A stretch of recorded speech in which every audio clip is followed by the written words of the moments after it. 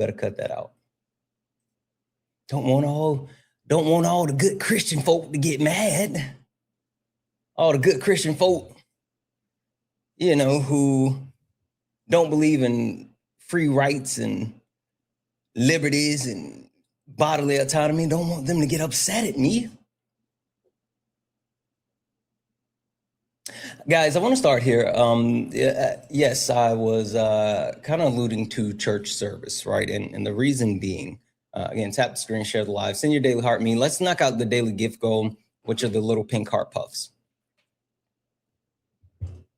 Please and thank you. And as we get started, there's something that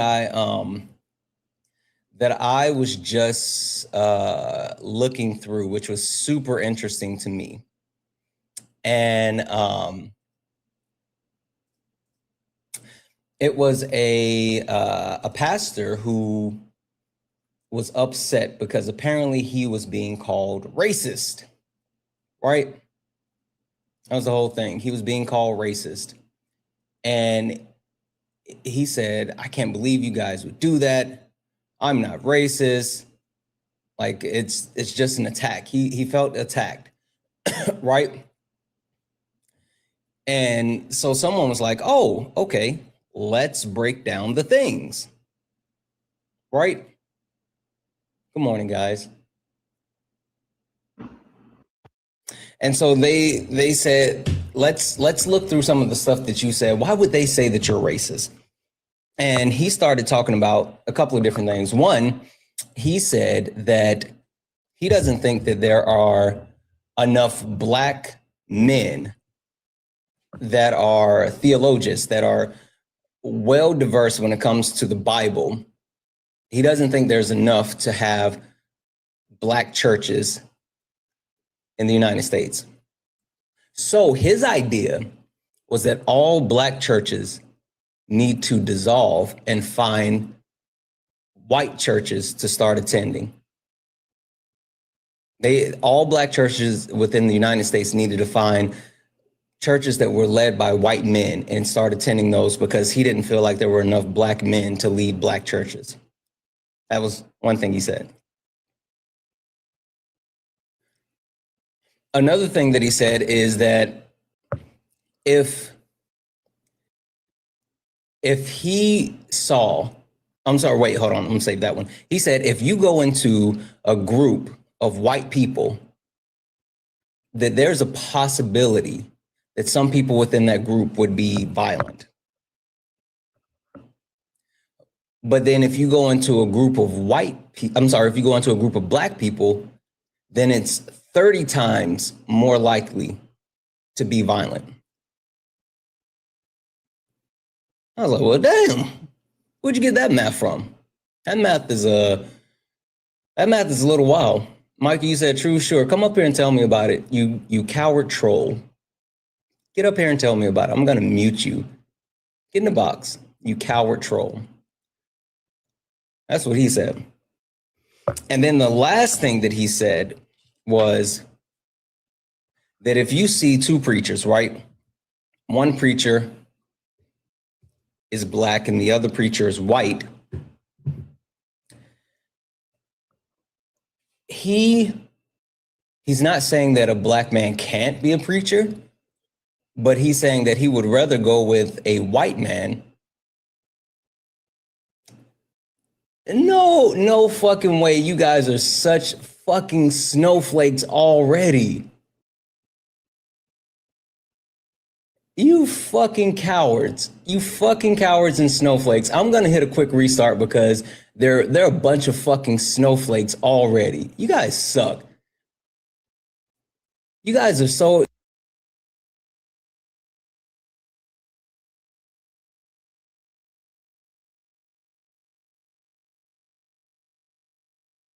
A girlfriend, but he won't let me go for the last 3 years. Ma'am, does he have you on a leash tied up somewhere?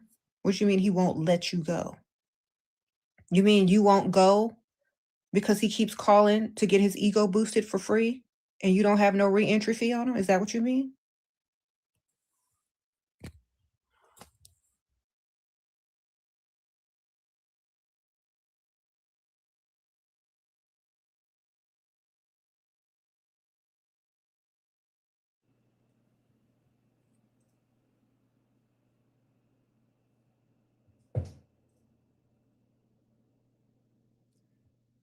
The snowflakes are so sensitive this morning. Holy smokes. MAGA, you guys are such snowflakes. All you guys do is cry. All you do is cry. Anyway, I'm going to finish my story. Like I was saying, the guy was saying that he wasn't racist, but yet he made the comparison saying that all Black churches should dissolve and find churches led by white men. He also said that if you go into a group of white people, it's likely that they'll be violent. Guys, tap the screen, share the live, keep knocking out the daily gift goal, send your daily heart me, protect the live because the snowflakes are fucking sensitive this morning. Fucking sensitive cowards. Anyway, he said that it's more likely that it would be violent. I'm sorry, he said if you go into a white crowd, then it's a chance that the people will be violent. But if you go into a Black crowd, it's 30 times more likely to be violent. And I'm just thinking to myself, where the fuck did you get that math? But then the last thing that he said is if you have two people, two men, a white man that's a pastor and a Black man that's a pastor, he would rather go with the white man that's a pastor because it's more likely than that the Black man as a pastor didn't actually earn his way to becoming a pastor. It's more likely he was somehow given the ability to become a pastor. And for me, I'm just sitting here like, holy fuck. Yeah, this guy is sitting here screaming, I'm not racist, while engaging in all the perpetuation of harm. And at the same time, like I could have sworn the premise of like Christianity is to bring people to Christ and to preach the word in a positive way.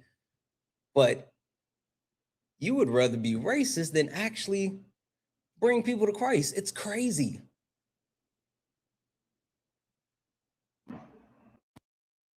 It's crazy, but it's not surprising.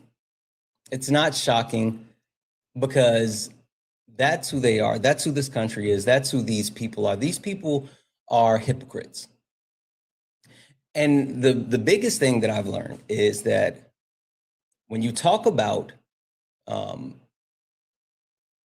people who claim to be Christians, or you talk about the people who claim to be on the right, because it's normally the right. It's not only the right, but it's normally the right. But you talk about them and what they are engaging in.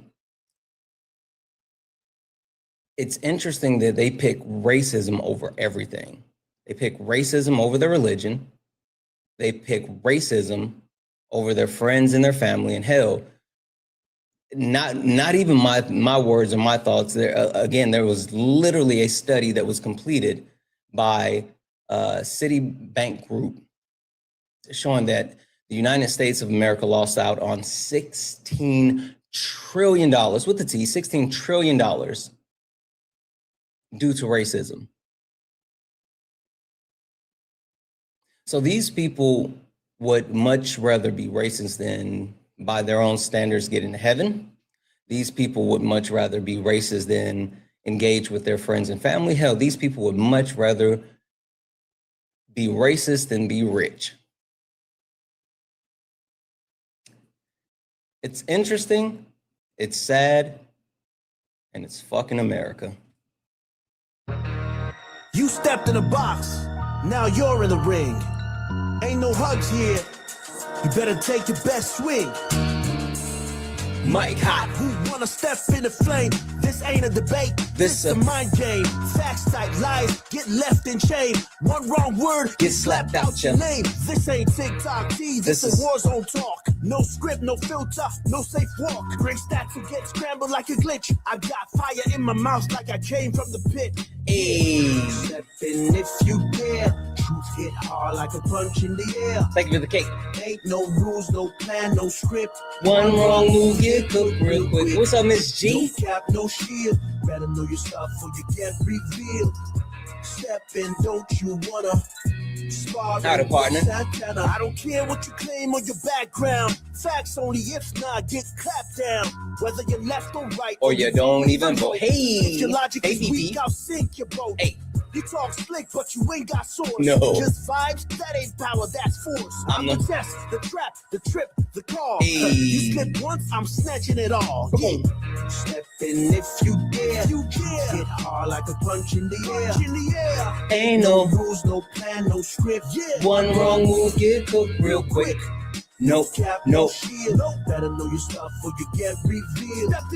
Step in, don't you wanna? You wanna sparring with Santana. Step in there, you care. Get hard like a punch in the air. Ain't no rules, no plan, no script. One wrong move, get cooked real quick. No cap, no shield. Better know your stuff or you get revealed. Yeah. Step in, don't you wanna? Hey. You wanna sparring with Santana. Yeah.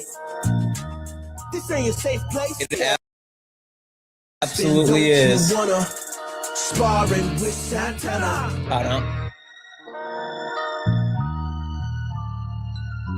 Hold on.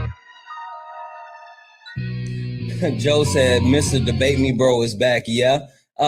Joe, get over on TikTok and how about you debate me? Yeah.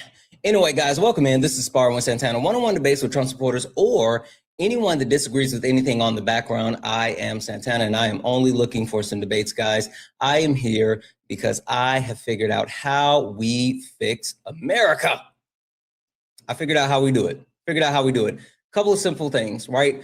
We dismantle the patriarchy. Easy, simple, boom, knock it out. We abolish ICE. Have to do that.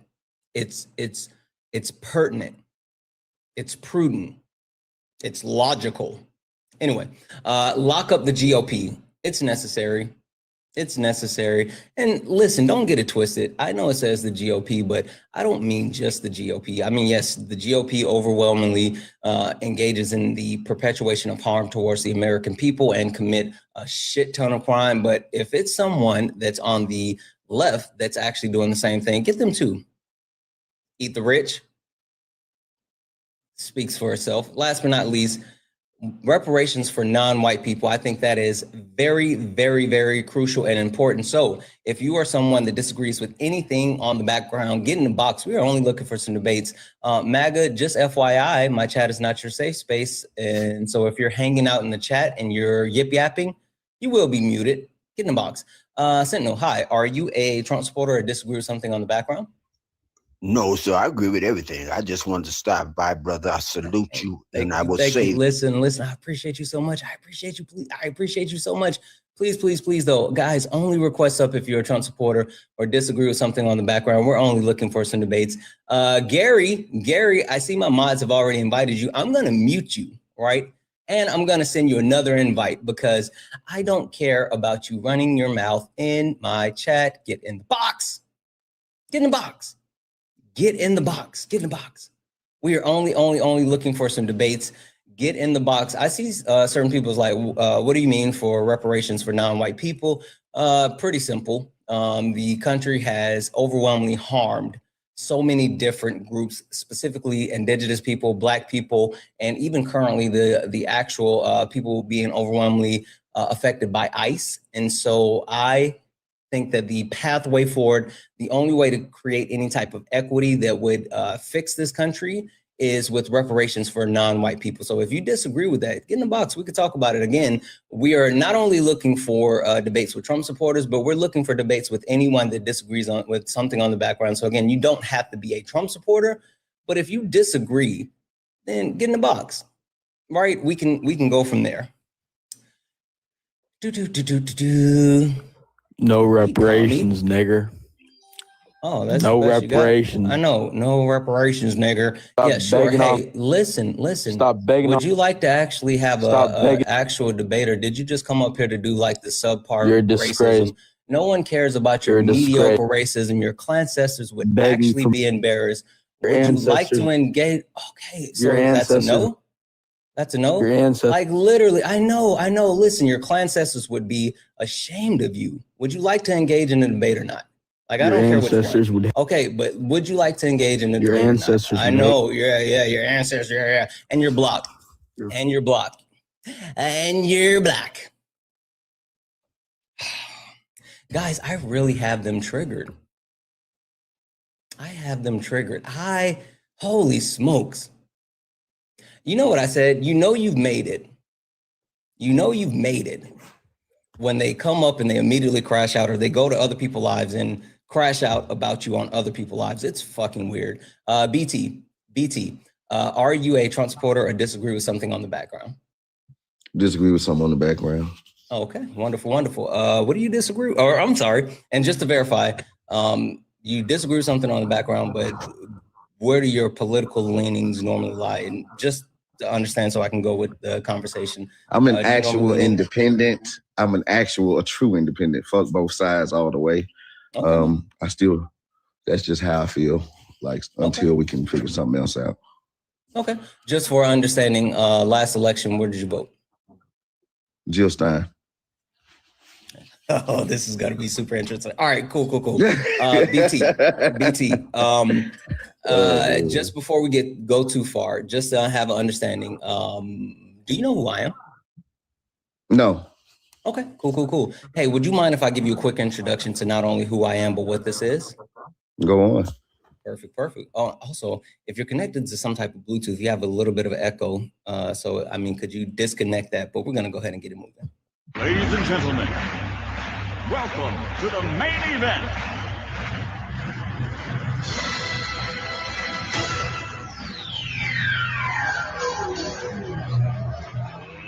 Let's get ready to rumble!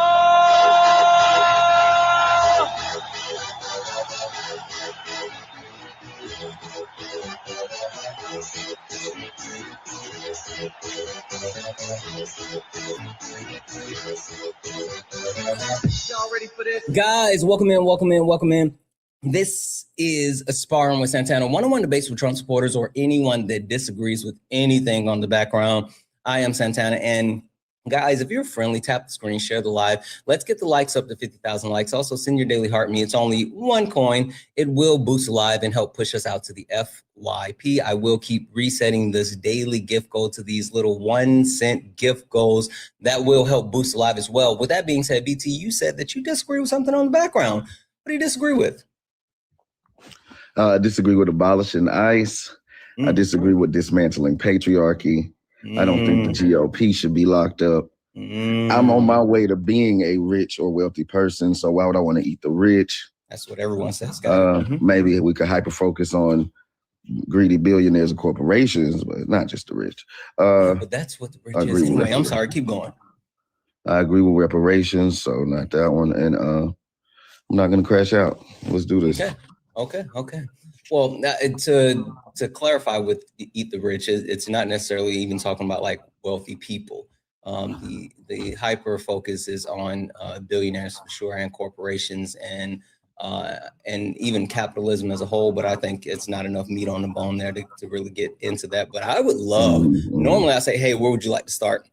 But this seems to be the point that a lot of people have been overall struggling with, and I would hope that you and I can kind of get into this conversation. You said you disagree with dismantling the patriarchy. Why? Because I think patriarchy is taken wrong because of we live in a white male patriarchy. I think black men, we need to be given a chance. I think our women have had to do too much leadership and replace, which is why we're matriarchal. I think we got to step up and fix that. And that dismantling patriarchy wouldn't help that, because I think we need to be leaders again. Work with our women, of course. Not do it how the white male patriarchy has done it, but we need to be given a shot to see what we could do.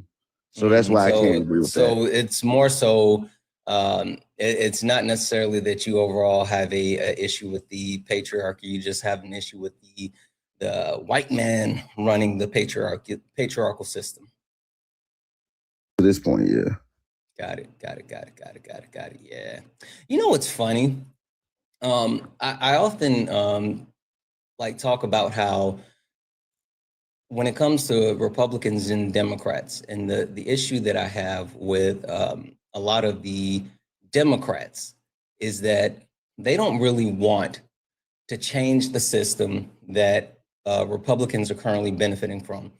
They just want to be in charge of the system that Republicans are currently benefiting from. They don't want liberation, freedom, and rights for everyone. They just want to be able to be the one deciding who gets liberation, freedom, and rights, which to me is just as bad as, you know, the other side. I don't care for Republicans, but I also don't care for Democrats that do that same thing. And so that leads me to the point that what you're speaking to, right? The patriarchal system is harmful because it disenfranchises anyone who's not at the top. Now, yes, white men specifically currently sit at the top of the patriarchal system, but replacing white men with black men and putting them at the top of the patriarchal system, it doesn't change the system. It just changes who gets to oppress who. So help me square that circle, because I'm not understanding what the difference would be by replacing one oppressor with the other oppressor. So when you say it changes who oppresses who, that's my pushback right there. I don't think it's about oppression. I think it's about leadership. And so you're taking something about leading and instilling values, something that my community has been missing because of psychological warfare and other factors, that is saying don't try it. Again, I already gave you, we've been a matriarchal society for what, the last 80 years? No, we haven't. How so? Yes, we have. We absolutely have. How so? Be specific. Yeah, well, yeah, the women have lead it. Big mama, everybody, big mama making the decisions. Not only swaying the way we vote, but how we're raised. Matriarchal system. Okay, so you're not talking about like as a whole, our country. You're talking about the black community. Correct. Okay. Correct. Yeah, not the whole country. No, absolutely not. So because of that, why the heck wouldn't the men who are ready to step up for our people be able to lead them? And why would someone call that oppression if we're trying to fix things and course correct things for our ethnic group? It doesn't make sense to me. Okay. So the issue of what you're saying is not only is it harmful in the sense of like perpetuating stereotypes of black people and the black community. Yes, we understand that a lot of time, we have a matriarch within our family structure, but that's for a multitude of reasons, right? The separation of the black people within a home, the family unit, and then just perpetuating lies and myths, right? A lot of people think that black men aren't a part of their families, right? They have these families and they don't actually engage in the family structure, which isn't true. Right. There was an actual study that was completed that shows that black men are actually the most active when it comes to any men within their kids' lives. That's come out in the last 3 or 4 years, sir. I'm talking about the last 60. Right. But that's a comprehensive study over time. That's not saying like, oh, this is just where it is. This is a comprehensive study that looks back at a historical view. The point that I'm trying to get to, though, is there's a misunderstanding and a misconception as far as whether a black man is in the home with a two-parent household, but actually being versus being active. The point that I'm trying to get across, though, is like your actual stance as far as like, oh, well, we've been matriarchal because women have been like the bedrock of like black families or black communities. The issue with that, right, is when you talk about how women and black women specifically fall within the patriarchal system and how this works in our society as a whole. So while black women may be getting somewhat of a chance when it comes to like the black community, black women are disenfranchised by society as a whole and given less, right? Black women sit at the bottom of the patriarchal system. Because we're not the leaders. So your point is moot because we don't know what it looks like with us in control. Black men get more access and privilege because we are in a lower position. Sure, black men get more privilege and access when it comes to the overall patriarchal system more than black women, even if black women lead the overall quote unquote household or matriarchal system within the black community. Black men still get priority and access when it comes to the patriarchal system. Yeah, absolutely. But so we're not leading the point that I'm getting across is that, yeah, but the point that I'm getting across is that even if you are talking about how like the current structure or even some type of individual structure within the black community lies, The problem is that Black men in society as a whole, they're more at the forefront than Black women, and the patriarchal system still fails, because the issue with the patriarchal system is no matter who is at the top. You can't say that because Black men haven't been at the forefront. No matter who is at the top, the patriarchal system is structured to disenfranchise others. And so unless you're going to change the system, someone will be disenfranchised. Yeah, and the point of doing that is changing it. That is a drastic change we haven't seen. So, I mean, I get you, but I think on this one, we'll put a pin in and agree to disagree. No, I hate that term of agree to disagree. Let me run something by you really quick, though. All right, so I like maths. You like maths? No, I'm a literature major, but go on. Well, let's keep it simple. Don't worry about it. 3 plus 2 is what? 5. Okay, perfect. 3 plus 2 is 5. 1 plus 4 is what? 5. 7 minus 2 is what? 5. Perfect. So the structure of those equations that we just talked about, all of them are set to equal 5, because the structure of the actual equation, they're all set to equal 5. 5 is the constant point in the equation, no matter how you shift the equation. So with the current patriarchal system, the fixed point is marginalization of other people that aren't at the top. That's the fixed point. That's 5. So no matter if you actually say, okay, I'm going to replace the 3 plus 2, which is white men sit at the top, with Black men, it's still 5. If you replace the 3 plus 2 with 1 plus 4, which is saying, oh, we're going to put white women at the top of the patriarchal system, the fixed point is still 5. The point that I'm getting to is with the current structure and the way that the patriarchal system is created for it to disenfranchise anyone who doesn't sit at the top, no matter who you replace at the top, no matter how benevolent you think that the person at the top may be, someone is going to lose out because of the structure. So this is why I say put a pin in it, because we're never going to see eye to eye, because you haven't made a good point. Because again, we don't know what it will look like with us in charge, because it hasn't happened in the United States. So I can't give it to you and say you're right or agree with that, because you're just saying because it's male patriarchy that it's going to be this way, or because it's patriarchy that it's going to be this way, but we don't know how it will be with us leading. So I can't say, yeah, you're right, because we've been under a white male patriarchy.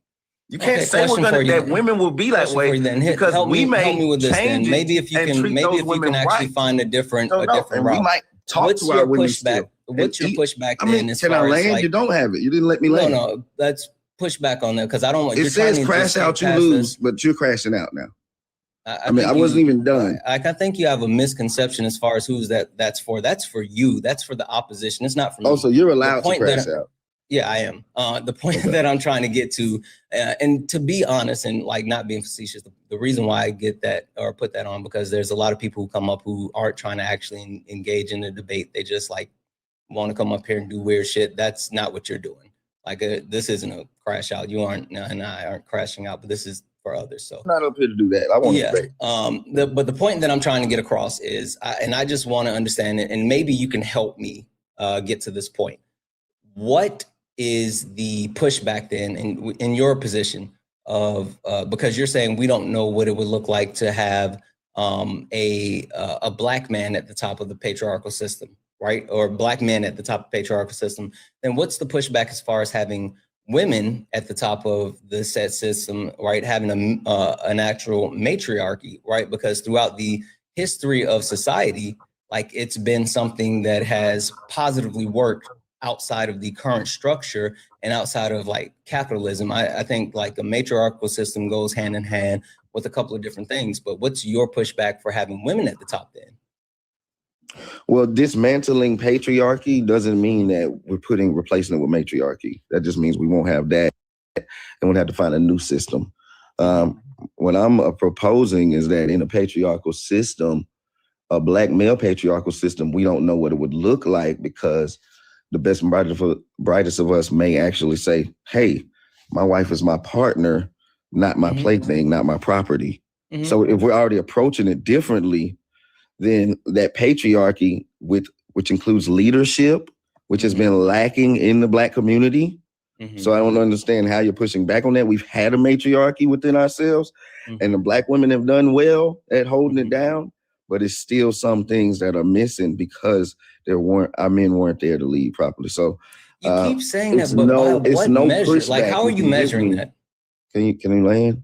No, I'm like, I don't want you to go too far. Tell me how you keep measuring that the Black men haven't been leaders within our community. Where are you getting that from? Is that personal, because or do you I'm have Black anything and that I you know can lean America? on? Like, what are you talking about? Did you grow up in a Black neighborhood? I'm from Atlanta. Okay. Yeah, we needed more Carolina. Black fathers in the household leading. What are you talking about? Right. And it's not our fault. It's psychological warfare and the placing of smack in the neighborhood, et cetera, et cetera. You know, people coming back from wars, not being able to get on jobs and getting on smugs, et cetera, alcoholism. Like, what are we talking about? You know, the single mother problem in the Black community. I'm not going to play these semantics. Like, what are we doing? No. What I'm getting to, right, is like the premise that you're hitting on, and you're saying that as a whole, Black society has missed out on. Oh, I see. Sorry. 1 second. Kim, you changed your profile picture. I didn't realize y'all was looking. I was like, I don't see Kim. Yeah, for Black History Month. I'm Black every month. Is this a different account? Yeah, it's my backup. I got banned on Swan's Blood. I just gave you a follow. I was wondering. I didn't know. Like, okay. Yeah, I'm gonna land here, and then I'll pass it to Kim for a second.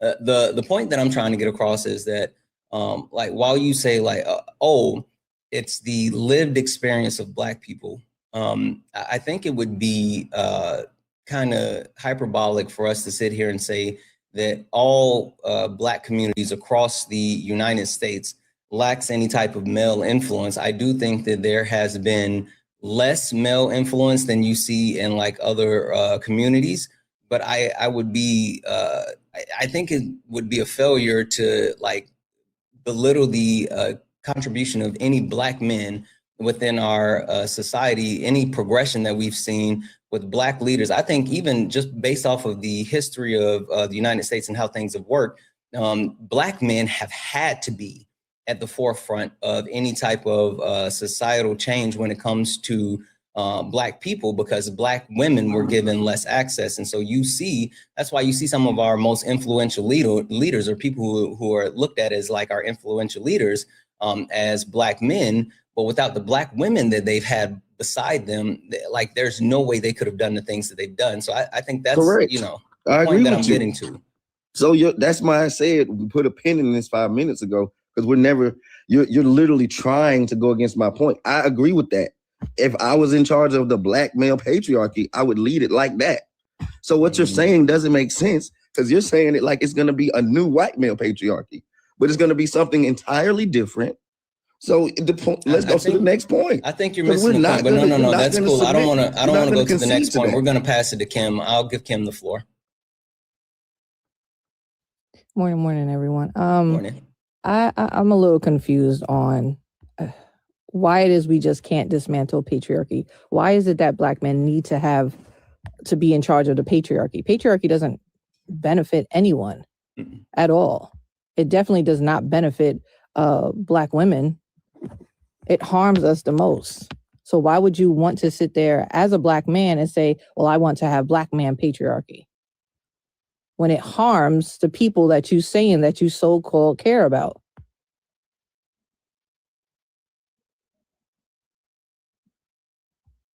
That's Kim talking to you. Yeah, we don't know if it would harm the people I care about because we haven't seen it from this perspective. Again, so you continuously are going, which y'all are basing something off of something we haven't seen happen in the United States. Do you think Black patriarchy would look different than the white patriarchy? 100% I do. How? Yes. How? So you haven't even been listening. I've already said how. And nothing I've given that you have several said examples has shown of where how, it would be different. by the way that you do the leadership instead of doing this, what I say is my word thing. So I'm not going to continuously give you the same answers, because you clearly haven't been hearing me debate him. What does leadership mean to you? Why are you keep going back to the same point? What does leadership mean to you? Oh my gosh, this is insane. I'm not here to just BT, please stop talking over Kim and just answer her question directly, please and thank you. Go ahead, Kim, one more time. Can you just tell me what leadership, Black leadership, means to you? What do you think it looks like? No, thank you. I refuse to answer that. Oh, you do?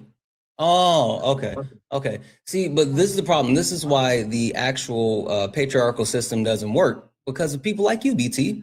Like, the reason why you're sitting here saying that you want Black men to have an opportunity, again, you just highlighted the point that I wanted to make, which is you don't care about other people being disenfranchised or oppressed.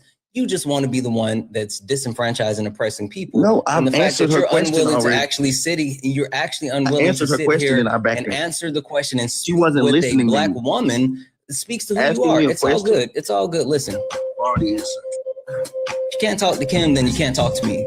Like, you literally just pulled your whole mask off.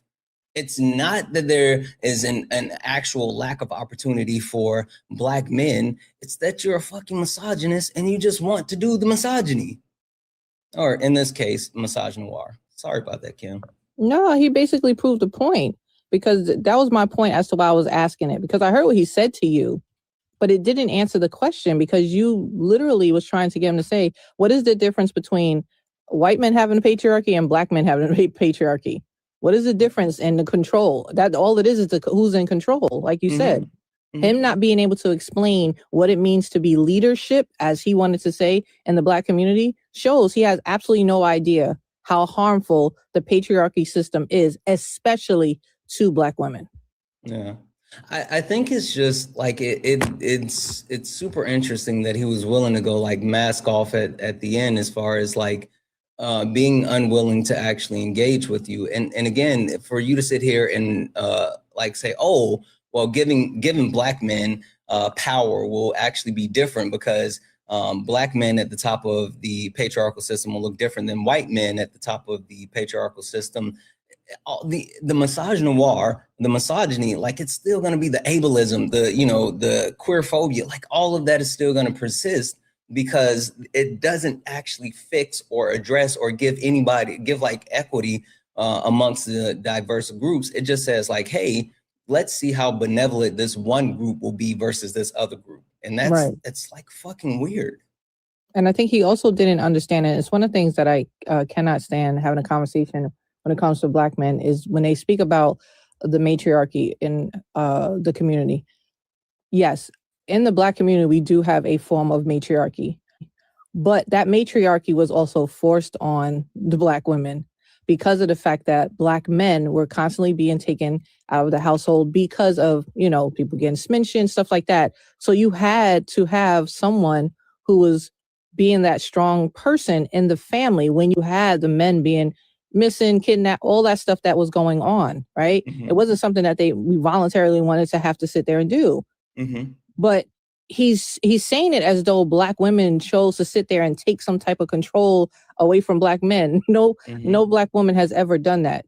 No Black woman has ever done that. We appreciate having Black men in their households being, the head of the household or whatever like that. But when you have people like him who don't understand that and just want that power control, do as I say, you do, that's a problem. Yeah. You're literally doing the same thing that white people have done to our community for centuries. Yep. Absolutely. Anyway, Kim, thank you for coming up. I really appreciate you. Thanks for bringing me up. Added on this account as well. All right, guys. Only request up if you're a Trump supporter or if you disagree with anything on the background. We're only looking for some debates. Only request up if you are a Trump supporter or disagree with anything on the background. We're only looking for some debates. If you're friendly, tap the screen, share the live, send your daily heart me. It's only one coin. It will help boost the live and push us out to the FYP. I think that I figured out how to fix the country, figured out how to fix America. And by fixing the country, I mean, there's a couple of things that we have to do. We have to dismantle the patriarchy. We have to abolish ICE. We have to lock up the GOP. We have to eat the rich, and we have to give reparations to non-white people. Hi, partner. Holy shit. When did they put the glasses on with the cowboy hat? Hey, W's in the chat. If you disagree with any of these things, get in the box. We're only looking for some debates. If you disagree with any of the things on the background, get in the box. We're only looking for some debates. If you're friendly, tap the screen, share the live. Let's go ahead and get the likes up to 150,000 likes. Also, make sure you hit that follow button. Guys, make sure you hit that follow button. This is the main account, and we are driving the main account to 100,000 followers. So please, please, please, please hit that follow button so we can get to 100,000 followers. Also, while we're working on getting the next person up here, there's a lot of people, and I'm clicking through. I don't know if people are waiting, people are accidentally hitting or trying to click in. Just an FYI, if you look down at the bottom, holy shit, that's cool. If you look down at the bottom and you see the pink and blue person, you're good.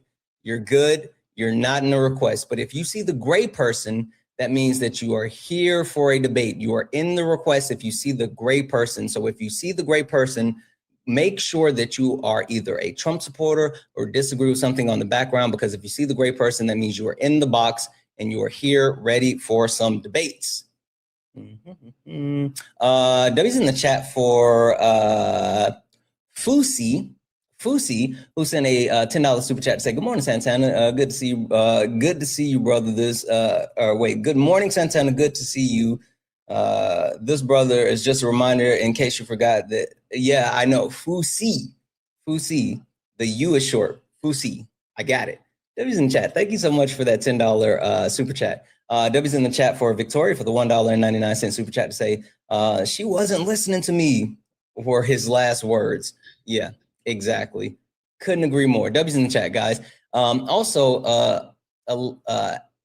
Alex, thank you so much for the donation. But based off what you said, I'm going to send that back because like I would never want anyone to be in that type of position. So I'm going to definitely send that donation back to you. Thank you so much, though, for the love and support. I really appreciate you. So, yeah. But if anyone would like to support the live, you can do so. Cash App, PayPal, Venmo, pay links and links are in the bio. Santana Speaks for You is the best way to support the live. If you're over on YouTube, you can send a super chat. I will read that out. Keep tapping the screen, share the live, and also knock out the daily gift goal. It's the Hi Bears. Hi, are you a Trump supporter or disagree with something on the background? I just, first of all, good morning, brother.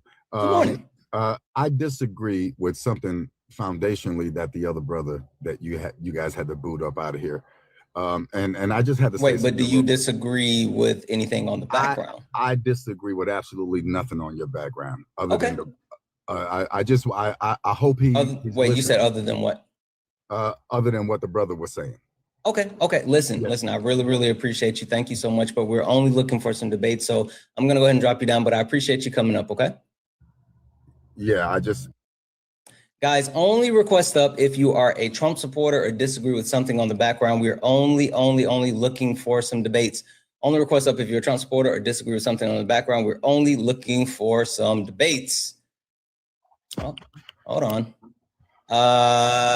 Who is John? Are you a Trump supporter or disagree with something on the background? I didn't vote for him, but I support a lot of his policies.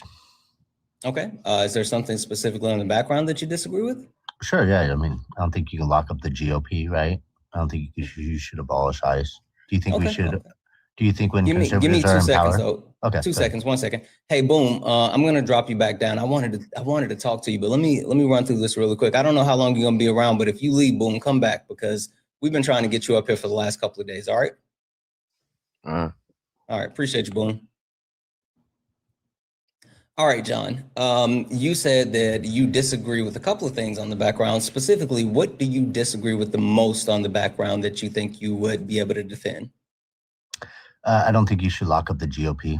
I mean, I'm part of the GOP. You're going to lock me up? Okay. All right. So would you like for me to give you the premise as far as what I'm saying when I say lock up the GOP?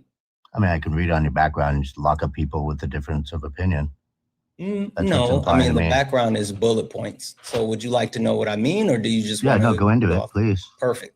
All right. So when I say lock up the GOP, I am specifically talking about the fact that the GOP is the majority of people that is causing harm when it comes to the American people. A lot of members of the GOP have actively engaged in defrauding United States citizens in multiple ways.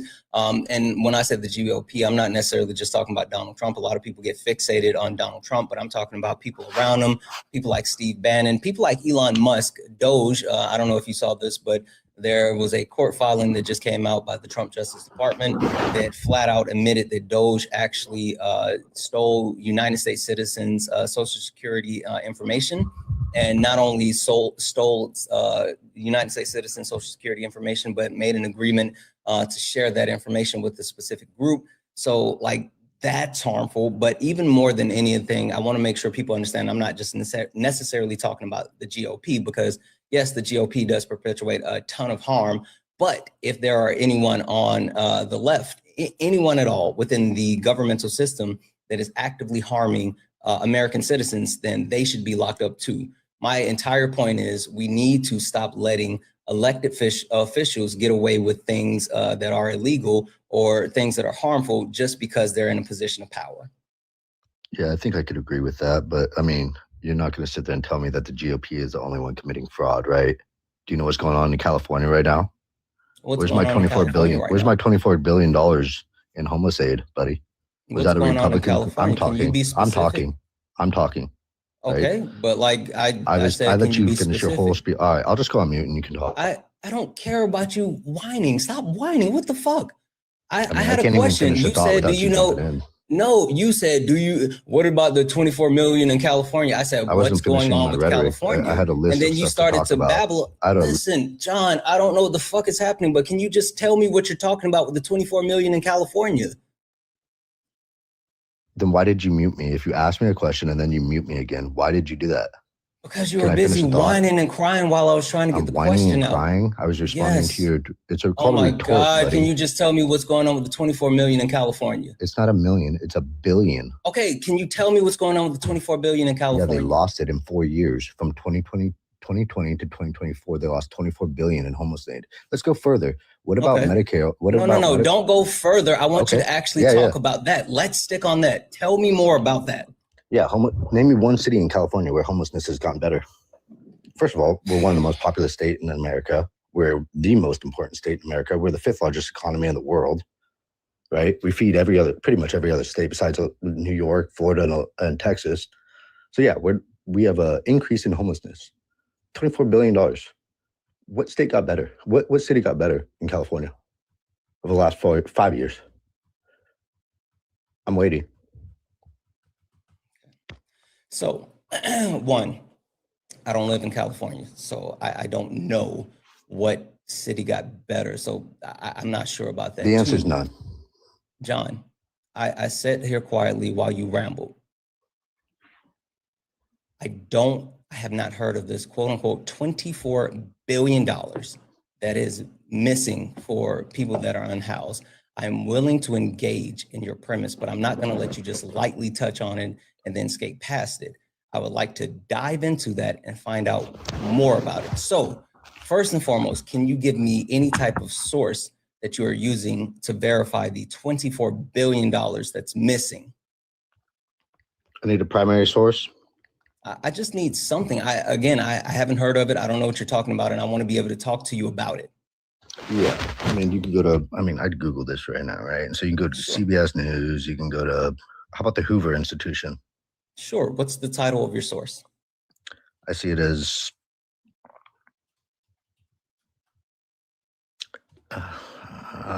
it's hoover.org. And then the title of the topic is "Despite California spending $24 billion on it since 2019, homelessness increased. What happened?" So that's a Hoover. Wait, despite California spending what? $24 billion on it since 2019, homelessness increased. What happened? Okay.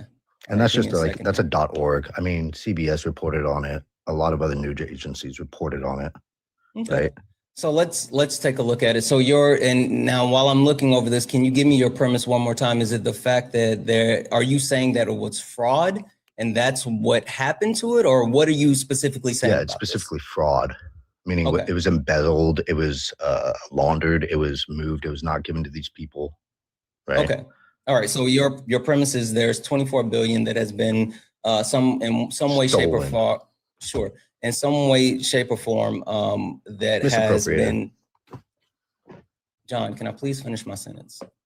Like, again, seriously, I'm really just trying to have a conversation with you. Please have some impulse control. Thank you.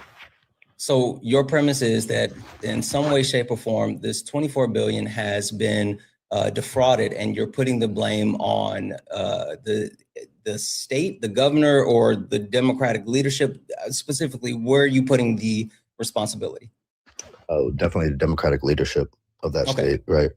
Okay, perfect. So let me take a look here. So I have the CBS article up as well, and I also have the Hoover Institute of the information that you gave me. Let's see here.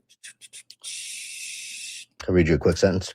No need. I got the information here. So Auto Filings California spent 24 billion on homelessness in 5 years.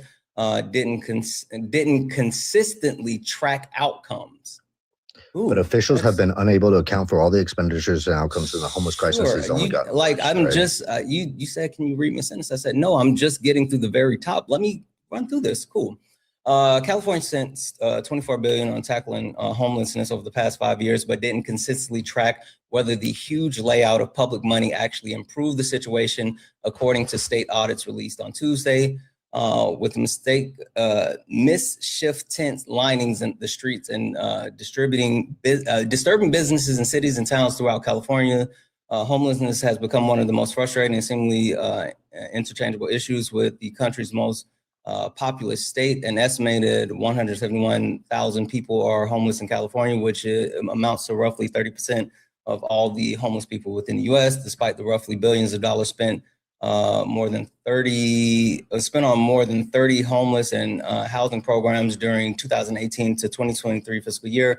California doesn't have the reliable data needed to fully understand why the problem didn't improve in many cities. According to the state authorities, reports concluded that the state must do more to assist the cost effectiveness of its homelessness programs. State Auditor Grant Perks wrote in a letter to the Governor Gavin Newsom. The audit analyzed 5 programs receiving a combination of 13 billion in funding. It determined that only 2 of them are likely cost effective, including one that converts hotels into motels and housings, and other program providing housing assistance, prevent family from becoming homeless. So just, I'm sure I'm going to let you read whatever sentence that you want to read to me again, but from everything that I'm seeing so far, you're wrong. They're not saying that this is fraud. They're saying that they didn't properly track which of these programs are overall beneficial. You can't be this naive. Implication. Can I finish my sentence? Can I finish my sentence? They're saying that these programs did not properly track which programs were able to effectively achieve the goal. Because those programs did not properly report their funds, that's indicative of fraud, waste, and abuse. Tell me where it says they didn't report their funds accurately. How? Yeah, because they're not able to. Sure. No. Tell me where. Tell me where it says they didn't properly report their funds. Well, where did it go?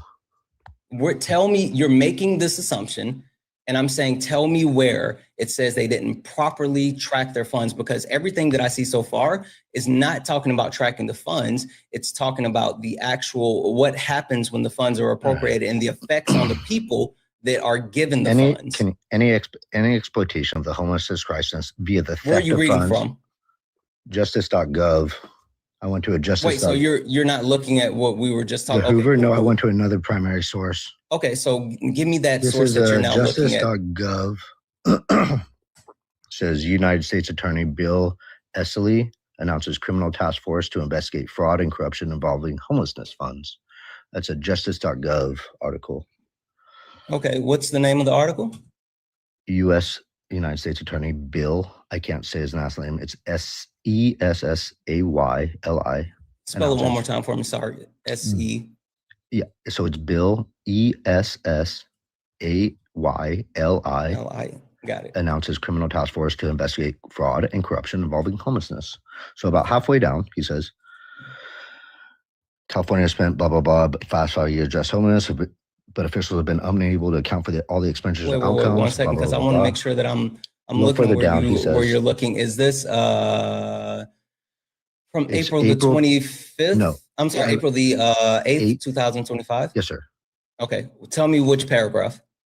Well, I skimmed through to about the fifth one down where it mentions California has spent this, right? And then two paragraphs below that. Any exploitation of the homelessness crisis via the theft of funds intended to improve conditions cannot and will not be tolerated. A little before that. Wait, okay. I went 5 paragraphs down, and that's not what's the first sentence in the paragraph? Is it any exploitation of homeless crisis? Is that where you're reading from? No, right above that. California has spent more than 24 billion over the past two paragraphs before that. Okay. All right. What's that? So what are you saying here? Sure. What's that second sentence say? Okay, I'll read the whole thing. I thought you were going to read it fine. California has spent more than 24 billion over the past 5 years to address homelessness. The United States Attorney Bill, whatever, but officials have been unable to account for all the expenditures and outcomes, and the homeless crisis has gotten worse. Taxpayers deserve answers for where and how their hard-earned money has been spent.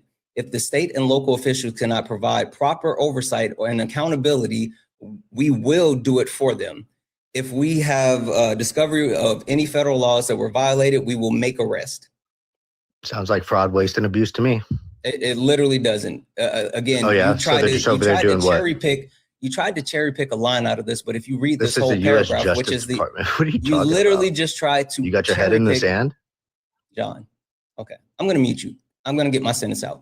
You just tried to cherry pick a line out of this one paragraph, which is out of this entire section. But even if you read the rest of the quote from the actual attorney, it says more than, oh, you know, they don't have this. This entire thing says that if there are, literally last sentence says, if we discover any federal laws were violated, we will make arrests. This is still speaking to the fact that with the allocations of the $24 billion, there has not been proper tracking as far as what the spending actually creates, the outcome from the spending. And that's been the entire point. The CBS article, the Hoover Institute, and now this justice.gov talking about the attorney that's looking to bring the charges. Or if there are any charges, they're investigating the actual ramifications of the money spent. And they're looking for waste, fraud, and abuse, are they not?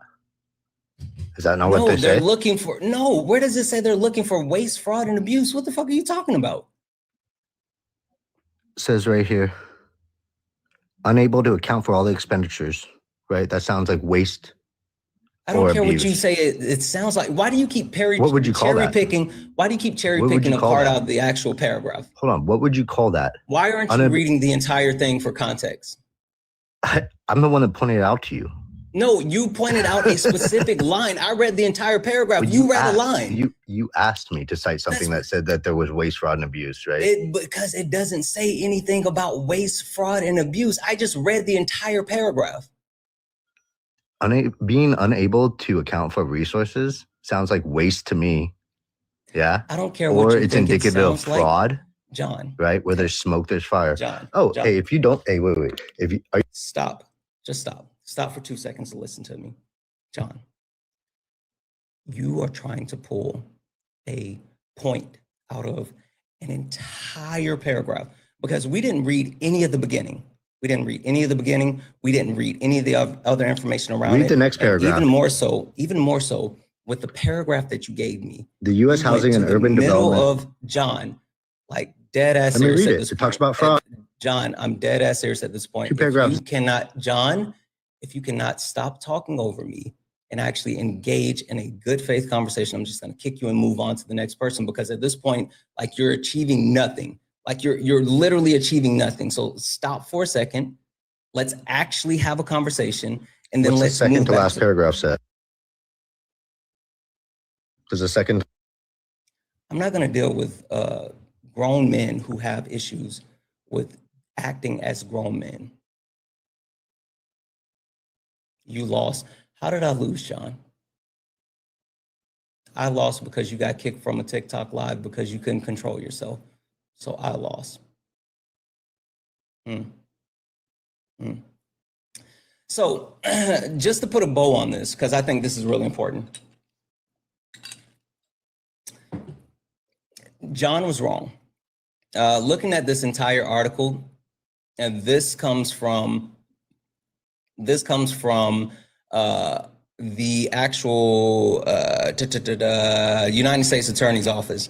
If you look at even the various, at the very last sentence, it says, IRS criminal investigations are uniquely poised to track any funds granted throughout various federal programs, said the special agent charged with Tyler Hatcher of the IRS criminal investigation in Los Angeles.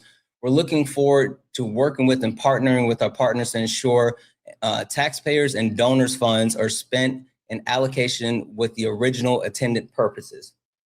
So the entire point of this is there was improper tracking to ensure that the money that was allocated was something that was beneficial to the programs. They're basically saying we're spending money on programs that aren't beneficial. And that's the point. That's the point. That's what this article says. That's what the CBS article says. That's what the Hoover Institution article says. But the bigger problem than all of this, the bigger problem with all of this is, to my point that I originally made. And while it says lock up the GOP, I don't care. That was in chapter 1. I don't care if it's GOP. I don't care if it's the DNC. It's for all politicians that are overwhelmingly causing harm to American citizens. So that's where we are.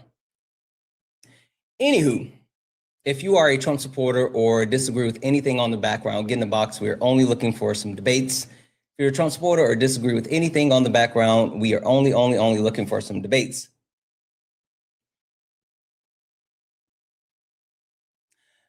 W's in the chat for fussy. It's pronounced fussy. Kind of like you would fuss, the word fuss meaning you complain. Oh, it's pronounced fussy, not foosy, fussy. Fussy, I'm so sorry. This has been a tough one. I apologize. W's in the chat for fussy for the $10 super chat. I really appreciate you so much. I am sorry. W's in the chat for Serena for the $10 donation saying, good morning, Santana. Happy belated birthday.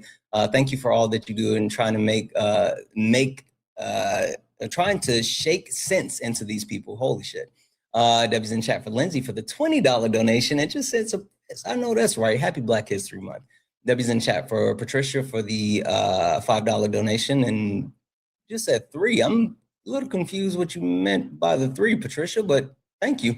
W's in chat for Lori for the $25 donation saying homelessness grew at a higher rate in the nation, 18% than in California, 3% from 2003 to 2023 to 2024.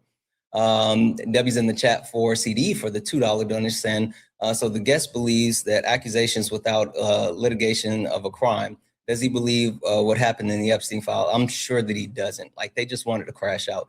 W's in the chat for Akeisha for the $1 donation saying, California alleged fraud, Florida fraudulent state of 2025 with convictions and everything. Like, they don't care about the actual convictions. They just care about the premise as far as like, oh, we can say this thing.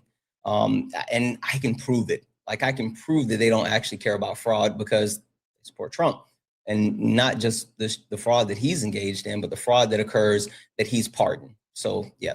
W's in chat for Dragon for the $1 donation saying, is John just another upset white? Yes, he was just another upset, mediocre white man. That's what it boils down to. W's in the chat. Guys, if anyone else likes to support the live, you can do so. Cash App, PayPal, Venmo, pay links and links are in the bio. Santana Speaks for You is the best way to support the live.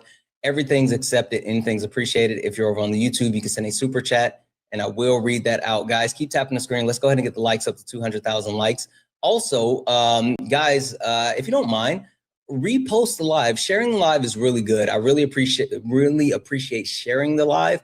So share it once or twice, but make sure that you repost it. Apparently reposting the live helps out a ton. Again, only request up if you're a Trump supporter or disagree with something on the background. I've figured out how we fix the country. I've figured it out. We have to dismantle the patriarchy, abolish ICE, lock up the GOP, eat the rich, and give reparations to non-white people. And I'm telling you, each and every time I get emotional men up here that can't get through a conversation because they can't stop crashing out every single time. It makes me realize even more that the patriarchal system has to be dismantled.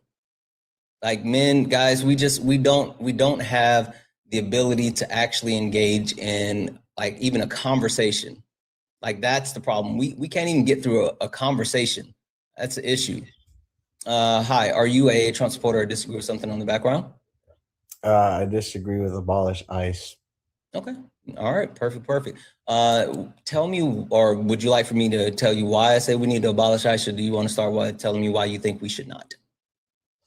Well, I think it keeps our drinks cold.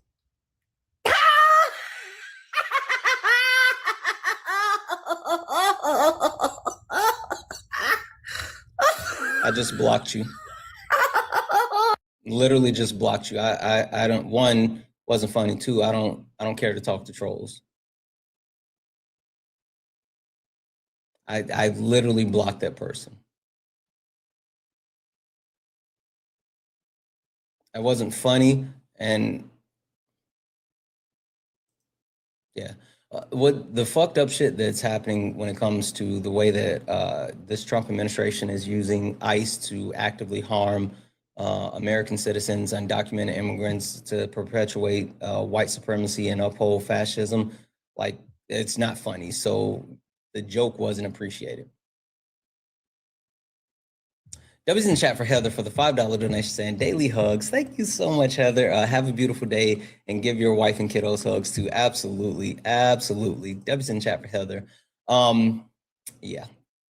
Guys, a couple of things that I want to talk about to fill the time until we get someone up here that's willing to actually engage in the debate. And again, if anyone disagrees with anything on the background, get in the box. I would really love to get into one of these two topics, Eat the Rich or reparations for non-white people. Also, the patriarchal point is huge as well. A couple of things that I wanted to actually get to. One, speaking of ICE, has everyone heard what Steve Bannon has been saying about what they plan on doing and how they plan on utilizing ICE when it comes to the 2026 midterms? Steve Bannon. The interesting thing about Steve Bannon, and for anyone who like doubts Steve Bannon and what he does, right? Steve Bannon has been in the inner circle of the Republican Party for a long time. He is still someone who believes in like Donald Trump and the quote unquote MAGA ideology. And even more so, he's someone who is willing to do any and everything to have control and power, right? And so for anyone that ever tries to just dismiss the things, thank you, Steve Bannon. Thank you for the cake. Dismiss the things that Steve Bannon says, like, I think it would be harmful. He's specifically worked within the Trump White House. He is a loyalist. He went to jail for the Build the Wall Fund, right? Like, he was a part of the group that was raising funds for the border wall, and there were millions of dollars donated, and those millions of dollars, thank you for the cake, were not used for the border wall. They were used for the enrichment of him and others. And he's been out saying the quiet part out loud. And so when it comes to saying the quiet part out loud, Steve Bannon, who has continued to give the game up, literally just said this. If you've missed it, then this is what Steve Bannon had to say. You're damn right. We're going to have ICE surround the polls come November. We're not going to sit here and allow you to steal the country again. And you can whine and cry and throw your toys out of the pram all you want, but we will never again allow an election to be stolen. You're damn right. So that's what Steve Bannon said. Steve Bannon said they're planning on utilizing ICE to, quote unquote, surround the polls. And it's the entire premise of what they've been dealing with as far as why they've been weaponizing ICE, why they have been using ICE as a paramilitary group, why they have given them extreme amounts of funding, why they have continued to try to get as many people as possible in, why they have continued to deploy them to different states, why they have tried to push the bounds of Constitution, why they have tried to give them this authority to actually do all of these things. All of these things. It's because Donald Trump knows for a fact that he cannot win the midterm elections. He knows it. He knows it. He knows that he can't win the midterm elections. And so he's actively trying to make sure that he is leveraging whatever power or people that he has to steal the elections. Hi, are you a Trump supporter or disagree with anything on the background? Fatima, are you a Trump supporter or disagree with anything on the background? Okay, I'll drop you down.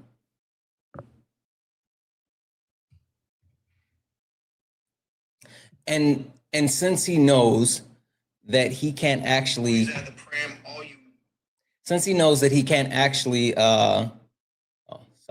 since he knows that he actually can't win the election, he's doing things to steal the election, and he's even trying to posture to a point where he can actually do illegal shit. Propaganda, just quit a sentence. Oh, okay. JP, you say propaganda. So one, I'm going to mute you because I don't care what you're saying from the comments. I refuse to have a actual debate with you from the comments, but I'll send you a request. Come up here. Tell me what propaganda I'm spewing. I just played the video for you. Fear mongering, hard Democrats. Okay. Spilling the beans. I want you to come up here and tell me, oh, can't request you up. I'll mute you. Get up here with this person. He thinks the same thing. You guys can go 2-on-1 with the great one. Tell me, how am I actually fear mongering or spreading propaganda? What did I say that was propaganda? Excuse me, Santana. I'm a fan of yours, man. I'm saying that is propaganda from them, not you. Oh, I thought you were saying me. Sorry for the friendly fire. No, sir. Sorry for the friendly fire. My bad. Sometimes my bad. I know you want haters up here. I'm not a hater. My bad. I unmuted you. I'm gonna drop you down. I appreciate you, friend. All right, thank you, sir. Sometimes people catch strays. My bad. My bad. So, and since Trump knows that he can't win an election, he's trying to do everything that he possibly can do to steal the election, right? And when I say everything possible, I don't know if you guys have heard this, but he is still openly advocating for Republicans taking over the election process and federalizing the election process. What exactly did you mean when you said that you should nationalize elections? And which 15 states are you talking about? I want to see elections be honest. And if a state can't run an election, I think the people behind me should do something about it. Because, if you think about it, a state is an agent for the federal government in elections. I don't know why the federal government doesn't do them anyway. But when you see some of these states about how horribly they run their elections, what a disgrace it is, I think the federal government, when you see crooked elections, and we had plenty of them, and by the way, we had them last time, but go to 2020 and look at the facts that are coming out.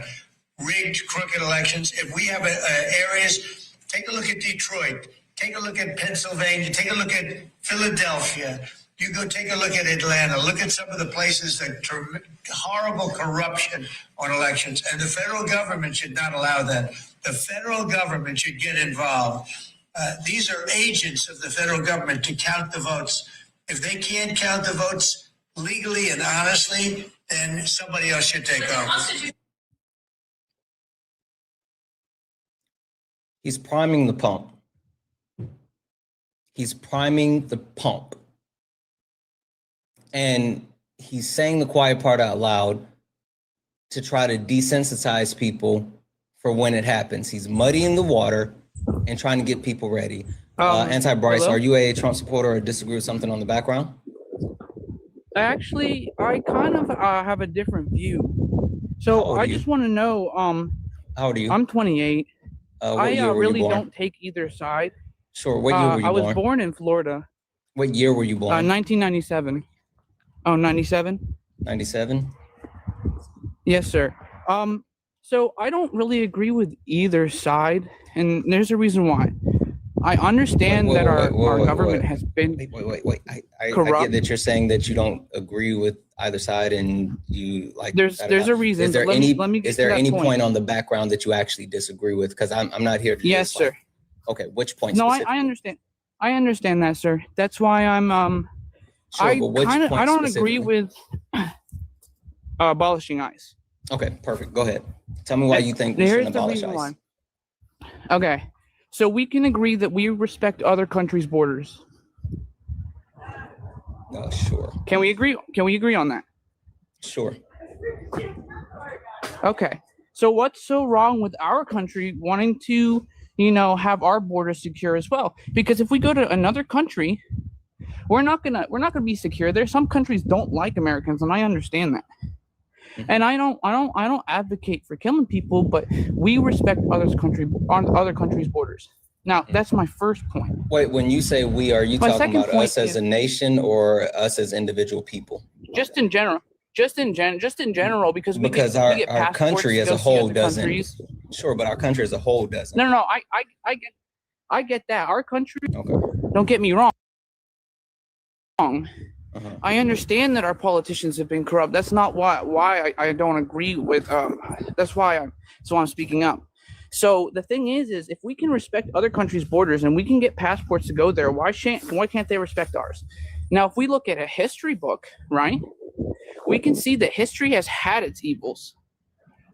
All people, all societies, the Mongolians, the Germans, the Russians. How big was Soviet Russia? The point being is that all these people have corrupt and evil parts in them. And I literally have like 5 minutes till I have to get to work, and I've been listening. Okay, well, in to that you case, I'm just gonna hop in and I'm passionate. Get through. Yeah, you're also wrong. So since you got 5 minutes, let me go ahead and speed run this. The issue of what you're saying. I'm not wrong. Not you yet, are. That's I'm not literally. done speaking. Well, literally, I'm wrong, gonna hop in. You said you have 5 minutes, but you're monologuing. So I'm gonna actually jump in and. Sure. Well, the thing is. I'm not going to let you monologue. I was sitting here letting you speak, and then you told me you had 5 minutes. So now I'm not going to just let you say all the things that you want to say. We're going to actually go back and forth. Your premise that we should respect the actual, the reason why you don't think we should abolish ICE, because we should respect the borders and people should respect our borders and all this other stuff.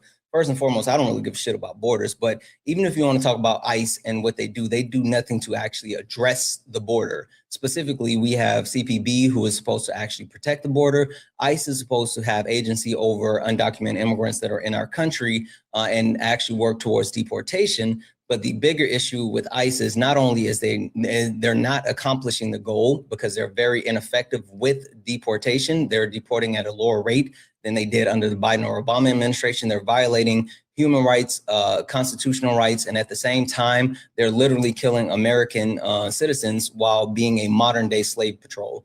So when you talk about the reasons that ICE is needed to be abolished, it's not just because, I think that everyone should just be able to get into the country all willy-nilly. I think that it is a inefficient unit and it's harmful to American citizens. So now you can speak. I'll send you a request to come off mute.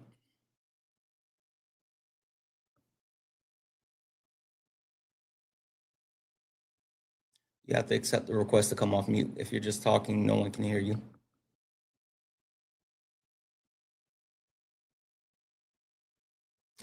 W's in the chat for Hello? Fussy, who's sending $5 sorry, super I chat. didn't realize you got that. it. Thank you. Yep. All right. Did you hear anything that I said, or were you talking while I was talking? Yeah. No. I heard you. So we know that Obama did use ICE. Mm-hmm. And I do agree with your point that they're not doing what we think that they should be doing.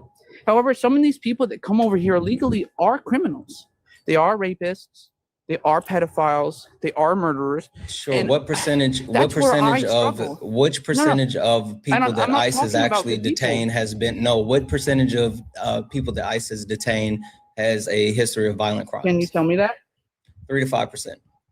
Can you tell me 3 to 5%? That's still quite a bit. I mean, I have no problem with people coming over here legally. I mean, just shorten the process, man. Fuck, Yeah, we're a I melting think pot. that I don't definitely see think it like we're that. not a melting pot. That's a horrible term. The point that I'm trying to get across is that ICE, while you're even if you're What do you talking about mean? the amount We of have all people, different fucking people. We have Asians. I don't know if you have a black people, we delay. have I don't white know if you people. have a And delay. when I say a melting pot, I don't know if you have a delay or what it is, but like you keep talking over me and you said you got 5 minutes. I don't have, if you got 5 minutes, I can't explain to you why saying that we're a quote unquote melting pot is not only harmful, but it erases people's culture. Like, no, the fuck, we're not a melting pot. That's besides the point. The point that I'm trying to get to is if you're sitting here saying that the people that are coming into the country have a history of violent crime, and you think that ICE is actually getting those people out of the country, they're only getting people at 3 to 5% of all the people that I said all of them. The point that I'm getting across is that if you're saying that there's a bunch of people coming in here that have a history of violent crime, and we're talking about the deportation of, we're talking about deportation. There's no point in debating with you. You think you're right. Okay. So I'm just gonna fucking kick you because again, like I said, I don't know if there was a delay. You said you have 5 minutes and you were speaking over me. The point that I was trying to get across is that even if you're trying to say that there's a bunch of people coming across that engage in violent crime, because that's what you said, ICE is deporting people at 3 to 5% of the people that they are detaining have a history of violent crime. So even by the metric that you're setting, they don't have, or I'm sorry, they're not actually achieving the goal that you think that they should be achieving. They're not getting the bad people out of the country. That's my point. If you would have let me finish, you would have known that was the entire point that I was getting across.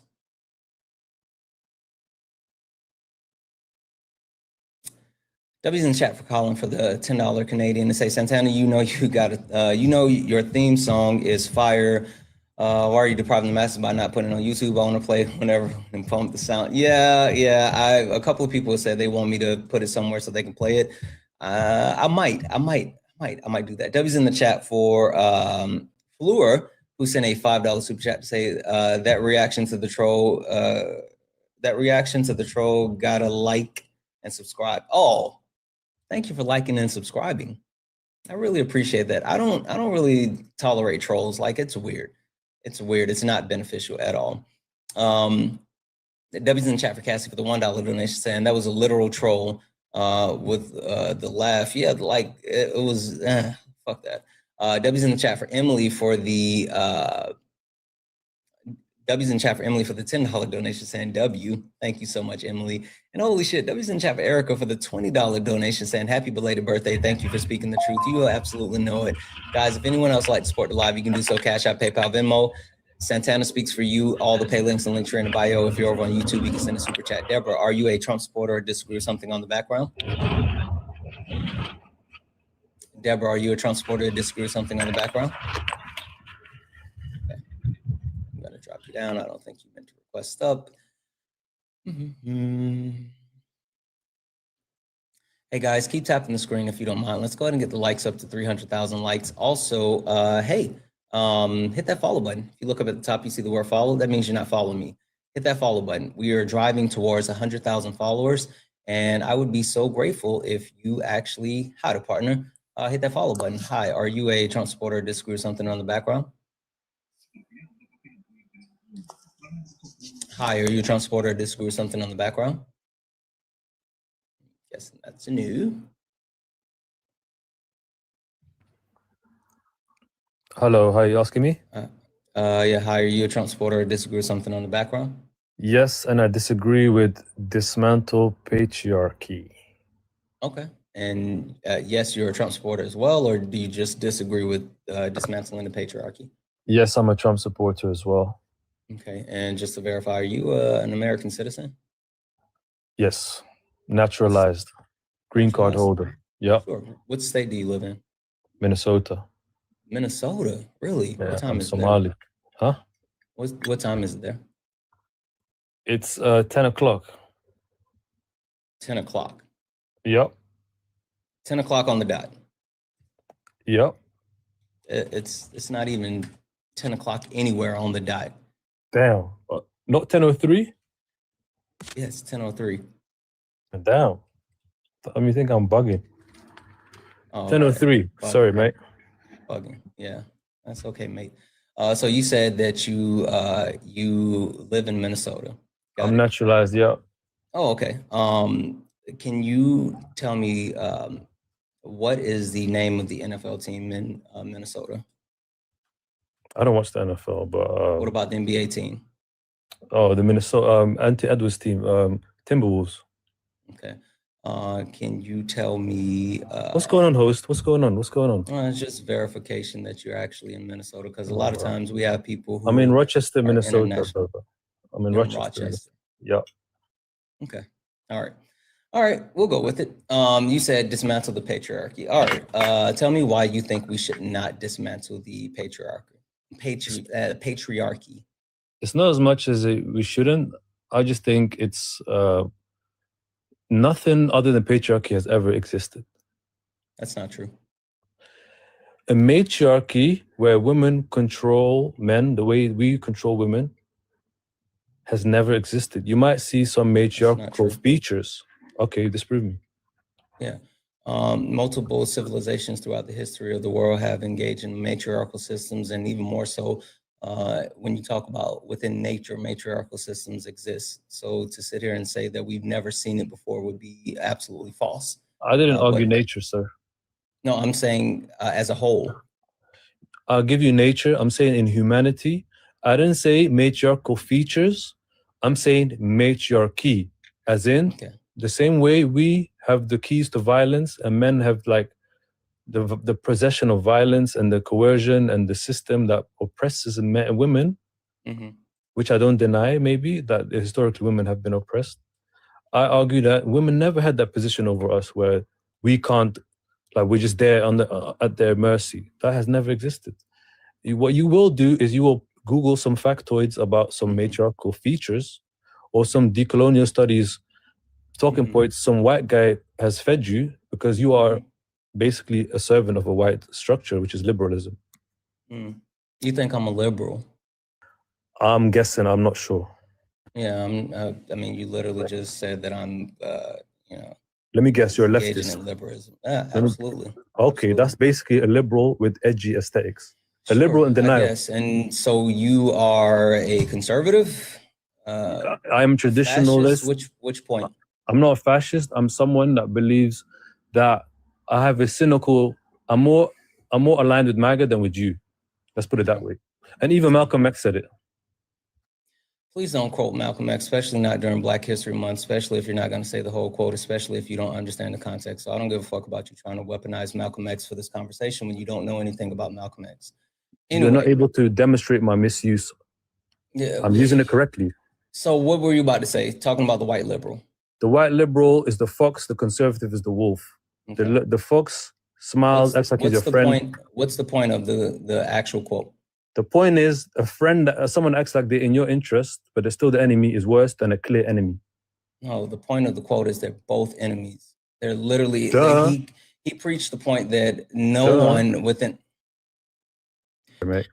he preached the point that no one in the current political structure has allegiance to Black people, and Black people need to do what's best for them. And so it's utilizing whichever side is going to progress the Black agenda more.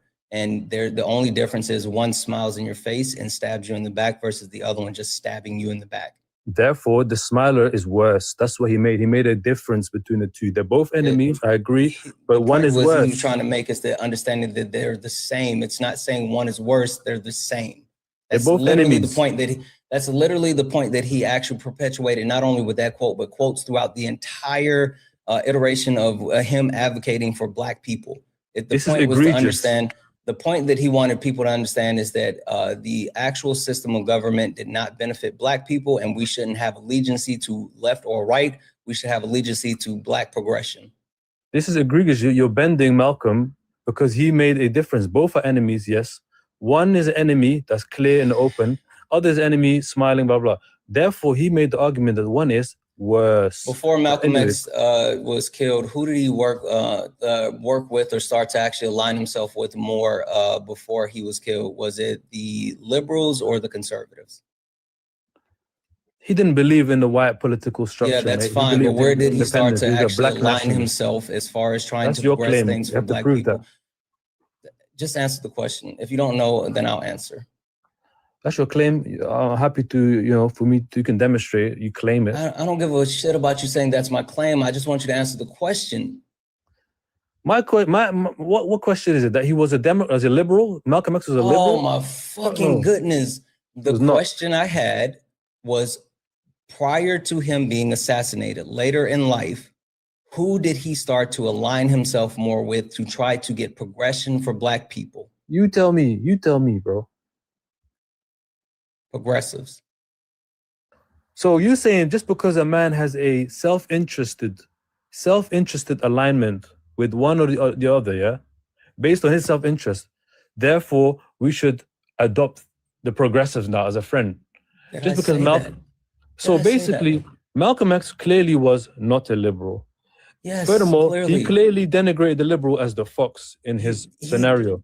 As the bigger danger. This, but what did I say? Because can you repeat to me what I said? Can you repeat to me what I said about Malcolm X and his premise when it came to all of governmental system?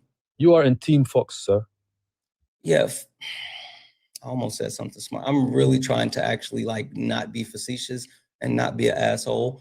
Can you please repeat to me what I said about Malcolm X when it comes to his position with the entire governmental system?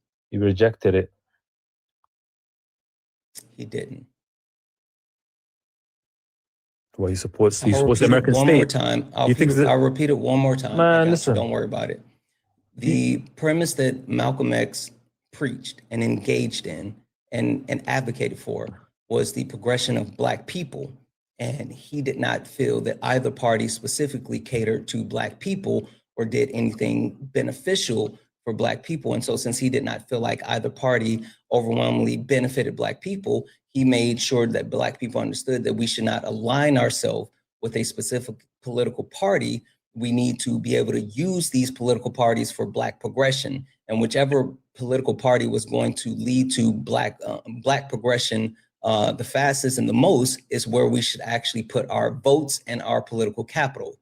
I'm not even against that. At no point did I actually say that Malcolm X believed in the political system. He didn't believe in the Democrats or the Republicans.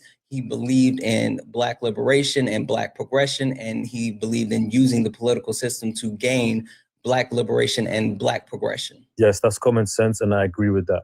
You should always have put your own interests first. You being a progressive, basically having your brain colonized by white ideas, that and playing identity politics by Sure. Can you tell me anything that the right-wing party has done to progress anything for Black people? I would argue that putting your eggs in one basket. I don't give a fuck about that. Can you answer the question directly? Can you answer the question directly? Just by literally this, just by having to court the Black population, having them as a potential. Can you answer the question directly? What the fuck is why can't you just answer the question directly? Stimulus checks? So stimulus checks is what they did to support Black people. It's something that benefited Black people. Stimulus checks were sent to everyone, and it benefited everyone because we're going through a global Yes, absolutely. Because it benefited everyone, you fucking donut. Too. Answer the question. You just want to do this yes, no, weird leading question. I didn't say shit about yes or no. I'm not leading. It's open-ended, and you can answer the question directly. The question is, because you said that I'm brainwashed by the quote-unquote liberals. Cool. You are. I'm saying that I'm willing to accept any type of ideology from the right wing, from the conservatives. Hey. Can you please have some decorum? Act as if you have some self-control. You may not have any, but at least pretend. The question I have is specifically because you're saying that as a Black man, I shouldn't be aligned with the left. I'm saying, cool. Can you tell me anything that the right has done, within the last 30 years, anything that the right has done within the last 30 years that directly benefits Black people, not something that was done for everyone and by proxy, Black people got this benefit. You're telling me that I'm aligning myself with the wrong ideology because the right side of the political spectrum is more beneficial. Tell me the beneficial thing that they have done for Black people. Okay, a couple of things. So don't cut me off.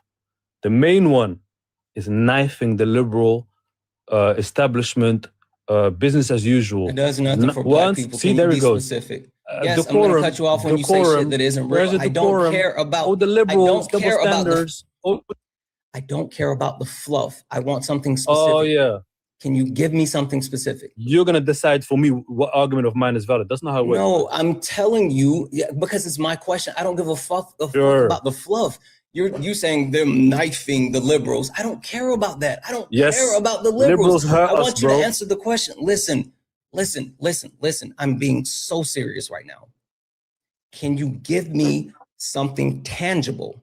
You want to silence me, bro. Something specific that actually benefited Black people, something that helped progress Black people in a tangible way, that actually changed the social economic status of Black people, that improved their ability to obtain education, that actually improved the living standards of Black people, the health of Black people, any of those things, any tangible things, not something that you think that like, oh, the Black people have been led astray and the conservative party is freeing their minds. No, give me something fucking tangible. I said two things, you cut me off at number one. Okay, cool.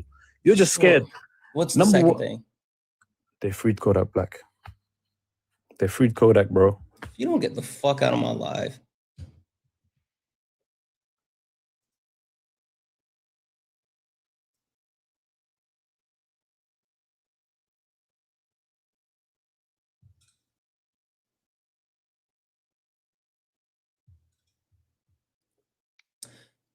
Hi, Morgan. Are you a Trump supporter or disagree with something on the background?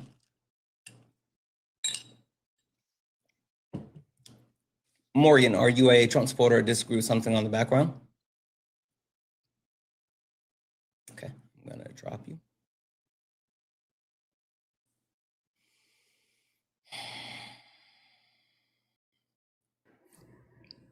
Hi, Dan, are you a Trump supporter or disagree with something on the background?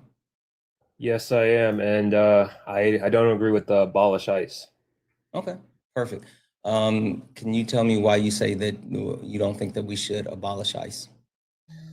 Because the reason why is because we gotta look back in the day of 9/11. That's when they was established. Because without them, they are the deterrent of people that are coming over here illegally that wants to do harm to Americans, and also people that broke the law that comes over the board, illegal entry. That's also according to the federal law, Title 8, which allows like no illegals should, because if they come here illegally, that they have to get deported.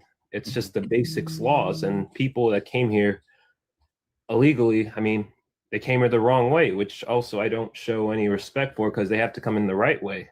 It's just unfair for the people that are doing it the right way. So it is, and yeah, I know sometimes with the people with the temporary protected status, okay, some of them I feel for. They have come here the right way to that process, but some of them you gotta think, because I mean, some of them are fraudulent. Like sometimes they lie or whatsoever, or they want to they just want a reason. Because again, with the welfare too, because some of them are coming in over here for the welfare of our American, and they're sending it back home, which is like, honestly, I think they should be putting it into America, whereas put it into our society, our economy, but they're sending it back home. And next thing you know, they're when they get deported or they go back home, they have a house, they got a lot of money, because also according to our currency, our currency defeats that. Like say for example, you go to Dominican Republic, $1 is actually like $1,000. Like you're a rich man in Dominican Republic, if I'm being honest. Because my parents, they're from Dominican Republic, Santiago, and I go there to visit, and you go there with like $1,000, you're like a king for a day or a week.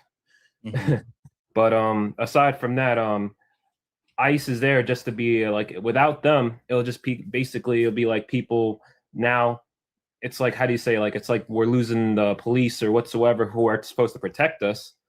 Without them, now it allows other people like with who wants to hurt us, oh yeah, without ICE, we can just come on, roll on in, like just like start hurting everyone, or what hurt like 9/11 all over again whatsoever. And I just think that we shouldn't really abolish them.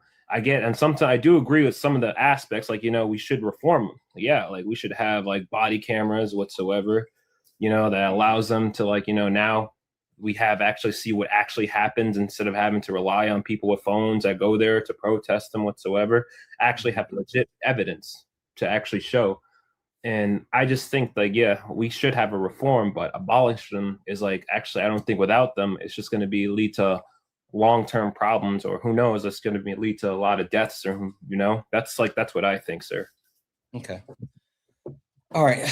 So you said a lot there. And I guess the thing that I kind of want to rewind to is just like the premise overall that ICE is actually beneficial when it comes to deportation and when it comes to being effective with removing people from the country.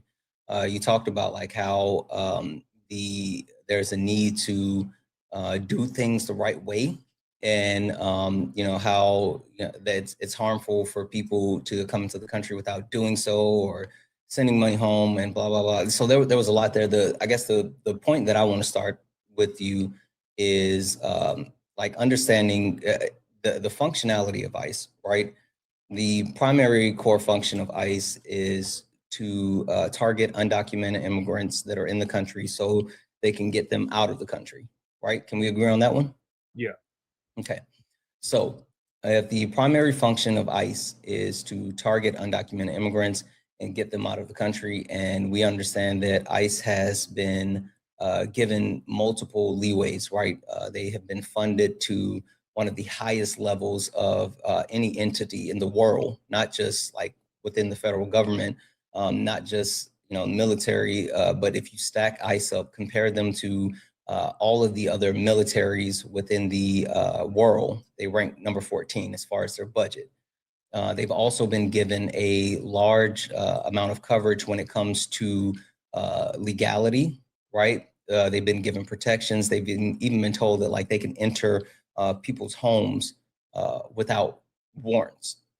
And so I guess my overall question is, even on a fundamental level, even disagreeing as far as whether or not we should or should not, if they are actually unable to achieve their primary function with all of the resources they're given, wouldn't that be enough at the very least to say whatever they're doing right now is not viable and we need to stop it immediately? Because they're a drain on the taxpayer dollars.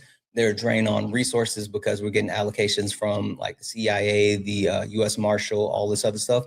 And they're literally murdering American citizens in the streets while violating constitutional and human rights.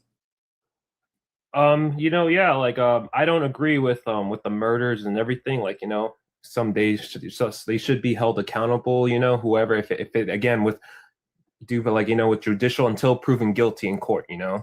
And I know what you're saying. Yeah, like with how ICE got a large amount of funding, from the big beautiful bill. That is true. But then again, from what I've seen, or from my viewpoint, what I think my opinion is that the reason why they kind of need that kind of funding is like, for example, right now I'm a New York resident. So New York, like I'm from Long Island though, but New York City and New York State, we're deep blue. So it's a sanctuary city state or city, And with that being said, I keep on hearing, back, like say my Governor Kathy Hochul, that they're cooperating and everything. But when I look at it, they actually aren't, because I looked at the policy and the statutes that they do not allow ICE, like they're not honored the ICE detainer requests, like, for them to come into the jails to actually get the criminals. Because again, that's what they wanted. We want to get the criminals first, like the worst first, but they don't accept the ICE detainer. So that means that ICE has to do it the hard way. Whereas now they got to go into towns. Like they don't want to do that. But again, but there's no need for ICE to actually go into jails because there is a legal process. Any undocumented immigrant that comes into the United States of America and is found guilty of committing a crime, they're put through our legal system and then they're sentenced via our legal system. And then once they are, they've adequately met the punishment levied by our Justice Department, they are deported. So just saying that we're going to come into the prisons and get them, like, no, there's always been proper procedures and ways that we go about it. Like literally ICE is supposed to be targeting undocumented immigrants that are in the country that are actively causing harm to the country that are not within like the prison system. So I think it's a little bit hyperbolic to say they're not able to go into these jails and get people, especially because, like, if you look at the Trump administration and specifically what they're doing, they're not actually interested in putting people into, or I'm sorry, as far as deporting them, they're feeding them into the private prison system. One second. Mudman, you said, Santana, you have no clue what you're talking about. Sure. Mudman, I'm going to mute you. Come up here and I'm going to let you stand side by side with Dan and you tell me what I have no idea about talking about. Anyway, Dan, go ahead. The floor is yours. Yeah. So the thing here's the thing too, in my opinion, is that that may be also true in that point, but then again, you also got to look at, like, for example, I don't know, the story of, you've heard about Laken Riley, because I know the offender, like who killed Laken Riley. He was actually started and committed a crime in New York, was imprisoned. Later on, now he was released, and then he worked his way to Georgia, which again, I feel like no murders or anything like that. They should be like, yeah, they should be held accountable. As in, again, we don't want no murderers. We don't want people that murder or anyone that commits a crime in general. We don't, like, they need to go. Like, we want them out. Again, I don't speak for on my opinion, we don't want no murderers. We don't want no one that wants to, like, that, hey, we're here illegally, we want to commit crimes. We don't want to hurt our citizens. We don't want them here. That's my thing. Is that's why, again, like, I'm for getting them out. Whereas, again, like, you know, if I have to say, like, I mean, this metaphor, I think this might sound true or not, but again, if there's one bad apple, there might be also some other bad apples. As again, like, you know, like, say for example, there's a murderer, like a Venezuela gang member. Well, let me hop in for 2 seconds. One thing that I do want to call to your attention is the person's name that you keep repeating. The parents of said person has already said, like, hey, can you please stop using our child as, like, cannon fodder, or like using them to advocate for whatever points that they're trying to get across. And they're specifically, like, saying, can you stop saying their name? So just an FYI, on my platform, we're going to make sure to respect those boundaries of that parent, and we're not going to mention that person's name. Now, when speaking on, you know, people as far as, like, undocumented immigrants coming into the country and committing violence or harm on people, like, yes, I can agree that we don't want that harm perpetuated on anyone. And if there are violent criminals that engage in any type of harm, then yes, we want to deport them. But the bigger issue, and this is the thing that I've said to someone else that I was speaking to, like, ICE is not even engaging in that premise, right? ICE is only deporting 3 to 5% of all the people that they have rounded up for deportation has a violent criminal record. Right. So even when you talk about the amount of people that are perpetuating harm and what they're being used to actually do, by your standard, by my standard, by the fact that we think that we should get violent criminals out of the country, they're not even efficient at doing that. They're literally going after people who are in the country and going through, like, the legal process for asylum. They're targeting people who's, like, tax-paying Americans. I mean, like, they partner with the IRS in order to be able to go after people who were working. And even more so now, you see Donald Trump doing things like, I don't know if you saw this, but the Donald Trump and his administration was trying to remove the TPS status of the Haitians in Springfield, Ohio, right? And he was specifically lining ICE up to head to Springfield, Ohio, after attempting to pull their TPS status. So he literally was trying to create a new group of undocumented immigrants in order to use ICE to remove them, right? And if it wasn't for a judge stepping in and actually blocking Donald Trump from being able to remove the TPS status for Haitian migrants, then he would have just been weaponizing ICE to go after a group of people that not only legally have been in the country, but a group of people that have overwhelmingly benefited the United States of America as a whole, but specifically Springfield, Ohio, and kept that city from dying. So, like, the premise that ICE is doing the right thing, that they're not. They're being weaponized by an administration who is just actively trying to use them to harm people, and that's a problem. Yes, and again, that may be true to some extent and everything, but again, my opinion too is that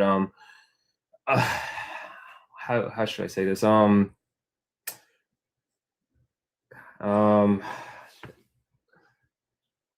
Yeah, like when my thing is again with the Haitians and everything with the TPS status again, like yeah, they here for a reason. TPS is in temporary protective status, like they're running away from poverty and everything. You know, there's a reason, like from crime and everything, or some they're coming in asylum. And again, they've been here for a long time. And again, it's just like it's in the key word temporary, because again, we can't have them just stay here for forever. I mean, if I wanted to, yeah, that's fine. I mean, that's okay. That's okay. I'm not heartless. Wait, but wasn't your premise that we want people to come in and do things the right way? But now you're saying the people that came in and did things the right way don't deserve to be here anymore? No. I'm trying to say is that people that came here under TPS, as in from running away, again, from poverty and everything, that's just, again, they want asylum, again, from they're fearing for their lives or whatsoever. TPS is different than asylum. Which is, again, that's your opinion and my opinion, but again, no, it's legally different than asylum. Like TPS and asylum is different. Could you explain that to me in your version, please? How do you claim asylum? You have to go through the point of entry, and you got to actually have a verifiable case that's saying that why you're running away or what's the reason you're going for asylum here. Like, for example, you're from persecution, or hey, you're fearing for your life because you know there's someone wants to kill you, or I don't know, something like that. Yeah, almost. The only issue from what you said is with asylum, you don't have to actually go through a quote unquote legal port of entry.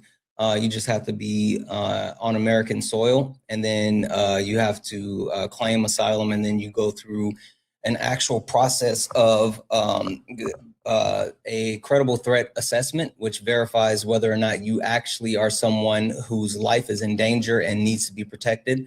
And less than 30% of people that go through this process are actually granted asylum. But if you are granted asylum, then you are given information, you get a court date, you come back, and you go from that point.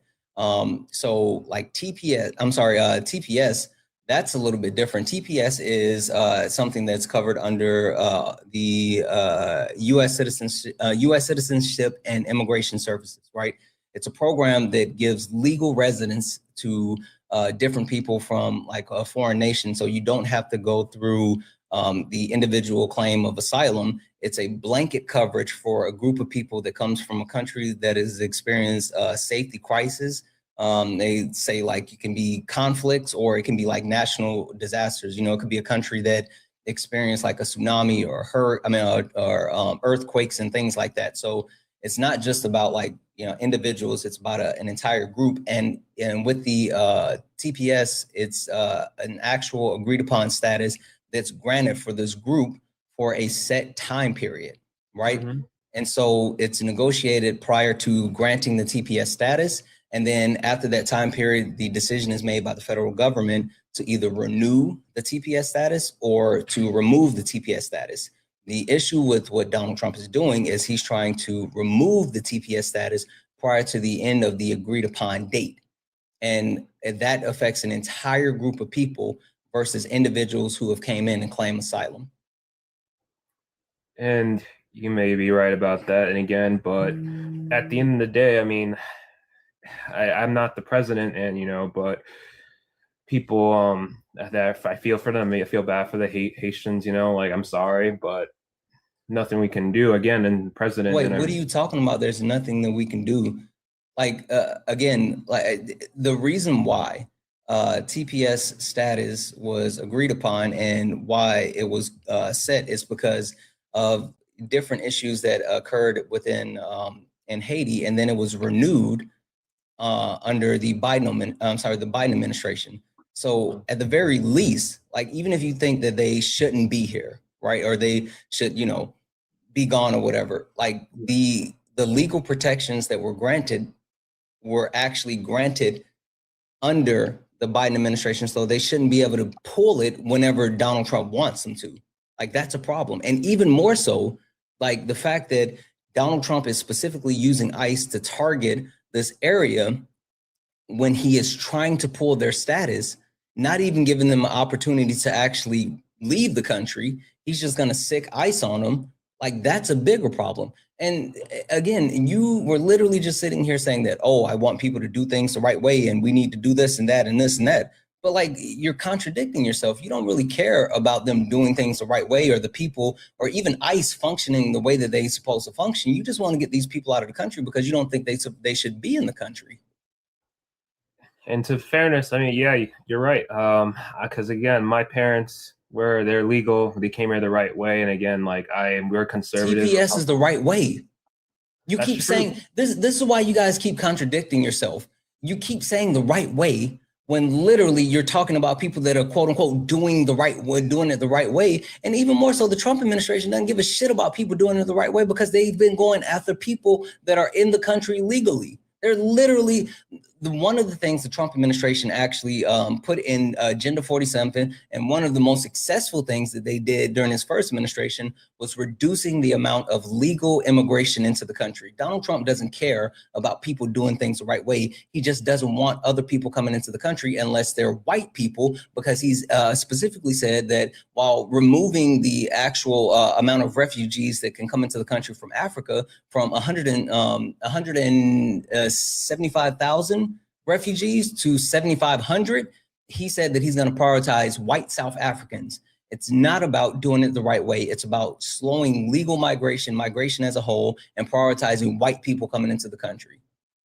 And that may be the case, but then again, we got to look back at Joe Biden when he allowed all of these people to come in through the border. But here's the thing. When did he allow all these people to come into the border? As soon as he got elected, he opened the border, like allowed. How did he open the border? Just open more, like let everyone in. How did he open the border? What piece of legislation did he pass that opened the border? I'm not sure, like honestly, but again, 20 million. He didn't. Again, like you're literally sitting here saying something where, one, you haven't tried to verify it yourself. Two, you don't have any actual facts. And three, you don't understand what happened between the Trump administration and the Biden administration. Like, you're literally going off of things that you've heard, but nothing that you verified. Again, like Kamala Harris was the border czar. She just let them. We don't have czars in our country. That's not a real thing. Border czar Tom Homan. Tom Homan is not the actual border czar. We don't have czars within the United States of America. Just because Donald Trump calls him the quote unquote border czar does not mean that's his official title. We do not have czars in our country. Again, it's whatever. A title is a title, but at the end of the day, it's not whatever. You guys don't look up anything. You don't verify anything. Okay, I'm gonna take this slow. Because I really do want to have this conversation with you. We keep repeating some of the same things, and before I do this, I want a genuine answer from you, please. I'm serious. Please give me a genuine answer. Have you went through this with anybody before, telling you about what actually happened with the Biden administration, the people coming into the country, and what Kamala Harris did or did not do when it came to the southern border? In all honesty, no. Okay, cool. I'm going to say a couple of thank yous, and then I'm going to run through this with you because there's a lot of information that either you don't know or you misunderstand or whatever the case may be, but I'll run through it with you really quickly. W's in the chat for, let's see here. W's in the chat for Kimberly for the $2 donation, saying for the baboons, women rule. Baboons are seen as one of the kindest creatures, not fighting each other. Only recently we witnessed a baboon attack another, and a woman baboon attacking a male baboon for harming a child baboon. We should be more like baboons. W's in the chat for Kimberly. W's in chat for Junior for the $1 donation, saying Long Island is the redhead stepchild of New York. They don't sit with us. Yeah, I've heard that as well. Also, W's in the chat for Junior for the $1 donation, saying Long Island is where they started putting raisins and mashed potatoes. What the fuck? I made that up, but it sounds like it could be true. W's in the chat for Junior for the $1. W's in the chat for Dragon for the $1. Dragon, I'll check that. Thank you so much for the $1 donation. I'll definitely check that.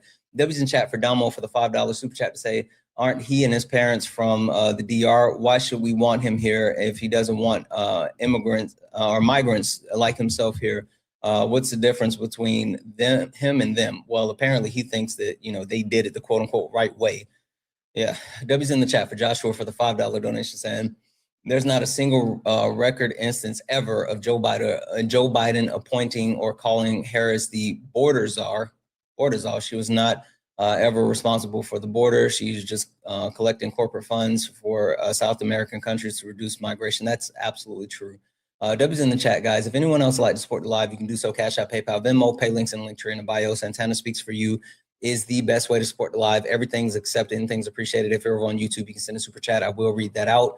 Guys, keep tapping the screen, share the live. Let's go ahead and get the likes up to 300,000 likes. Also, hit that follow button. You look up here. If you see the word follow and you're not following me, hit that follow button. We are driving to 100,000 followers. So please, please, please, if you have not hit that follow button. Last but not least, if you're over on YouTube, go ahead and hit that thumbs up. Please hit that thumbs up. We should have as many thumbs up as we have people watching. I would love to get to 1,000 thumbs up. 1,000 thumbs up. All right. So just to clarify a couple of things, Dan, Kamala Harris was not the border czar. Again, I said we don't have czars in our country. That's not a real thing. The people that started calling Kamala Harris the border czar was the Republican Party. They tried to put it in an actual piece of legislation. There was a referendum against Kamala Harris for what she was doing at the southern border. And they listed her as the border czar, but when they actually tried to file the official motion with the House, they had to take the word border czar out because we don't have czars. So just to make sure you understand, Joe Biden never said Kamala Harris was the border czar. No one had spoken of a quote unquote border czar prior to Donald Trump calling Tom Homan that. But even more so, it was something that was done by the Republican Party because they were trying to slander Kamala Harris. Are we good with that? Okay. Okay. When you talk about what happened with Donald Trump and people coming into the country under the Trump administration versus people coming into the country under the Biden administration, do you know what Title 42 is? No, I don't. Could you please elaborate on that? Sure. Title 42 is the piece of legislation that allowed Donald Trump to shut down the border during a global pandemic. It's literally the only reason that stopped Donald Trump from having a worse border crossing that he already had.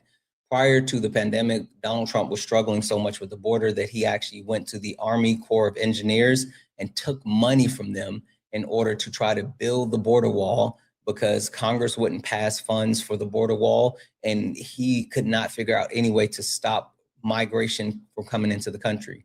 What allowed him to stop migration from coming into the country was Title 42.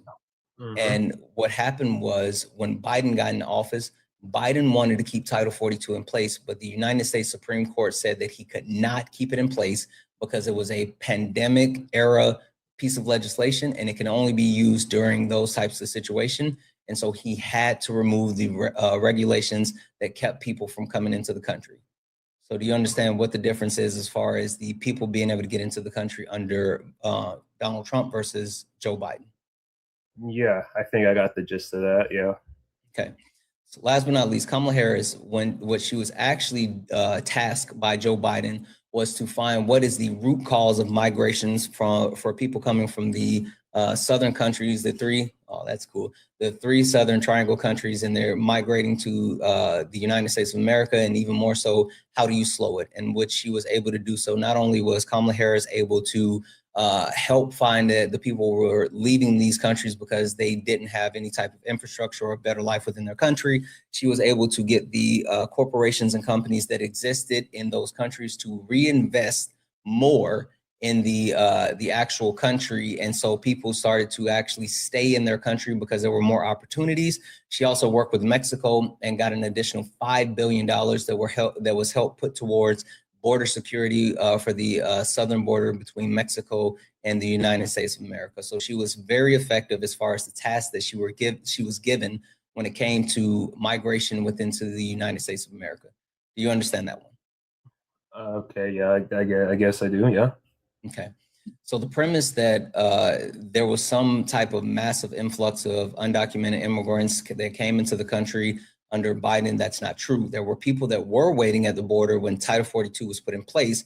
And when it was removed, the people that had been waiting were able to actually get into the country based off of the asylum laws that were being that they were seeking, and even more so, the number of 20 million people coming into the country is only a propagandized number as far as what was actually allowed under the Biden administration. It is more widely accepted that it was around about 10 million people that came into the country under the Biden administration. Mm-hmm. All right. Yeah, but at the end of the day, no matter whose fault it is, I mean, we still got 10 millions or more of people that came here are in this country illegally, and then we don't have the economy or infrastructure to support them all. Absolutely do. We absolutely do. You know what's so interesting about the claim that you're making? One, the claim that you're making is false because undocumented immigrants benefit our country in multiple ways, right? From the presence that they share with the culture, with the people that are coming here just for a better life. But two, this was just released yesterday. And I fucking love that I get to roll this out against you. This was a comprehensive study that was completed by the Cato Institute of immigrants' recent effects on government and budgets from 1994 to 2023. So they did a 30-year comprehensive study and breakdown as far as what immigrants have done, or immigrants or migration into the country and the effect that it has had on the country. And the effects of immigrants coming to the U.S., which includes documented and undocumented immigrants, has had so many positive benefits onto the country, including something that most United States citizens and programs don't do. Over the last 30 years, undocumented immigrants has had a debt reduction to the United States debt by $1.7 trillion. They have helped reduce the United States deficit by $1.7 trillion. In 2024, immigrants created a cumulative fiscal surplus of $14.5 trillion in real U.S. dollars, including $3.9 trillion in savings and interest on debt. They found that without immigration, the United States government public debt at all levels would be at least 205% of gross domestic product, GDP, nearly twice as what it was in 2023. Literally, these people that you say are coming into the country and they're draining resources and we can't support them and we can't supply, or we can't actually have them in the country. They're literally the people over the last 30 years who have propped up our economy and kept us as one of the strongest countries in the world. So can you explain to me how these people coming into the country who are propping up our country in multiple ways, how they are negatively impacting our country? Yeah, so here, for example, with you said that we're at 1.7 surplus for the trade. Is that what you said, right? They reduced the deficit by $1.7 trillion. Okay. And so, but that being said, then how come that under the Joe Biden, that after when he got out and Trump joined, we are in a $36 trillion trade deficit or national trade deficit? There's a difference between trade deficits and the deficit. Like I know you're trying to do like Chat GTP or quick Googles or whatever, but that's not what we're talking about. We're talking about the national debt. Okay. That's fine. And then aside from that, also, okay, for example, New York, again, my home state, right? The sanctuary city state. So with that being said, how come? No.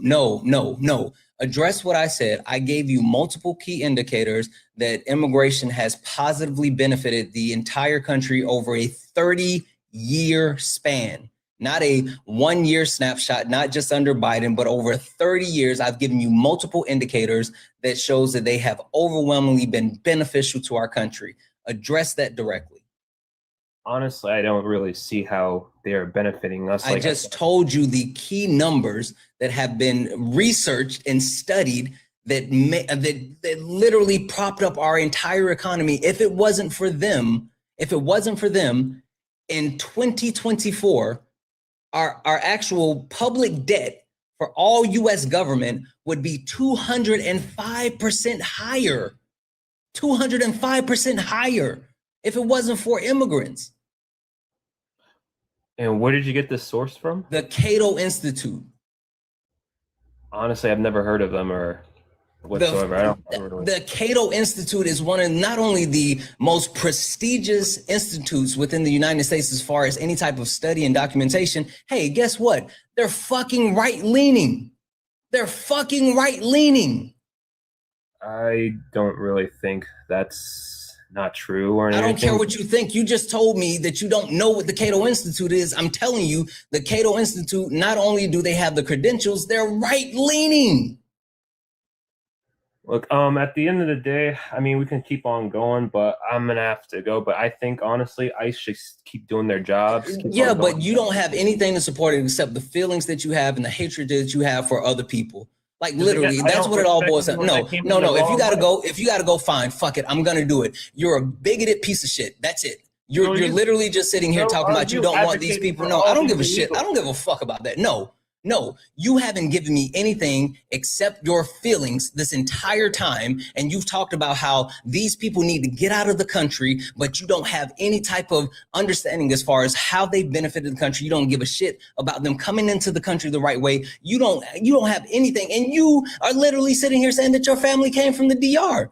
Like you're a fucking ladder puller and you don't care about other people. You just hate people. And it's fucking weird. It's weird because you can't give me one actual thing that they're doing to negatively impact the country. You know what? Fine. Let's speed run this. Can you give me one thing personally, one personal way that immigrants, undocumented immigrants, is negatively impacting your life, you personally?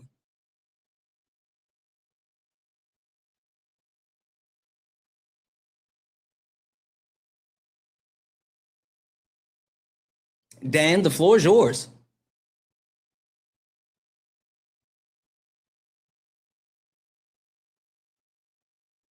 Dan, you're not muted, so you can't pretend that you're not here. You're literally here. We see you, and you're not muted.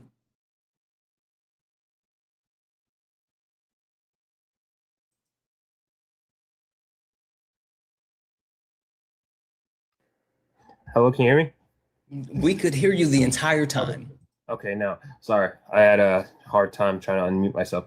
You weren't muted. I was. But anyways, here's the thing. You're such a clown. You were reporting. Like, you guys make me sick. Why do you think you make me sick? You know what? You're a coward. I knew, like, I can tell when you report. You're such a fucking coward. Get out of here. You weirdo coward. Weirdo coward. That's why. You're such a weirdo coward.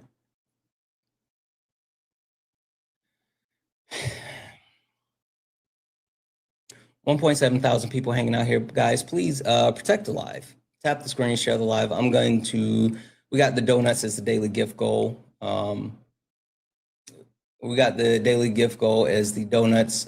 Please knock the gift goal out. Tap the screen. Let's go ahead and get the likes up to 400,000 likes. If you are a Trump supporter, disagree with something on the background, get in the box. W's in chat for Junior for the $1 donation saying fuck, he's from the DR too. Ugh. Yeah. Like I don't understand what's happening. W's in chat for Damo for the $5 super chat to say so we don't have the infrastructure for migrants, but we all of a sudden we had it all of a sudden back then, and now his Dominican family for his Dominican family. Interesting. Yeah, I don't understand people. I don't. Guys, if anyone else would like to support the live, you can do so. Cash App, PayPal, Venmo, pay links and link in the bio. Santana speaks for you. If you're over on YouTube, you can send a super chat. I will read that out, guys. Only request up if you're a Trump supporter or disagree with something on the background. We're only looking for some debates. If you're friendly, tap the screen, share the live again. Protect the live, knock out the donuts, and keep tapping the screen, repost the live, please and thank you. These snowflakes are extra sensitive, and it's just super weird how sensitive they are.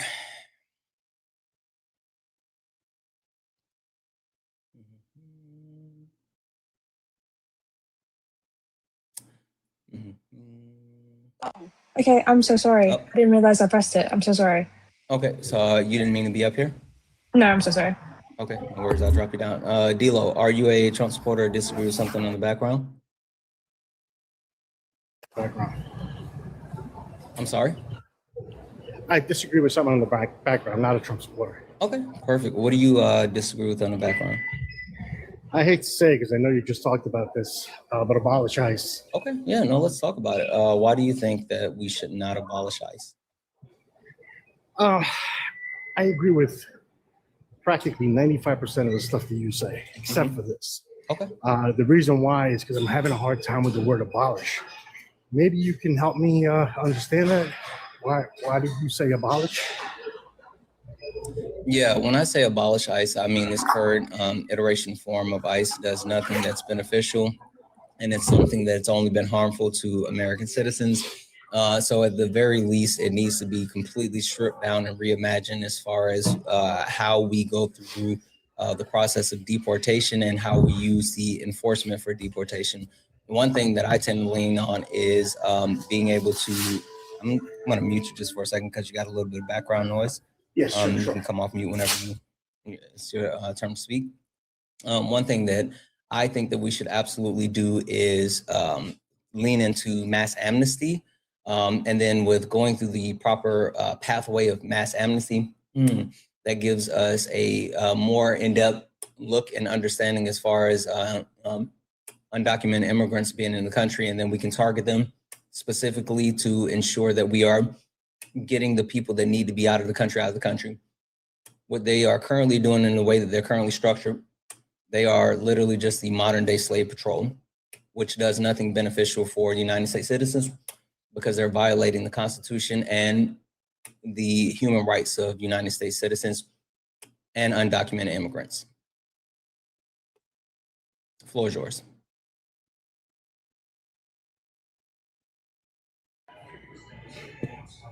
Okay. I think that you actually made my point, with the point I was going to try and make with the last guest, because I don't particularly believe that dismantling or getting rid of ICE, sort of like abolish ICE altogether, is the answer. I believe that ICE is still going to be ICE depending on who's running ICE. And right now, you have the Trump administration that's not going to let down on this. So I believe that we need to have ICE for certain things, but it has to be done the proper way. I think you made that point with the last guest, and I completely agree with you. But this is not going to go away until this administration goes away. I think that all that negative that's happening, the two murders, that's not going to stop. That's not going to stop, even if we do abolish it, because the administration that we have right now, it's not about that. It's causing harm, causing distractions. So this is just another distraction. We do have to have law and order, but just under the right administration, I think. My background is in law enforcement, and maybe that's why I'm a little bit biased to it, but I don't really think that getting rid of it altogether is going to solve the problem. I think the problem comes from the top, and I think you touched upon that before. Well, the only issue I have with your statement is the fact that, yes, ICE has been weaponized by this current administration, but the overall entity of ICE is one that can be weaponized due to its function, right? I mean, the function and the principle as far as going after undocumented immigrants, like that leads itself towards abuse, right? And that's the bigger problem. When you talk about the way that like ICE was created, ICE wasn't originally created to just go after undocumented immigrants. It was created in the response to 9/11 and being able to actually have quote unquote counterterrorism, but it was really just baked into xenophobia, right? Because the entire premise of what occurred with 9/11 and then the repercussions after 9/11 was targeting brown people that were Muslim, right? I mean, we had an extensive focus on trying to get those brown people who may or may not have on turbans that are flying into buildings or whatever. And so like even the formation of it was misguided and rooted in xenophobia. And so with the entity being that way, I think it's tainted from the ground up. And so if you talk about like reforming it, I think that's not even necessarily something that would work overall because of how it's deeply rooted. I think we were successfully able to do deportation prior to the creation of ICE. And I don't think that they've done anything beneficial as far as since they've been around, not only just under the Trump administration, but under the end of the Bush administration, the Obama administration, or, you know, Trump 1, Biden, or current. Like they've been someone that overall has been harmful. And so at the very least, it needs to be completely reimagined, and there needs to be a different concept as far as how we go about it. And again, like I said, the first step that I would take would be mass amnesty. I think like we're working backwards. Agreed. I completely agree. And I think that that'll just vet out a lot of the criminals even then by having a mass amnesty, because now you know who these people are. So I don't disagree with you there. I think, again, I'm still having a hard time with the abolish because, again, we have to have some sort of law and order. Now, it comes with the Trump administration. They twice, I think you've said it in your lives before, they have twice now lowered the standards of what it takes to become an ICE agent. You get an ICE agent that's supposed to be doing it. You don't empower them to have, like J.D. Vance said one day, you know, fuel immunity. I mean, that's ludicrous. So as soon as we can get back to doing it the right way, I think we can work with ICE. I think that ICE can be helpful, just not this ICE. But if it can go back to the way it was before, I think it's a valuable asset. Yeah, I'm going to disagree with you. And the reason why even more I disagree with you is because of the way that LEOs work throughout our entire society. And the bigger issue that I have with the United States of America is that it's not a society that's geared towards actual reforming anyone back into society. It's geared towards punishment and exploitation, right? And Good so point.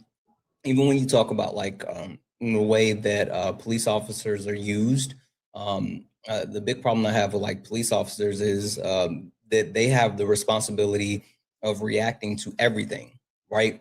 And the police officers shouldn't be responsible for reacting to mental health crises, right? I mean, they don't have the proper training. That's not the gear or function that they should be targeted towards. And then even when you talk about like the ways that they respond, the way that they handle people, or even once you detain these people and get them into the system, it's all about like, hey, do your time, and then, you know, you're let back out. But once you offend, because they haven't actually gone through any real type of rehabilitation, they're more likely to actually return, because like other countries, like Scandinavian or Nordic countries, they have a complete system that's geared towards not only reform, but reintegration into society. And I think if we adopted something more along those lines and got out of the business of like private prison systems that, you know, fund capitalism and these big businesses, then we could actually have something that's beneficial. But like all of this is on the same level for me at this moment. I'm not sure if I misunderstood you or you misunderstood me, but when I said once we find out who the criminals are, I didn't mean to actually keep them here and reform them. I meant send them back. That's really what both the right and the left want, isn't it? More or less get rid of the hardcore criminals. And I'm not talking about crossing the border. I'm not talking about a misdemeanor, because I know a lot of people that are very, very, very good people that work hard, pay their taxes. They do not get any benefits out of the taxes. And that helps out, like you just said in the last caller, it helps out overall our society in many, many ways. And these guys don't get any benefits. And they've been doing it for almost 20 years. And the other thing that I wanted to touch base while I have you is I don't think that you guys really realize, because you're not really in it. You're very educated, but when these individuals that come on your lives and say, oh, they should have done it the right way, and you know, my parents did it the right way. Guess what? My parents did it the right way too. And I was never here a day illegally. But right now, I know individuals that had to come and they stayed on their overwelcome visa. and been here for 20 years, but there is nothing that they can fall back to. There is no, there is nothing out there they can say, you know what, I'm going to apply for that due to their circumstance. So again, they pay taxes for 20 years, but they can't fix their documents. There's no reform for them unless they get married to a U.S. citizen. And that's it. So, when people, that really annoys me when people say, oh, do it the right way. You cannot. A lot of these individuals don't have that path. And I'm hoping that people are not as ignorant as they really come out on your lives and say that kind of stuff. But well, a lot of people don't understand like what it takes to go through the immigration process. They don't understand like time frame, the amount of money and everything that has been established to price people out of immigration, right? It's literally been made harder. And the big problem with people not understanding is them not understanding like with them just hitting the lottery and being born in the United States means indifference to like other people in other parts of the world, right? So people are ignorant towards the process and what it takes, and then what other countries are currently going through, and even more so the impacts that the United States have engaged in to destabilize other countries, right? That's one of the reasons why I don't really give a shit about like immigration and people coming into the country, because the United States of America is actively running covert operations with the CIA to destabilize other countries. Like, I mean, we have documented history of that, but even more so, there are open push for regime changes, right? I mean, we can take a look at what Donald Trump just did in Venezuela. We can talk about the actual pressure that he's trying to apply to Iran. Like, all of these things directly speak to the fact that the United States has meddled in other countries, and one of the ramifications for meddling in other countries is the people from those countries not wanting to stay in a country that can't exist or can't survive, and trying to get to another country where it's more successful. So I just think it's American exceptionalism when people sit here and think like, oh, they should just do it the right way, and we can't go to other people's countries and do this and da-da-da-da-da. Right. So that's a large miss. But even more so, the one issue that I do have, even though I don't agree with the United States justice system and how we actually, quote unquote, punish people, the one like key element that I would always kind of call to when they talk about, like, people say, oh, we want to deport these people, these bad people. Yeah, at a certain point, we do want to deport them. But the one thing that I kind of struggle with myself is the fact that not every country has the infrastructure to properly punish people for harmful crimes, right? And so, again, I don't necessarily agree at all with the United States prison system. But when you talk about if we want to sentence people who commit violent crimes in the United States and let them serve out their sentence in the United States before deporting them, like, I think that's pertinent based off of like the fact that not every country is going to actually hold them accountable or punish them. Okay. Well, I'm originally from El Salvador, so we have CCOT over there, even though I know you guys think that it's a torture chamber.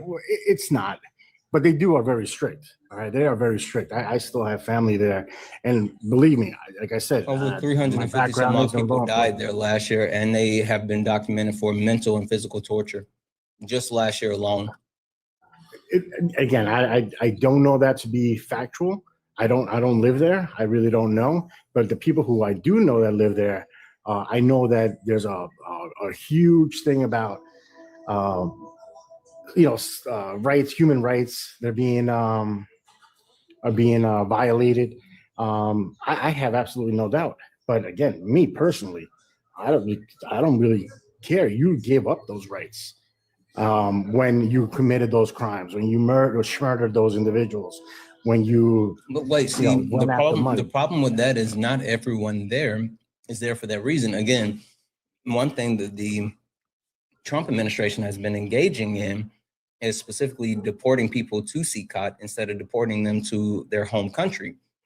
And so people who haven't engaged in any type of violent crime, and the only crime that they've been, convicted of was coming into the U.S. undocumented, instead of them being deported back to their country of origin, they're being sent to CCOT, and they're being put through those same extremes as those other people that you're speaking about as far as being murderers, right?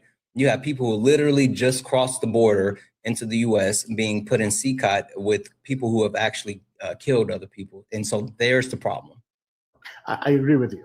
And CCOT was originally made because of the amount of people that were being put in jail because of the gang activity, the MS-13, the MS-18, and all these little different gangs that were completely terrorizing the entire country and even our country, the United States. You know, MS-13, I don't know if you know this or not, was originated in Los Angeles. And it wasn't until they started getting deported and you're to the streets in El Salvador.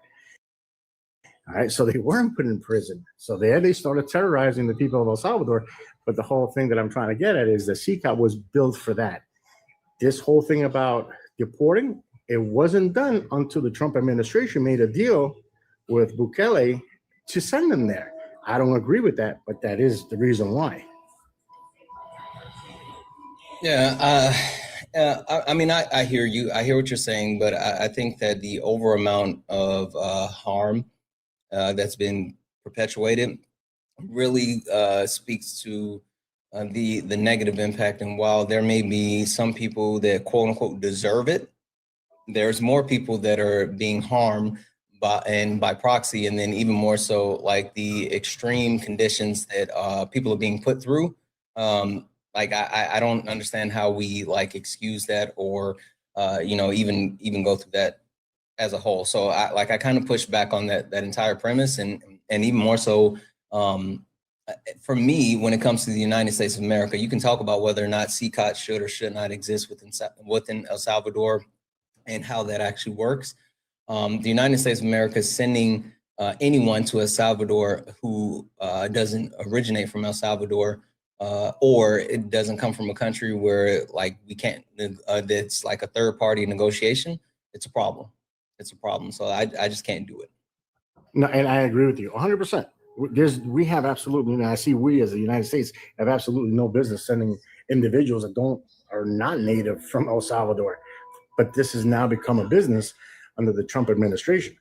And of course, the Salvadorians are making money out of it. The Salvadorian government is making money out of this.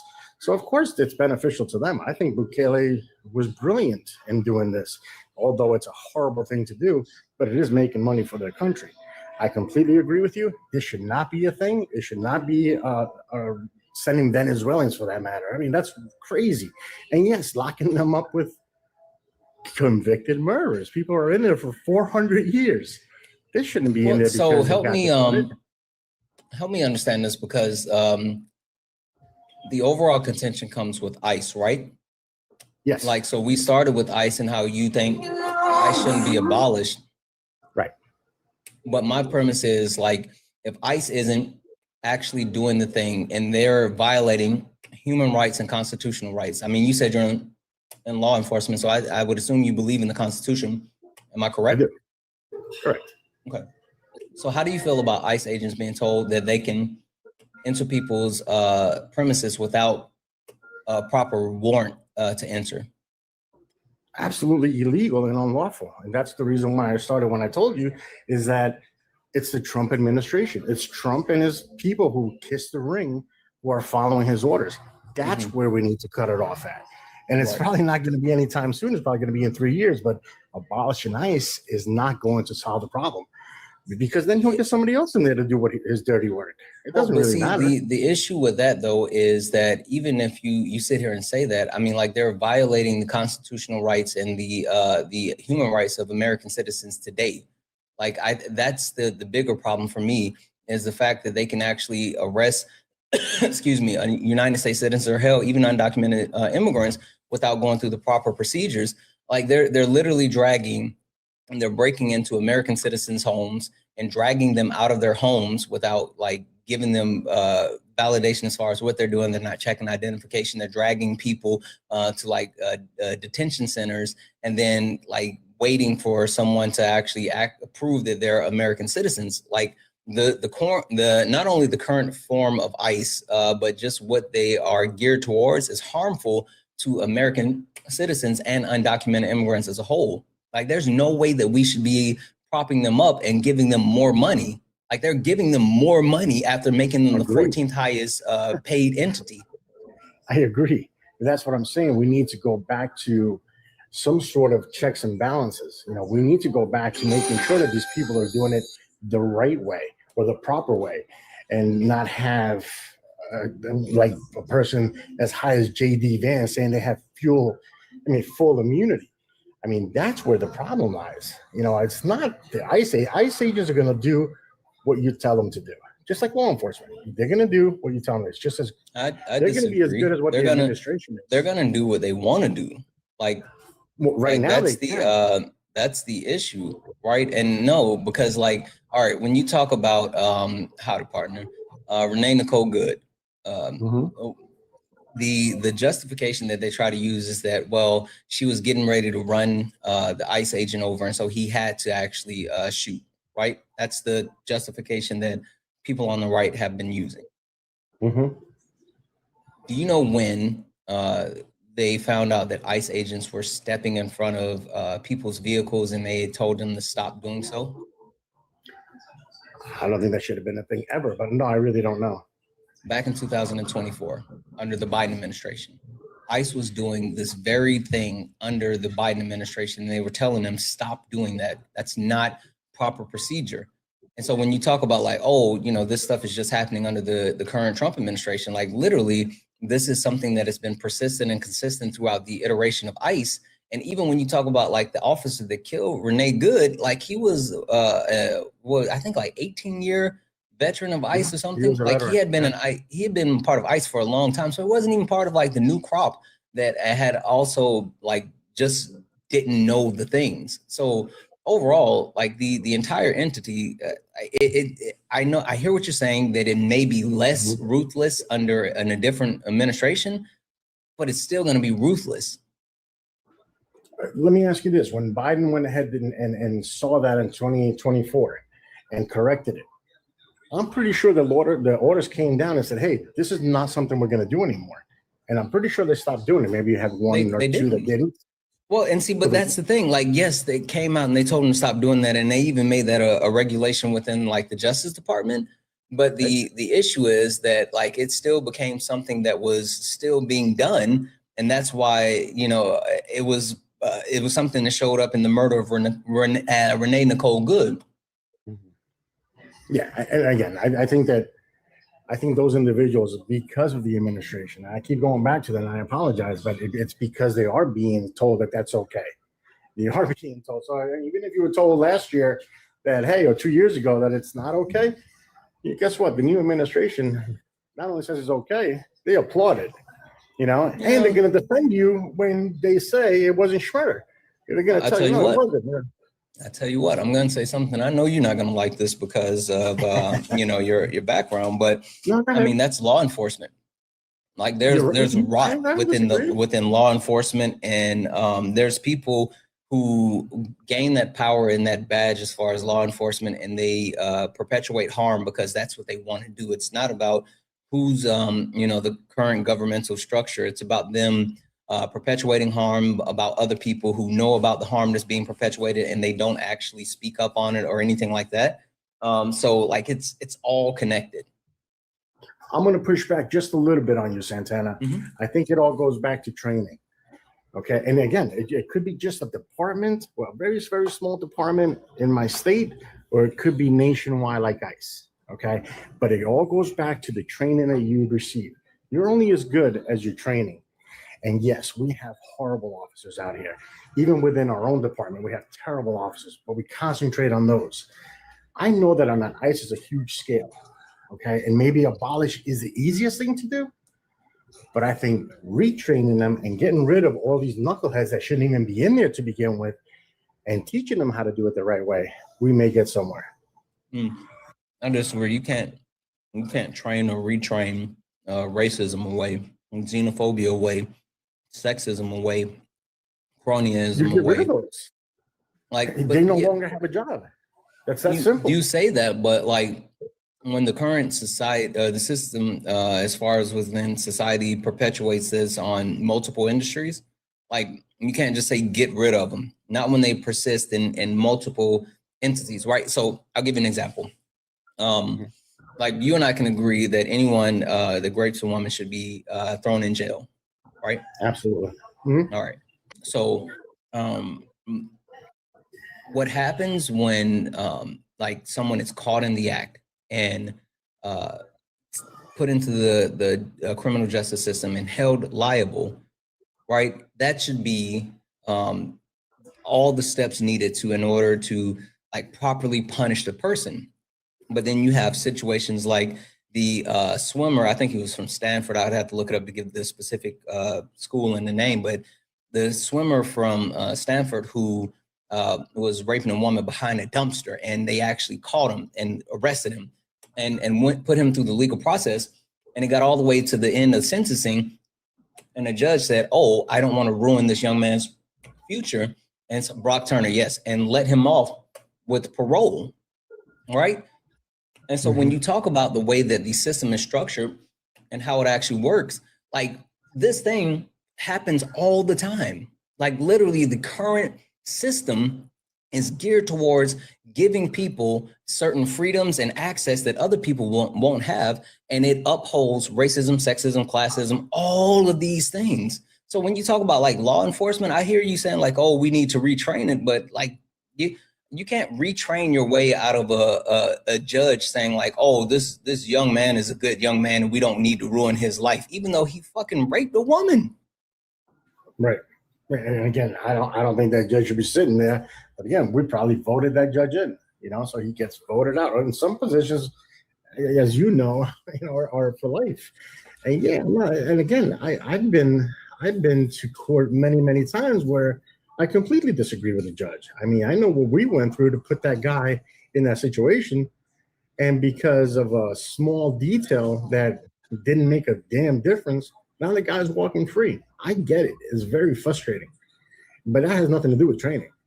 We can't do anything about that except get rid of those judges. Yeah, I think like this is one of the reasons why I have at the top like Dismantle the Patriarchy and even when I talk about like Eat the Rich, it's a lot of the systems that were created within like the world as a whole, but within the United States that have been taken to a different level. And these systems continue to like disenfranchise anyone who is of a minority, right? And like it continues to do that, and it will continue to do that. And like when I say ICE is the modern day slave patrol, like they're literally doing the exact same things that the slave patrol did to Black people, right? And so I don't know, the premise that we can just train some of this stuff away, like that's so far-fetched just because of how deeply rooted racism and xenophobia is within our country, within our society. It's literally one of the bedrock foundational principles of the United States of America. Absolutely right. And you know what? There's some people that cannot be retrained. And that's what I was telling you earlier. We just get rid of those people. I know that ICE has got really bad candidates in there right now. Even some Proud Boys for that matter. There's absolutely no way that under a regular circumstance that those people would have even been considered. Their background is like, they're not even really doing a complete background. So I get what you're saying. Those individuals, not even with retraining, should be even in there because they're there to cause harm. And they're given a license to cause harm. Let me, okay, I got a question for you. And I want you to think about it for a couple of seconds. I want to thank a couple of people, but I really want to see if you can answer this for me. When you talk about like, not only retraining, but getting rid of these people, right? These people that engage in harm. How do you get rid of these people that engage in harm when you have other people that engage in harm protecting them?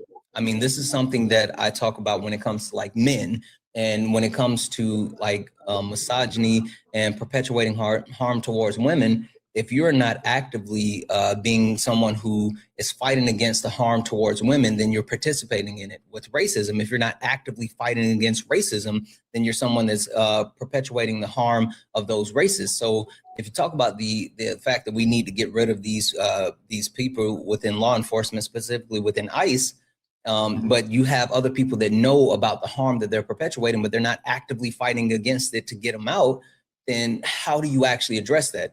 Think about that for 2 seconds. I just want to thank a couple of people. W's in the chat for CW for the $9.99 super chat to say in 2006, the FBI was warned about white supremacists infiltrating law enforcement. I'm sure that they're still there and now in ICE.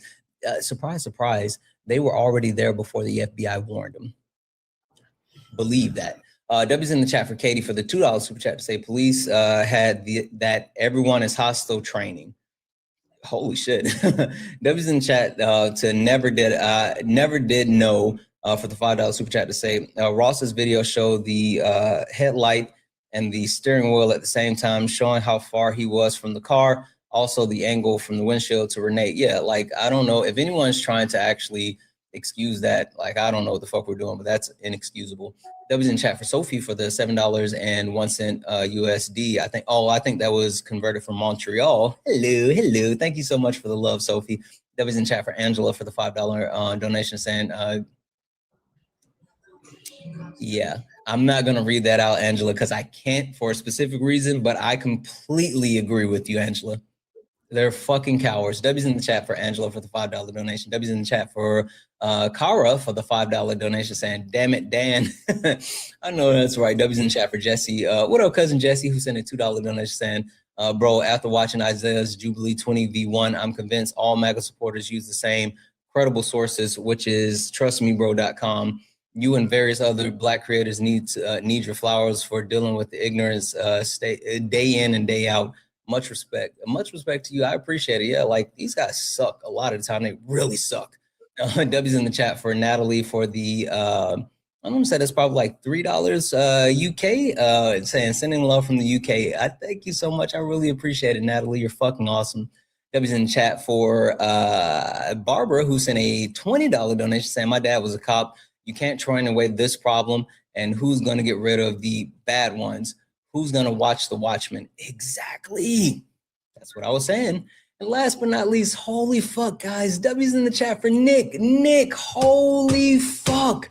Guys, massive W's in the chat for Nick for the $50 donation and for always being level-headed with these Trumpers. I really do try. I mean, I really, really want to engage in some type of productive dialogue, and sometimes they make it hard. But when we get people, whether they are or not Trump supporters, if they can actually have a conversation, I'm here for it. So W's in the chat for Nick, guys. If anyone else would like to support the live, you can do so. Cash App, PayPal, Venmo, pay links and link tree in the bio. Santana speaks for you. If you're over on the YouTube, you can send a super chat. I will read that out, guys. Only request up if you are a Trump supporter or disagree with something on the background. Only request up if you're a Trump supporter or disagree with something on the background. We're only looking for some debates. If you're friendly, tap the screen, share the live. Knock out the, send your daily heart me. If you see the word follow, it looks like we only have 112 new followers, 1.7 thousand people hanging out here. If you see the word follow up at the top, hit that follow button. Hit that follow button. We're trying to get up to 100,000 followers. I'm sure not all 1.7 thousand of you guys follow me. So hit that follow button, please. Please and thank you. Turn on the notification. Last but not least, guys, you guys have been so fucking awesome with knocking out the gift goal. Normally we don't do that. And so, like I said, fuck it. We're just going to keep going with the gift goal as long as we're live. And I made the gift goal the teddy bears or whatever, like little fighting teddy bears or whatever. So if you want to, knock out the gift goal with the teddy bears, then knock out the gift goal with the teddy bears.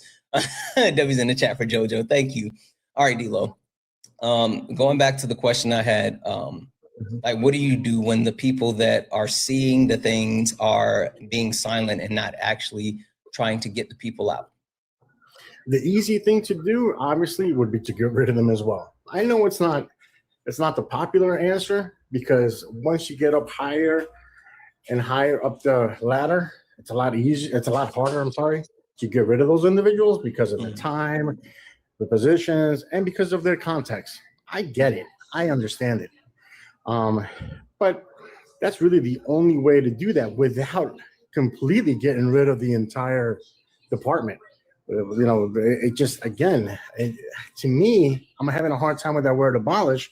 I just think it needs to be reconstructed, but it won't. Let me rephrase that. It will not do any good until that administration is out, because then it'll go back. It'll go back to being exactly the same way, same corruption, same abuse. Even that 18-year veteran, 12-year veteran that murdered Renee Good, because now you're giving wings, because it's coming from the top. And I think that's exactly what you were saying. No, I mean, I push back on that because just because they have, it's kind of like what I say about Donald Trump when it comes to like all the people who are actively racist, right? Donald Trump didn't make people racist. Donald Trump just gave people permission to be racist in the light. Like he just gave them permission to be harmful out in public. And so when you talk about these people that are going to perpetuate harm, hey, thank you, Xander. The people that are going to perpetuate harm, the people that are going to perpetuate harm are going to do it regardless. It's just whether or not they're going to actually do it in the light versus doing it in the dark. Like that's the only difference. And that's why I say, like, that's why I gave you the case as far as the people stepping in front of the car during the Biden administration versus the people stepping in the car currently under the Trump administration. They were still doing it. It's just like, you know, the people that's giving them coverage. True. No, I agree. I mean, Trump has actually allowed them to come underneath that rock that they were under.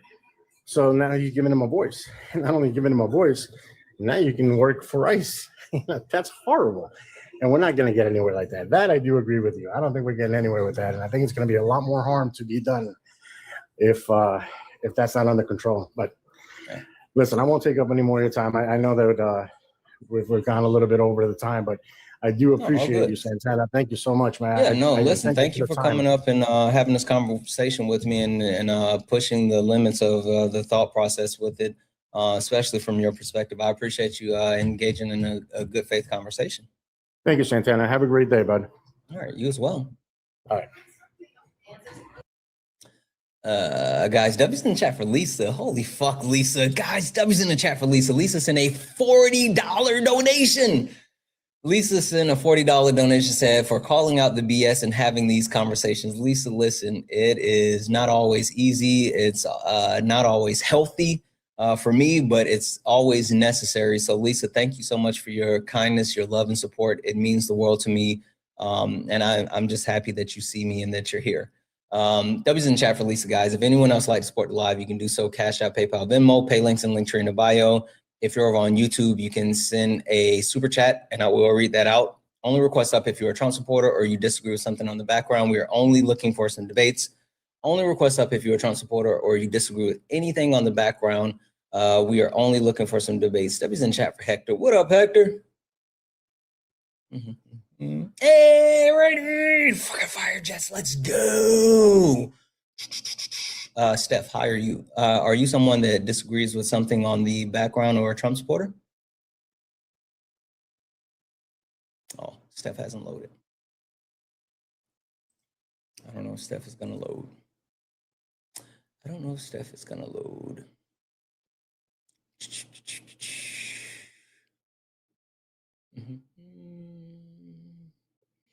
So there's someone in the request with a disgusting username, and I'm absolutely not bringing you up. So W Xander. So you need to fix your username before you can come up here, because like there's no way in fuck would I ever let you up on my platform with a username like that. Not even close. I think you have me confused with someone else that would do some shit like that.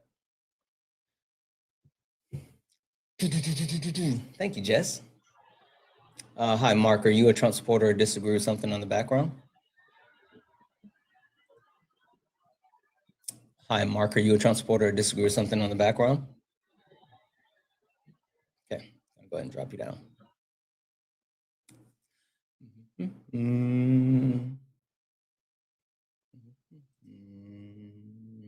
I don't think this person's going to load.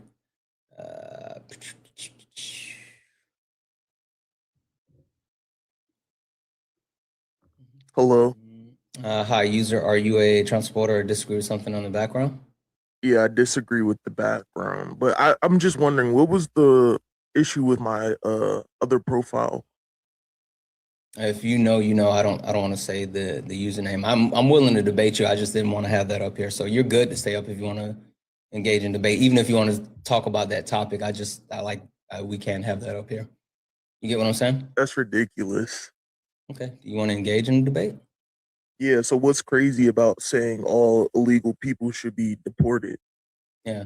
So the thing that I don't do on my platform is allow anyone to call people illegal because no one's illegal. And so the boundaries of my platform is undocumented immigrants. So if we're get gonna, out your feelings. Okay, can you have impulse control? You asked me a question, I'm trying to answer it. So if we're going to engage in an actual conversation around like deportation and people in the country, my boundary is undocumented immigrants. So would you like to actually engage in the conversation? You have boundaries. Are you a woman? No, but men can have boundaries. Would you You like to sound like a engage in a bitch right conversation? now. I'm sorry. Like I can't take you That's serious fine. right Listen, now. you're whining like a baby. Like, what are we you're doing? the You one came up whining here to about cry. words. I You're know. whining about- Listen, you came up here. I let you up. I continue to say we can debate, but the only thing that you've done up here was actually cry. Like you've cried this entire time. You're a whole ass child. Like, dude, do you want to debate or do you want to cry? If you want to cry, you can leave. If you want to debate, let's get into it. Which one do you want to do, user?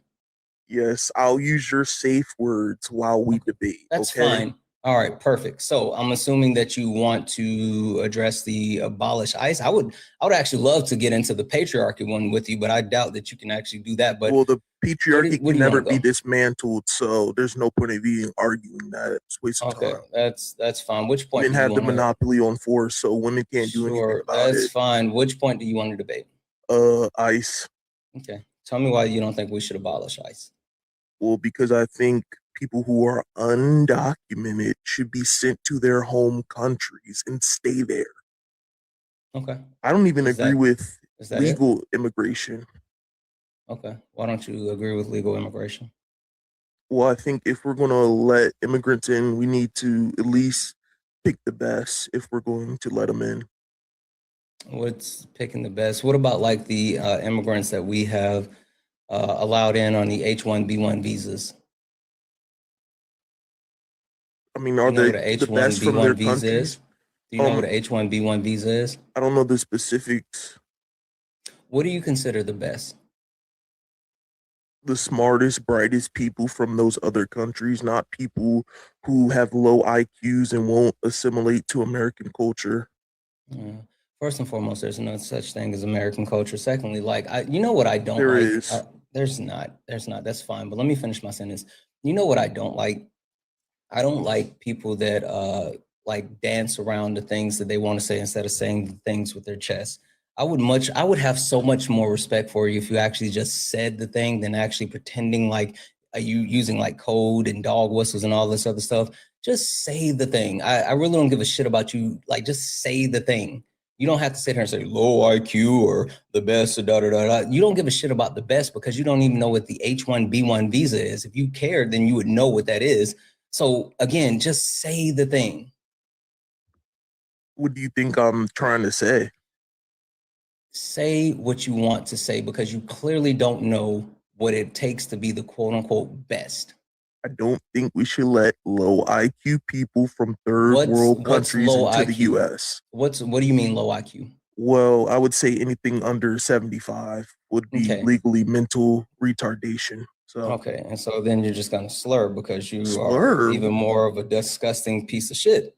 Okay, got it. Like, if you're gonna be racist and just say that you don't want anyone in the country that isn't white, then sure, just fucking say the thing. Like, you guys are so weak. You're hella weak. You're hella weak. Like, just say it. The fuck are we doing?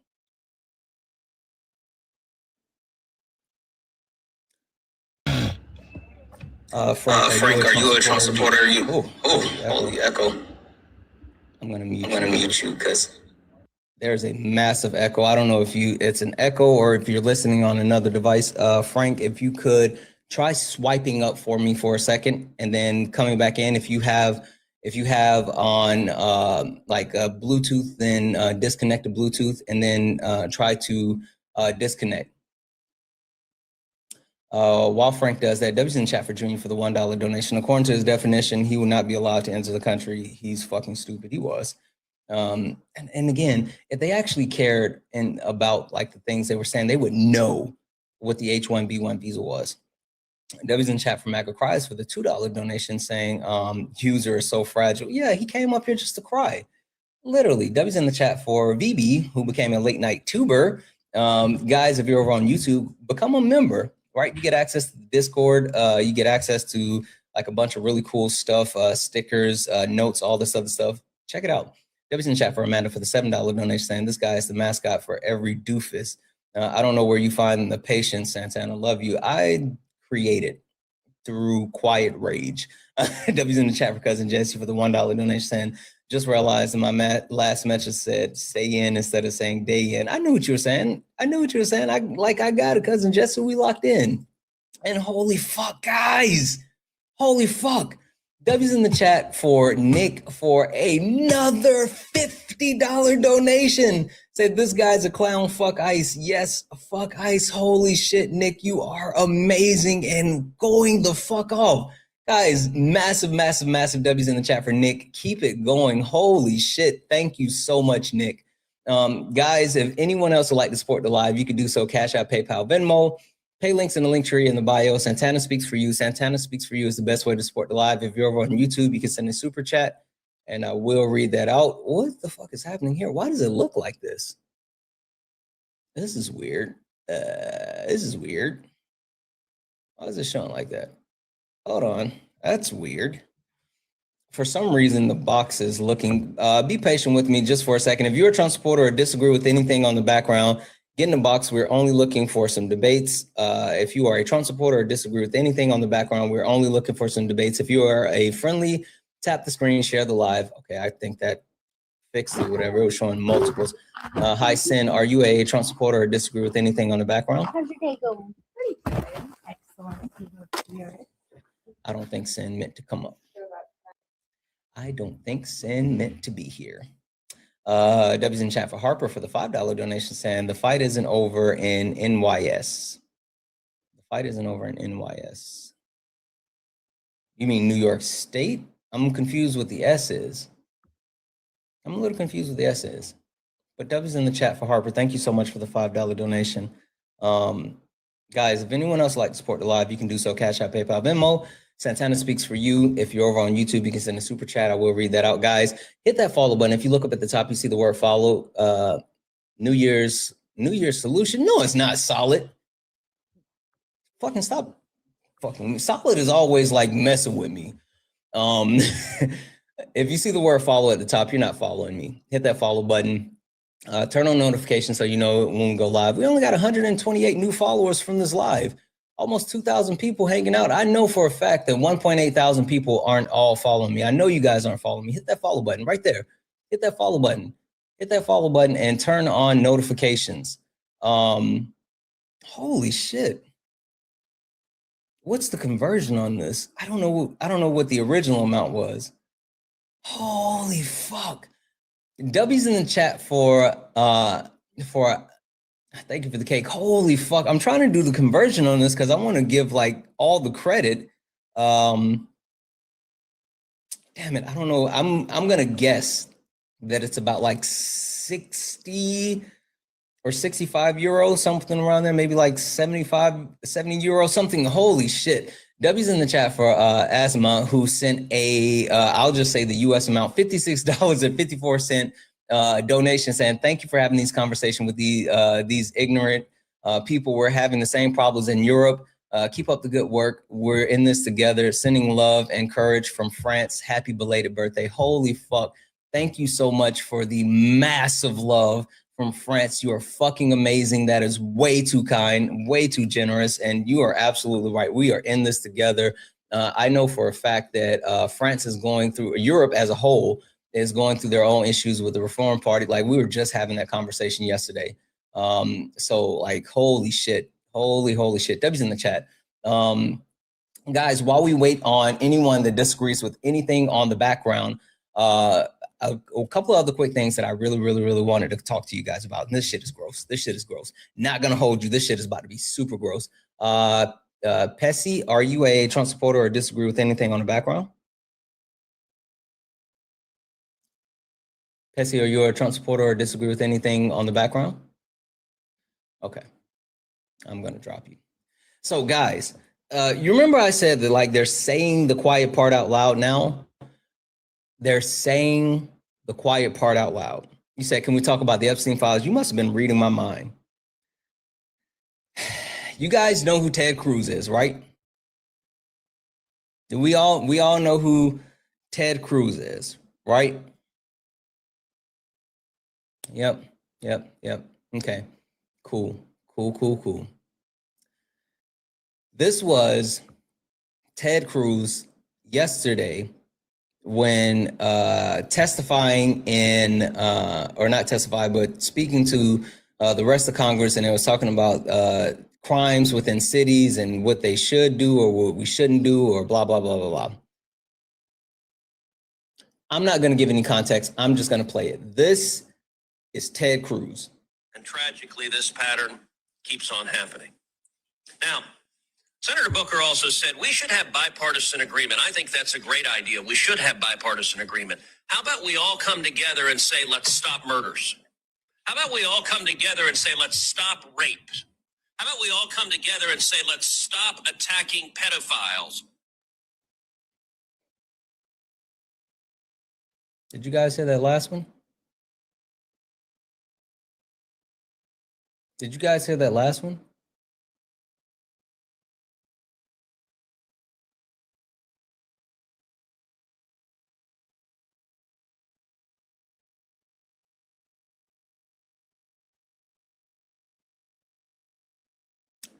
That's the Republican Party. That's the GOP. That is why they don't want to release more of the Epstein files. That's why they don't want people talking about the Epstein files. That's why they don't want people digging into researching. That's why they're literally pulling files off the DOJ's website.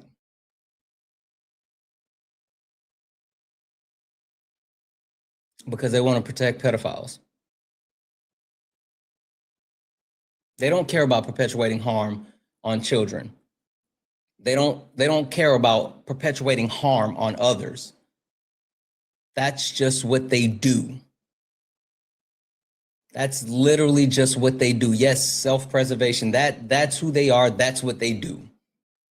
And if you are someone who says that you're on the right, whether you call yourself conservative, Republican, MAGA, America First, it doesn't matter. If you can't condemn that, then what are we doing? If you can't hear that and say Ted Cruz does not represent my party, then what are we doing?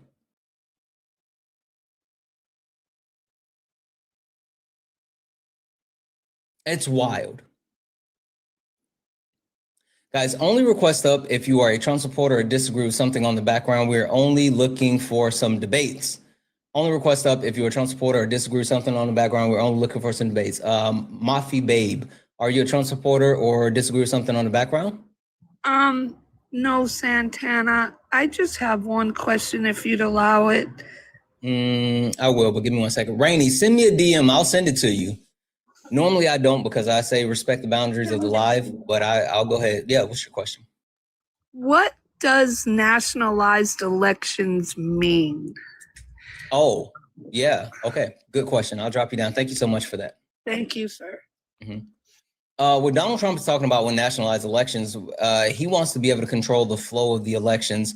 The thing about elections within the United States of America is that the individual states have the ability to determine how they are going to conduct elections, right? And they do things based off of the states. And they report the results to the national level. What Donald Trump is saying when he says nationalized election, he wants the federal government to control elections. Now, what happens when you have the federal government controlling elections is then you then have the people in power with direct influence over the ability to determine how the elections are ran. Whether you talk about like purging of voter rolls, whether you talk about like determination as far as voter ID, like all this other stuff happens when you federalize it, and even more so. Think about this. Thank you for the confetti. Think about this.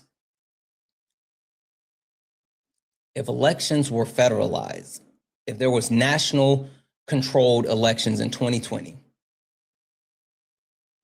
what Donald Trump had to have go to these people and get them to create a fake slate of electors to submit after the 2020 election, or if it's controlled by the federal government, do they have the ability to just say, those came in from this state, but this is what we're going to submit from this state?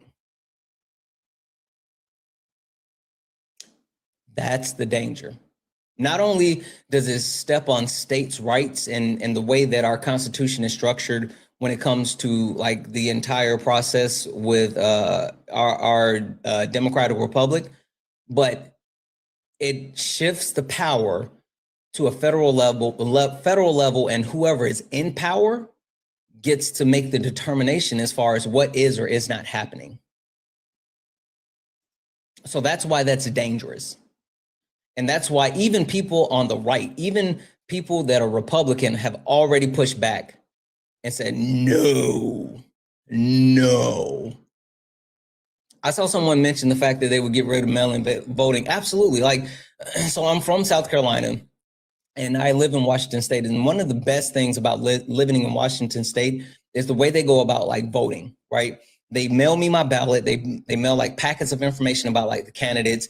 They also send like text alerts to let me know like when the election is. They send me text alerts to let me know when is the last day I need to get my ballot in if I want it mailed in. Like literally, I can walk 2 blocks, and my voter drop off is right there, right? And then they give me like notifications. They let me know when my actual vote makes it. And then they send me another notification and let me know when my vote has been processed. If there's any type of issue, one time I had an issue because I didn't sign my actual thing right. And they sent me like the dispute. It was quick, simple. I got it resolved. But if you have nationalized elections and you have like a Republican in power, then they can sit there and say, I don't like that. I don't like that. We're not going to do that. And that's the issue. That's the problem. That's what Donald Trump and the Republican Party wants. And that's what we cannot have. W's in the chat for Dylan for the $1.99 super chat to say, Cuz said last year before the first shutdown. What do you mean? I might have missed that. You might be listening back to a different part. I'm not exactly sure. 1 second. W's in the chat for Harper, who sent another $1 donation saying, yes, New York State. See, I knew that was New York State. Solid tried to play on my face. New York State, it's always red areas in the south of Buffalo. Absolutely. I'm sorry, guys. 2 seconds. Actually, Solid, can you come up for a second and just entertain the people just for half a second? Is that possible? Give me 2 seconds, guys.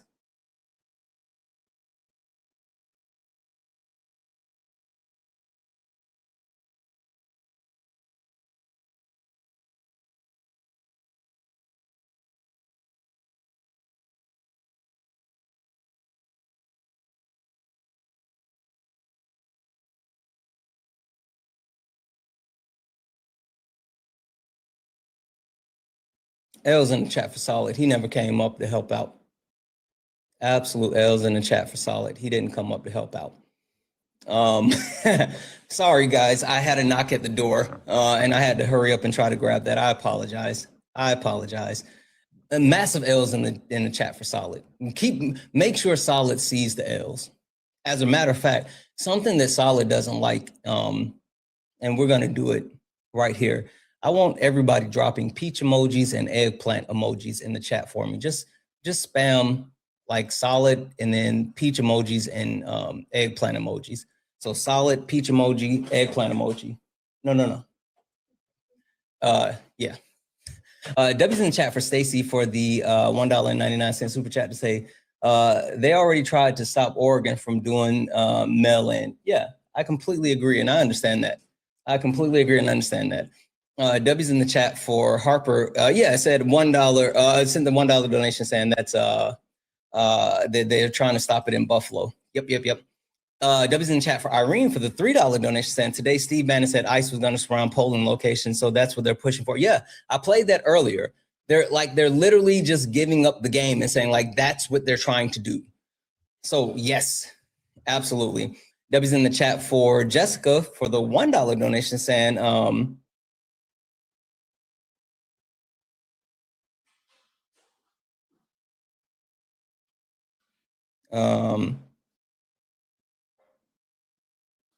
Jessica, yeah, if you could, you can either send an email. The email is in my link tree, or you can reach out to Kay. But yeah, for sure. Definitely, Jessica. Jessica, thank you so much for the $1 donation.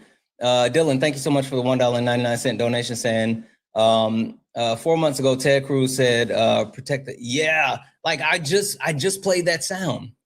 Just played that sound. W's in the chat for Angie for the $10 donation saying, how can many mandatory reporters, nurses, doctors, school teachers, daycare providers support anyone from the e-files? Maybe reevaluate who provides care for kids. Exactly. Like, what the fuck are we doing? W's in the chat for Gladdy. Gladdy, thank you so much for the $20 donation. Gladdy just sent the $20 donation, just some love and didn't say anything. W's in the chat. W's in the chat. W's in the chat for, hold on. That's what I thought I said. Oh, W's in the chat for Asthma, who said I want to say $25 euro, because it came out to 22.65. It said big fat W for pronouncing my name right. Asthma. It's Asthma, not Asthma. Thank you so much for that donation.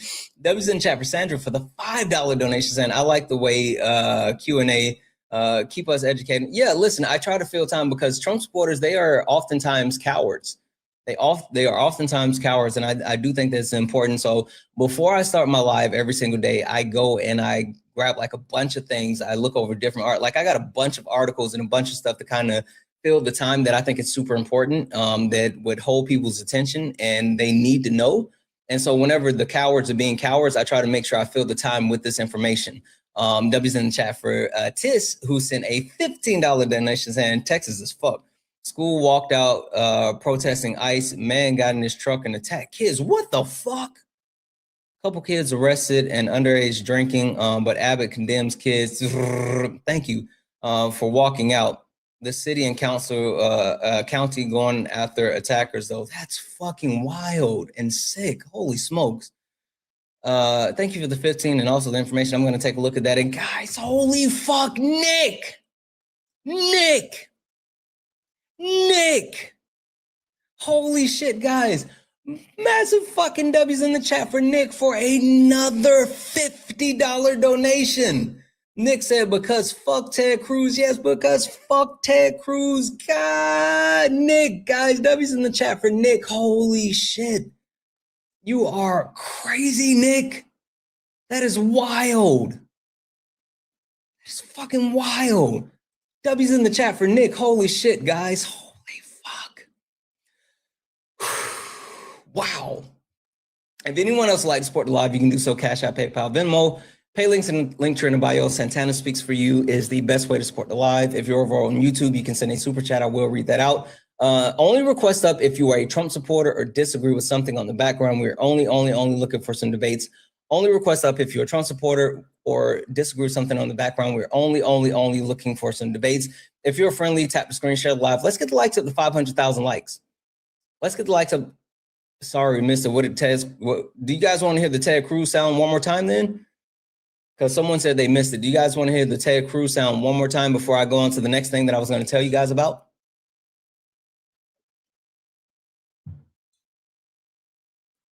Okay. I'll play it one more time. I'm not going to give it any context. I'm just going to play the sound, and then we're going to go from there.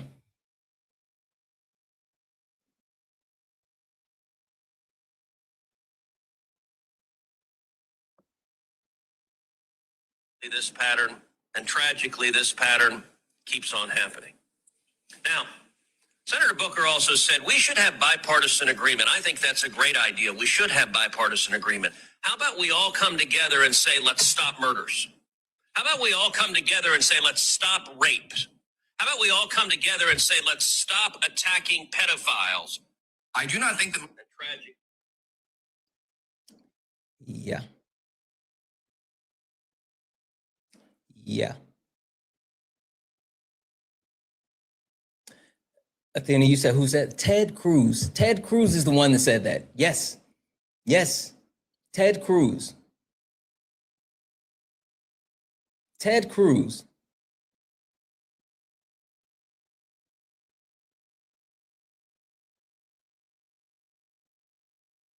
Oh, hey, Athena, just a FYI, I didn't get to send it to you, but fuck it, I'll go ahead and do this since Athena's, wait, Athena, did I, oh, you just said thank you. Wait, there's more. I will say this came in this morning before I went live, and we're just gonna go ahead and celebrate. Athena, are you still here? Can you still hear me? Can you sit, Athena? Can you put a hummus in the chat? Oh yeah, you still here? Okay. W's in the chat for Indigo. Indigo this morning sent a $25 donation saying, please give to Athena. Thank you. Indigo, if you're listening, if you're watching back on YouTube, whatever the case may be, Indigo, I will definitely get this to Athena. Thank you so much for the love, support, kindness. You are fucking awesome. W's in the chat for Indigo. We will get that $25 over to Athena and she'll buy more hummus or whatever it is the fuck that she eats, or like beans on toast. I'm sure Athena eats beans on toast. Chat, I'm positive Athena eats beans on toast. Spread that rumor. Spread that rumor, everyone. Next time you go into any live, just start spamming that Athena eats beans on toast. Yeah, we're gonna make sure people know that. Said nothing wrong with that, I guess.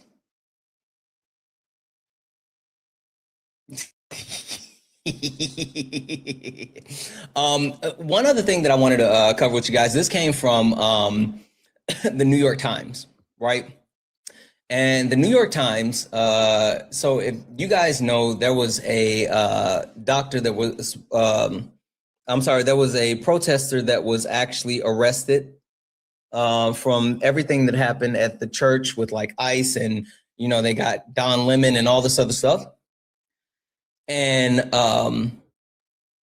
sorry guys, my contact god dang it, my contact just moved.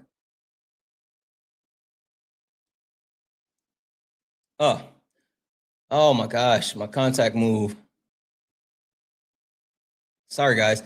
So Nikki Levy Armstrong was transported to a federal courthouse. Did anybody see what happened? So she was one of the people that were protesting, a Black woman. She was protesting and it was caught up as far as like ICE being at the church in Minneapolis, Minnesota. And there were White House officials that were there and they were taking pictures, right? They were taking pictures of her as she was going in for her court case, right? And the White House photographers that took the pictures. Now, I don't know specifically if it came, but let me see if it says, so I'm not going to put it on the photographers. I'm not going to put it on the photographers because I don't know if the photographers did it, but there were pictures that were taken of her, and then the White House specifically took those pictures from her going to court and used AI to change the pictures to show her breaking down and crying. And then they put that picture out of her breaking down and crying, even though she didn't. They published this picture to perpetuate her breaking down when, like, and she came out and said that, like, she was disgusted because there was, like, she said they couldn't break me. They tried to break me. And so she said, and her words were, they're trying to reduce my image to someone scared, some scared crying woman, just so they can degrade So just so degrading, and it shows how far the office of the presidency has fallen. They literally tried to pretend as if she was having a complete breakdown and it was just a lie. Like, that's what they were trying to do. Hi, Plot Twist. Are you a Trump supporter or disagree with anything on the background? Sorry, I didn't think I was gonna be able to come up this fast, but I usually follow people that are more on the line of what you're believing, but my mom had said something to me and it kind of really confused me about the last person that got I've never been on, so I don't want to say anything wrong, but the unaliving of the man that just got killed by ICE. Alex Purdy got murdered, yeah? Yes. She said that they were trying to detain the woman because she was stopping traffic and there was somebody in the traffic that had a sick child or something. And then the ICE were trying to remove her from stopping traffic so the people could keep going. And then that's when the man came up. Whether or not the man deserved to die is not necessarily the part that I'm asking about, but I'm more along the lines asking about the woman in the situation. Yeah, I don't know anything about a sick child or anything, but the video prior to the incident shows that she was recording. She wasn't blocking traffic. She was standing along the side of traffic, just like many of the other observers, which again is First Amendment right. But even if you were like stopping traffic, I mean, like that's a way of protesting, and I don't push back on that either. But that's what I also said. And then I said, well, you know, people stop traffic all the time. I've seen marches in the middle of the road and people are stopping traffic, but that's when she was like, well, what if there was an ambulance in the traffic? Okay. Because she's very much on the other side. And then that did confuse me a little bit of the part ambulance of them removing her. And then all the time. They know how to maneuver. I was in traffic yesterday on a super busy highway, and the ambulance not only was able to maneuver, but they forced cars to get out of the way so they can keep moving. Not like the premise that, oh, what if there was an ambulance? One, if was a fifth, we'd all be drunk. Two, that's not the case. And three, like the perpetuation of harm that elevated and people being murdered, like that wasn't justifiable. Even if you talk about like, oh, you know, there's someone sick was in traffic or whatever, like, and she was off to the side. The ICE agent was assaulting her, like pushing her and everything. And Alex Purdy stepped in between and stopped them, and they maced them, right? Like, this is the issue. I think the parts that I caught in seeing the videos was at the point where the man jumped in to help her. And my mom was spinning this story to me, and I figured I'd ask somebody that probably actually knew. Well, I mean, like if you watch the video, there's a couple of different issues. One, the ICE agents maced them, right? Yeah.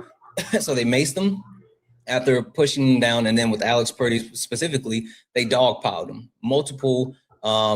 Your mom, Michael, you've been in my comments all day watching. Michael, I'm gonna mute you, and I'm gonna send you a request. And Michael, if you don't accept that request, I'm just gonna block you. Like, you've been watching this entire time, but yet you have not come up, and I don't really care what you're saying in the comments. I have a hard time believing anything my mom says, because she recently just said that somebody from Mexico is not American, and I had to explain to her that this is all part of North America. So I saw some person saying, oh, your mom is right. And I'm like, well, I don't believe half the things she says, because she was a seventh grade dropout and had me at 14. So her opinions aren't more necessarily so to the that point, of a person like that's people very outside educated. of the U.S., like in other countries, they don't call the United States America, because, you know, there are the South America, North America, whatever. And so they call it the United States. But the point, as far as Alex Purdy that I was getting to, even if the justification was like this lady was somehow blocking traffic, the fact that they were assaulting the woman, they maced both of them, they dogpiled on Alex Purdy, they took his weapon, and then after taking his weapon is when they killed him. Like, none of that is justifiable. But at the very least, like, let's say that there was a sick child in some type of car, and they were blocking the sick child in the car from getting by, like that doesn't justify him being murdered. So there's like no excuse that can be used that would be like, oh, I think that the phrase that she used is the woman shouldn't have been there blocking traffic, so he shouldn't have been there with the gun or something like that. Yeah, tell your mom that she doesn't believe in the Constitution. As a matter of fact, is your mom there now? No, she's not. I own my own house. Come talk to me.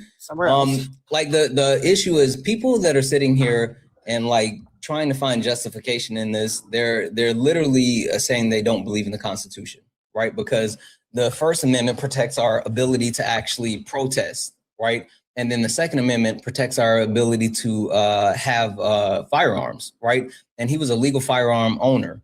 And even the NRA has come out and absolutely condemned the Trump administration for saying that he was a domestic terrorist for having this weapon on him. Like, that's not how it works. As American citizens, we have the right and protection under the Constitution to carry our firearms. And like, he didn't brandish the firearm. He didn't do anything negative, right, to actually cause that type of reaction. And so for anyone sitting here saying like, oh, like he did something wrong, like there's nothing that you can actually prove that he did wrong.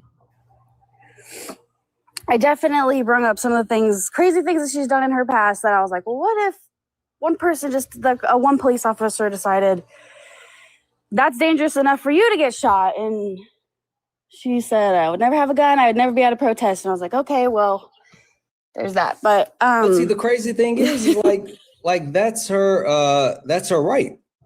Yeah. Also, she does live out of the town that I live in, but if she has these very specific talking points. I know that she's getting from some type of outlet, and it's hard to combat with because I don't know how to really explain to her what I'm trying to say. What do you mean?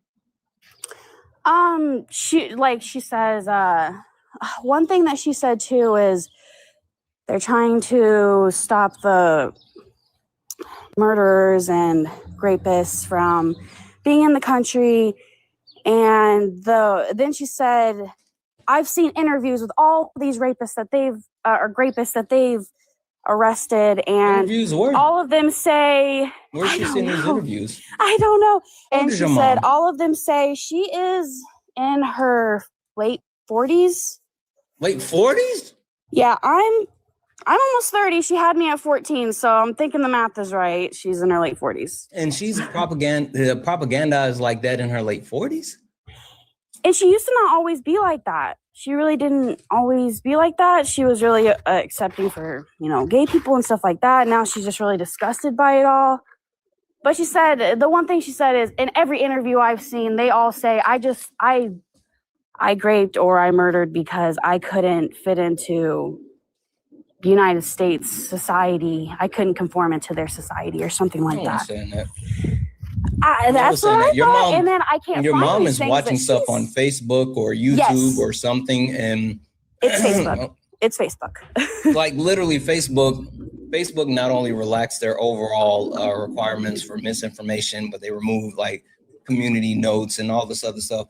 Like the whole issue is, and you tend to see this with people that are older, who are easily propagandized, and like the actual formation of AI, which is perpetuating so much more harm, because a lot of people can't tell the difference between what's AI and what's real, right?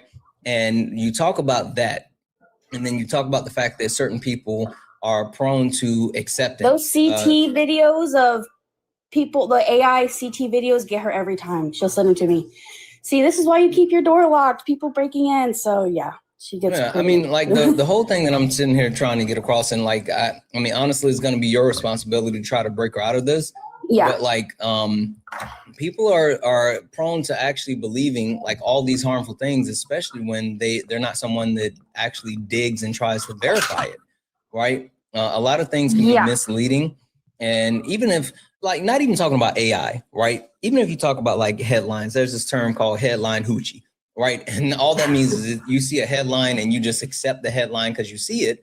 And a lot of times headlines are misleading, and they are made to draw people in.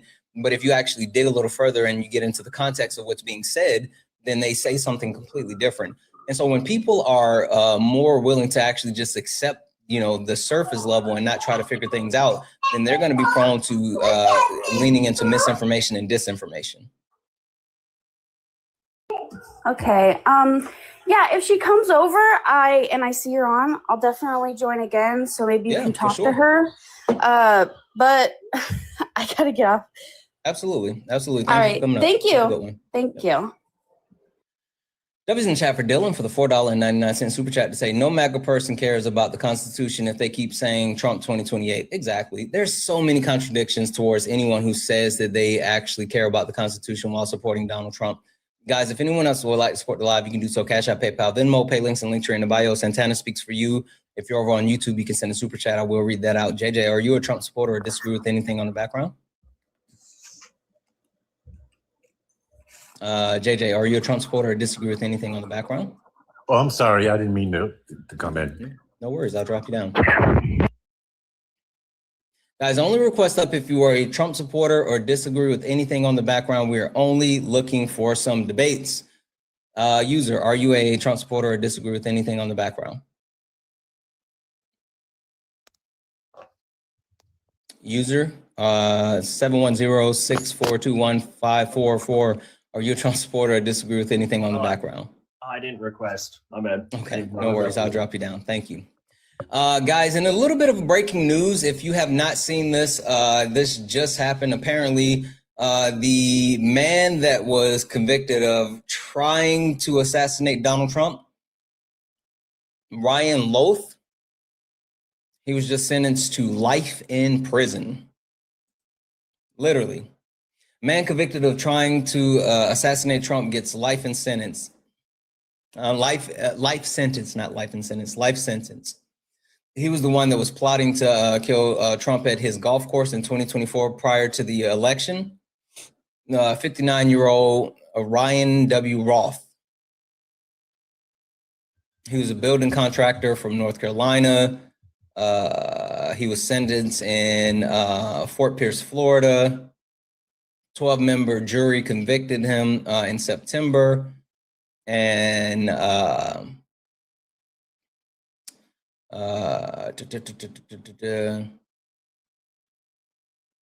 shit, apparently he tried to take his own life to prevent the sentencing.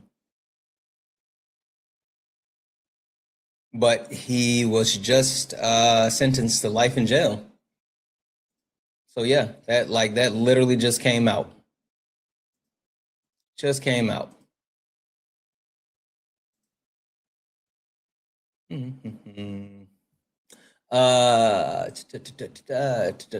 Who? It was the person that tried to assassinate Donald Trump at his golf course prior to the election. The Republican, may I add. The 59-year-old white man.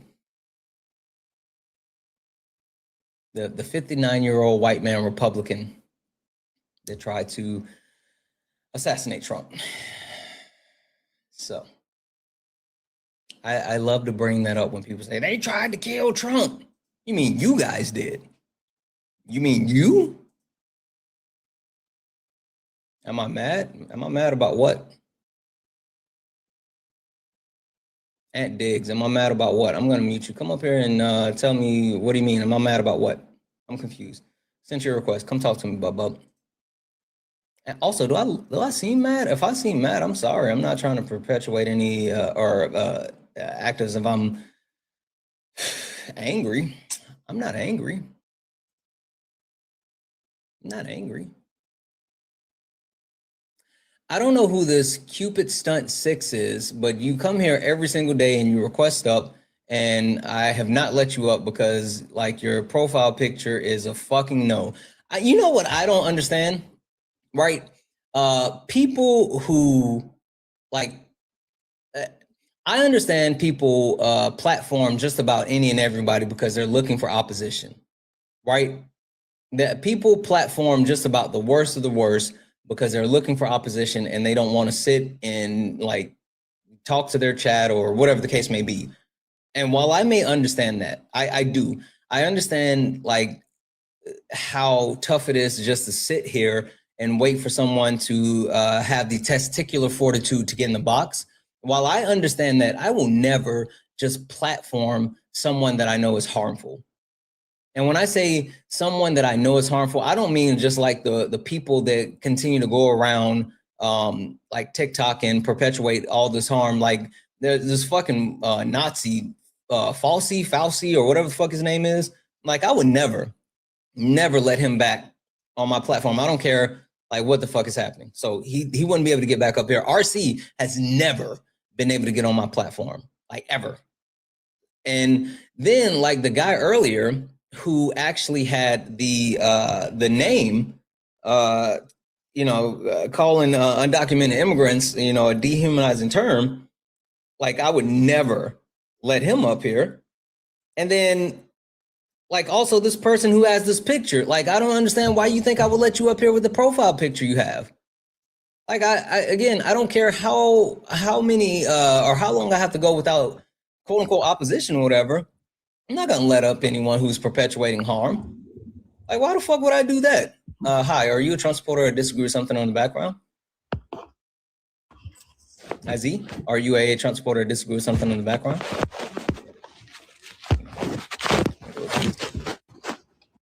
I don't care how long I've been sitting here and not, getting an op or whatever.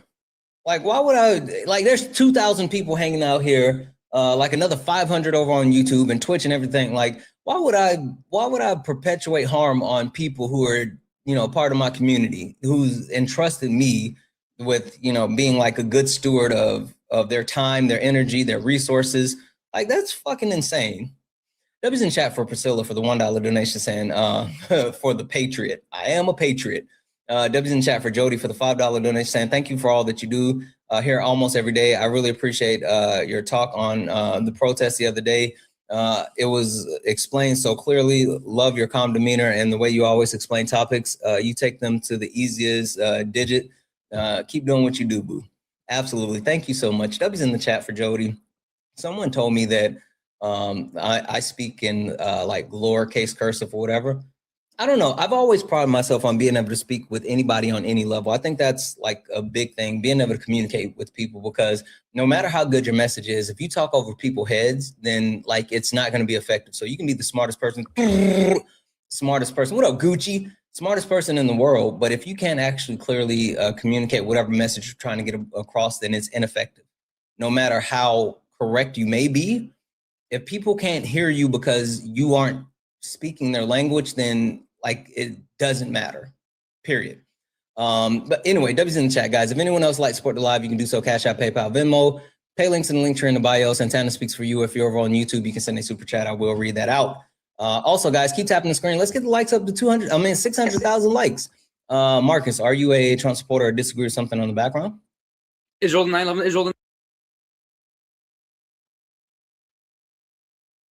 I don't understand why that's his whole personality. Like, that's his entire personality. His whole fucking entire personality. These people are so weird. I would say you guys need to go touch grass, but like, even the grass would find it offensive if you touched it. Like, the grass would literally find you offensive. Anyway, 2,000 people hanging out here. Hit that follow button. If you look up at the top and you see the word follow, you're not following me, hit that follow button. Give me a follow. We are on our way to 100,000 followers. We only got 155 followers, and we've been live for almost 4 hours. There's no way that all 2,000 of you follow me. No way. There's no way. Absolutely no way. Look right there. If you see follow, that means you're not following me. Hit that follow button. Hit the follow button. Turn on notifications. Turn on notifications, please. W's in the chat for Jay. What up, Jay? And Jay sent a $5 donation saying, you're my op. You were catching strays on Dean's show last night. I was dying. Yeah, no, absolutely. Yeah, look at the snowflakes. Yeah, no. I absolutely heard that. Like I saw that, like, literally some random woman went up on Dean's live last night to complain and call me racist. And I said, you know, you've made it. You know, you've made it when like random white people start going to other white people to complain about you being racist. Like literally, you have made it in life when random white people start complaining to other white people that you're racist. Dean hit her with that Uno reverse though. Fucking Uno reverse. Dean said Santana can't be racist. He has white friends. Boom. Boom. It's fucking right. I got white friends. I can't be racist. I just can't do it. Can't do it. Coo.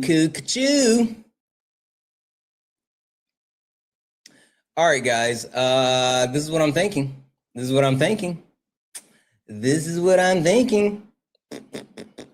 me do that. Like, I'm going to go ahead and block you because I feel like you do the weird shit and I'm not going to do the weird shit. W's in chat for Rainy for the $25 donation. Send a DM for the clip. You're amazing. I got you, Rainy. Rainy, thank you so much for the 25. Holy fuck. I nearly, yeah. All right, this is what we're going to do. I'm still feeling active, even though there's like 1,900 of us still hanging out here. We don't have any opposition at the moment. Shelly, I love you so much more. So this is what we're going to do, guys. We're going to hit a quick reset, like 10 seconds. We're going to hit a quick reset, and I am going to see if we can get some more debates. How about that? Unless you guys just think I should stop. I mean, if you guys think I should just call it for today, then I'll stop. If you guys think I should just stop, I'll stop. Like if you was like, nah, Santana, we're done. We don't want to hear any more from you. We're over you. And then fuck you, da-da-da-da. If that's the case, then I'll leave. All right, cool. Gucci, nothing. Okay. Gucci said keep going, so I'll keep going. Gucci said it, I'll keep going. W's in chat for Amy for the $2 donation. Santana, please, if you have any kind of words for me, I need to hear them. I'm going through. Okay, Amy, I'm going to send this over to someone to reach out to you. Amy, can you reply with your username, how you're watching? I see thank you for the $2 donation. Can you reply with your username for me, please? I will make sure that we address what's going on. Yeah. Guys, hit that follow button right there. Hit the follow button, turn on the notifications. It's going to be just a few seconds. We'll do a quick restart, see if we can get some more people in here, see if we can keep the debates going. Follow the backup account, follow both of them. If you have not, we're going to hit just like a quick restart and get it going. YouTube, let's give you guys someone to watch. The Supreme Court just allowed ICE officers to do that, so that's why. They can now make arrests based on skin color, accent, job. That's the country you want right now. What? Yeah. Why are you talking? I mean, I don't understand why, why any of this is even about race, though. None of it is even about race. It's all about, okay. That's the whole point, is that it's not about race. It's about, there's law and order in the country. And Obama's one, right, who says, there are laws of the country and there's democratic processes that the country has to go through, right? You can't just upend and pass executive orders. Dang, like Trump does? What? I'm not a huge favor of Trump. All right, dude, come on. I'm the one. I mean, look at my profile. You're wondering why this is so different. This is what is different. Trump doing this with an iron fist. Trump doing this with an iron fist versus Obama. Obama going after criminals. Trump just going after anybody. And then reducing the amount of people who can come legally from 170,000 to 7,000, the lowest in U.S. history, and also making it exclusive to white people from South Africa. Well, that's just not true either, because legal migration standard, right? What is that? Legal migration. How many? What's the count? Let's pull that up. I'm talking about refugee status. So 2023, right? 1.2 million legal immigrants were allowed into the country, right? That was in 2023. That's legal migration. We allow over 1 million people to come into the country. What policy changed? Did we start giving everybody with red shirts entry? What changed? Red shirts? What are you talking I'm about? saying what law allowed more people, or was there just more people coming? Well, yeah, when you have a government entity, right? It's sickening because almost every single government entity is littered with fraud, abuse, overmanagement, overheads that shouldn't be there. And then we say, okay, yeah, let's have this government-run asylum process, right? That's gonna just vet on the go these people from other countries. We never get to see them. That's why we should make them fax us. You're right. They should walk here in sandals and fax us. That's why people were coming into the country who claim that they had some sort of marital status, and then we're coming to find out that they're married to their brothers or their sisters or their cousins. Listen, that's always been a thing, right? Like, we have people doing that. We've had investigators check into that. Why would we open up the process even more when we know that there's issues with the process? All right, we're trying to streamline it. What's the liberal idea is let's just throw things all at once, even though we know there's issues and problems, and you can agree that that's always been an issue. Why don't we just slow things down for a second, get a grip, get a control of the issues that we have? Of course it costs money, but efficiency is reached not through, let's just let you calm down.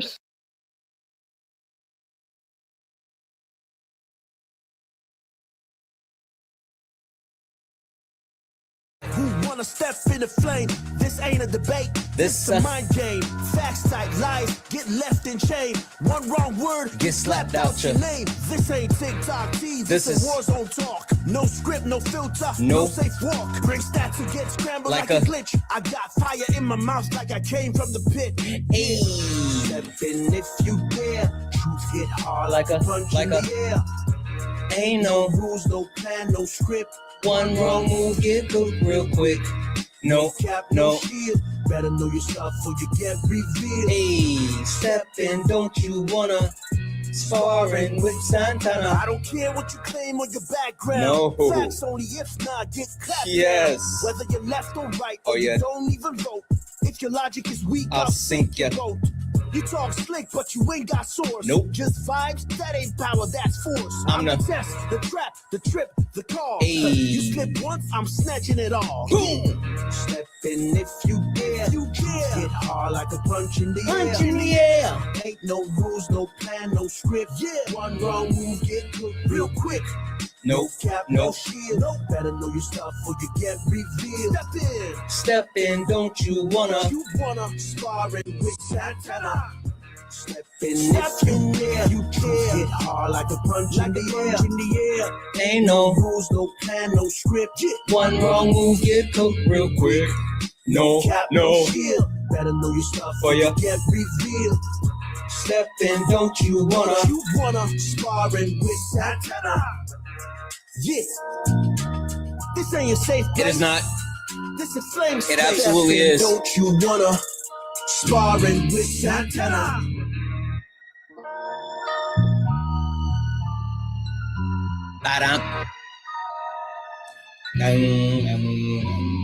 Guys, welcome back.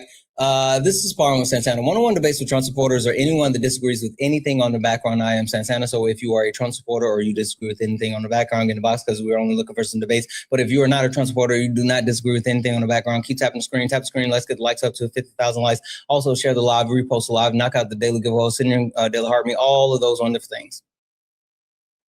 And that's it. Tis all.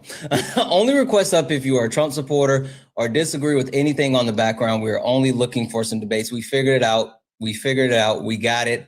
We are set. We know for a fact how to fix the country. I figured it out. Only request up if you're a Trump supporter or disagree, how to partner with something on the background. Kira, are you a Trump supporter or disagree with something on the background? I support Trump and I disagree with the Abolish ICE. No, okay, you're like kind of shuffling, but also, are you an American citizen? Unfortunately, no, bro. Yeah, you can. And you also kick sound me like a in. kid. I'm gonna go ahead and get you out of here because like it's a combination.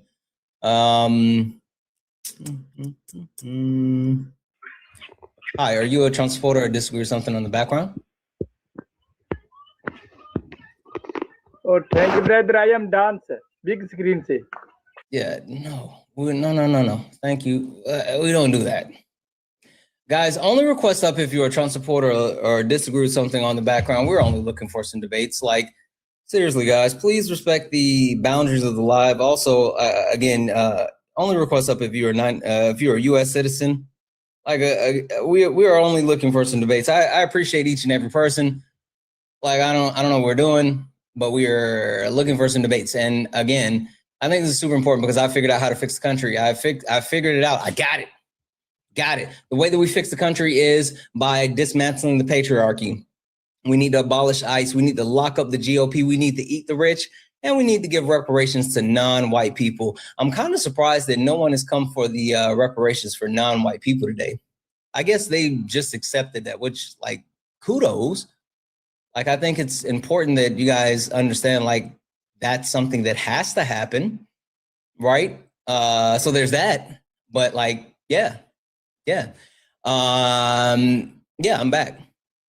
Guys, keep tapping the screen. Let's get the likes up to 50,000 likes. Also, send your daily heart me. If you look, listen, I can tell who has not sent their daily heart me because you have like a gray badge. So you know what? I'm gonna start calling y'all out. Not me putting the chat on Front Street. Wait till I finish doing this. If I look in the chat and I see like a gray badge, I'm calling you out. I'm gonna call you out. Let me see who got the gray badge. I don't see any yet. If you got the gray badge, you haven't sent your heart me. Okay. It looks like the gray badges aren't commenting right now. You guys know, look, if I see you, I'm gonna call you out. Send your daily heart me. It's only 1 coin. That'll boost the live and it'll add you to the team. It'll push us out to the FYP.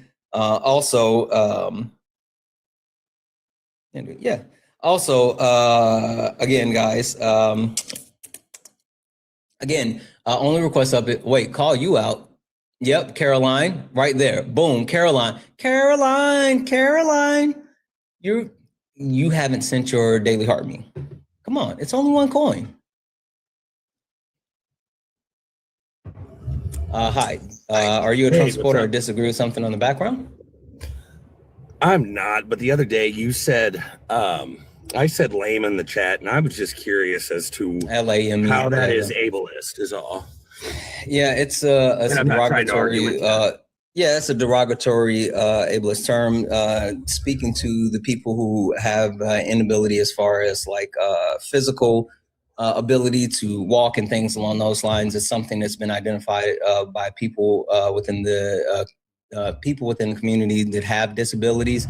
That's something that's being harmful. And so along with not only like LAME, but like DUMB, SLOW, there's multiple terms that have been deemed to be harmful towards people with disabilities. And so with them communicating this with us, and just for me, it's a you know better, you do better situation, kind of like the R word, right? That's something that used to be socially acceptable. And I hate that word, man. I got members of my family. Sorry. No, all good. It's just like I try to make sure people understand, because I don't knock people if they don't know, especially like a lot of these ableist terms we're just like starting to understand and grow. The one thing that I will always say, and like this will be helpful to not only you but other people, when it comes to like perpetuation of harm, it usually comes from the communities themselves, and they tell us like, hey, this is harmful. And the biggest thing that I can always say is like, if they're telling us that like something that we're saying is perpetuating harm, like let's listen to them. There's no word that I love enough to say like, oh, I don't care if it is harmful to you or not, I'm going to keep saying it. And so it's just a situation of like, you know better, you do better. Yeah. I just lame seemed like a safer one, still saying a safer word. Stop saying it. You said it again. Sorry. Yeah. Well, it just seems like a safer word than some of those other ones, like the R word, like you said. Yeah. But it's just it's a you know better, you do better situation. Absolutely. Well, I appreciate that. Absolutely. Thank you for coming up and with the question. Yeah. Bad boy, I saw you spamming in the chat. I muted you. Get in the box. Get in the box. Only request up if you're a Trump supporter or disagree with anything on the background. We're only looking for some debates. Only request up if you're a Trump supporter, disagree with anything on the background. We're only looking for some debates. I don't know what this, what's going to say? Santana's trying to censor us. No, I'm not. You can censor these nuts though. Robert, are you a Trump supporter or disagree with anything on the background?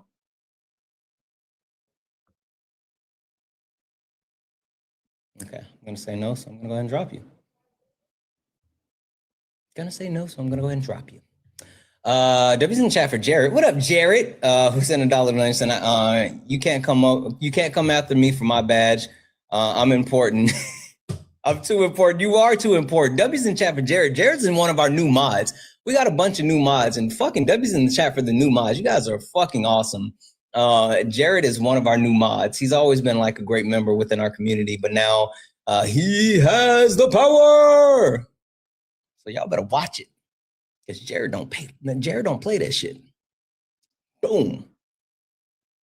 If anyone else likes to support the live, you can do so. Santana Speaks for You, best way to support the live. If you're over on YouTube, you can send a super chat and I will read that out. Again, guys, I figured out how we fix the country. And again, the one that I thought that like normally gets a lot more traction, and the point that people like to push back on a lot is the premise that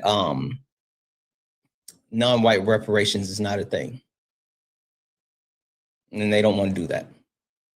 So while we have just a few minutes and I got 1.3 thousand people's attention, I am going to take a minute to make a quick announcement. How about that? Does anybody want to know some breaking Santana news since like we're here, since we got a few minutes? Is anybody interested in some breaking Santana news?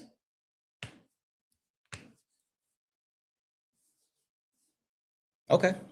Cool. Let's do this really quick.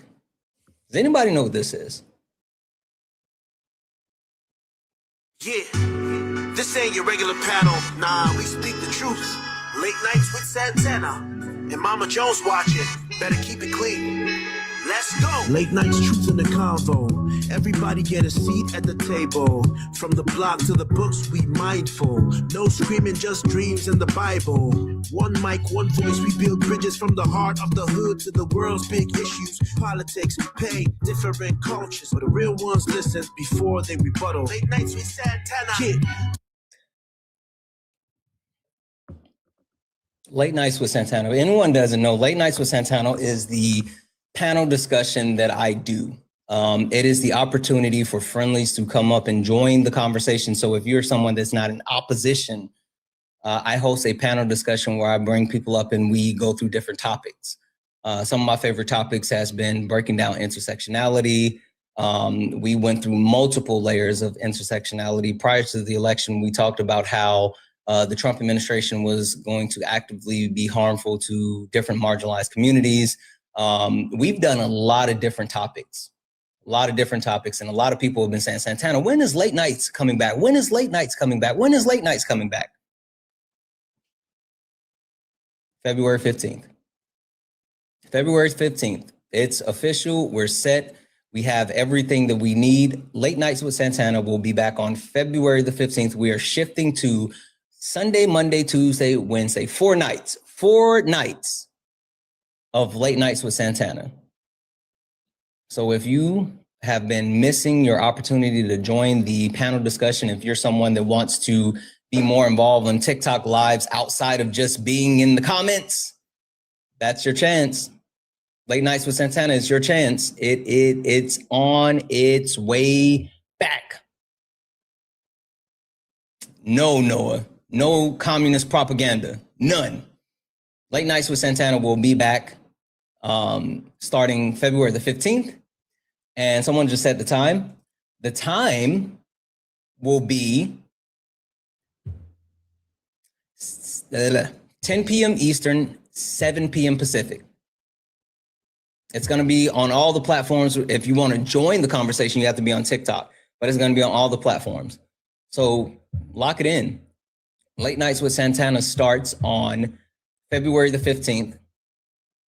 And it's a panel discussion where we have different topics. One topic that I'm kind of excited about, and this just came up yesterday in conversation. How would you guys feel about having a conversation around the lack of community for young men today and how that lack of community has manifested? Like, I've thought about it, and it's manifested in multiple ways, and that's why you see them like going throughout like TikTok lives and all this other stuff, and they're slurring or they're running to Nick Fuentes and being groypers and like all this other stuff. And so I think that's a great topic to actually break down. You think so, Swan? Yeah. There's so many topics that we have to get through. Also, we got to get to deconstruction of religion. We got to take you guys back through intersectionality, because there's a bunch of people here that don't really truly know intersectionality. So we got to go back through intersectionality. And there's a lot of shit we got to do on Late Nights. So yeah, February 15th, 10 p.m. Eastern, 7 p.m. Pacific, we are back with Late Nights. How about one more? Do you guys want one more bit of breaking news?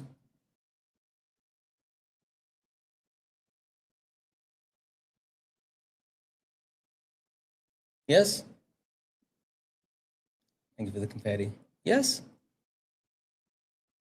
Okay, fuck it.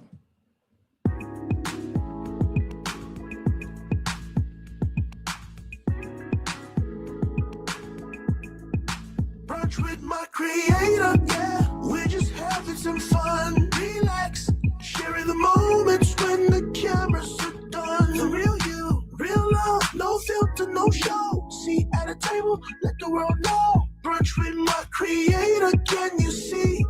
It's the human side of the screen. You guys remember Brunch with My Creator?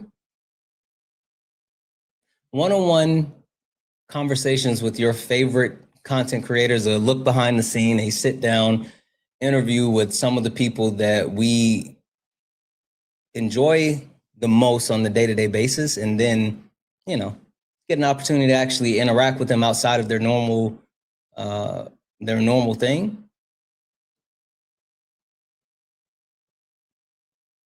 It's on its way back. You guys want a BOGO? Who doesn't like a deal? You guys want a BOGO? Who doesn't like a deal?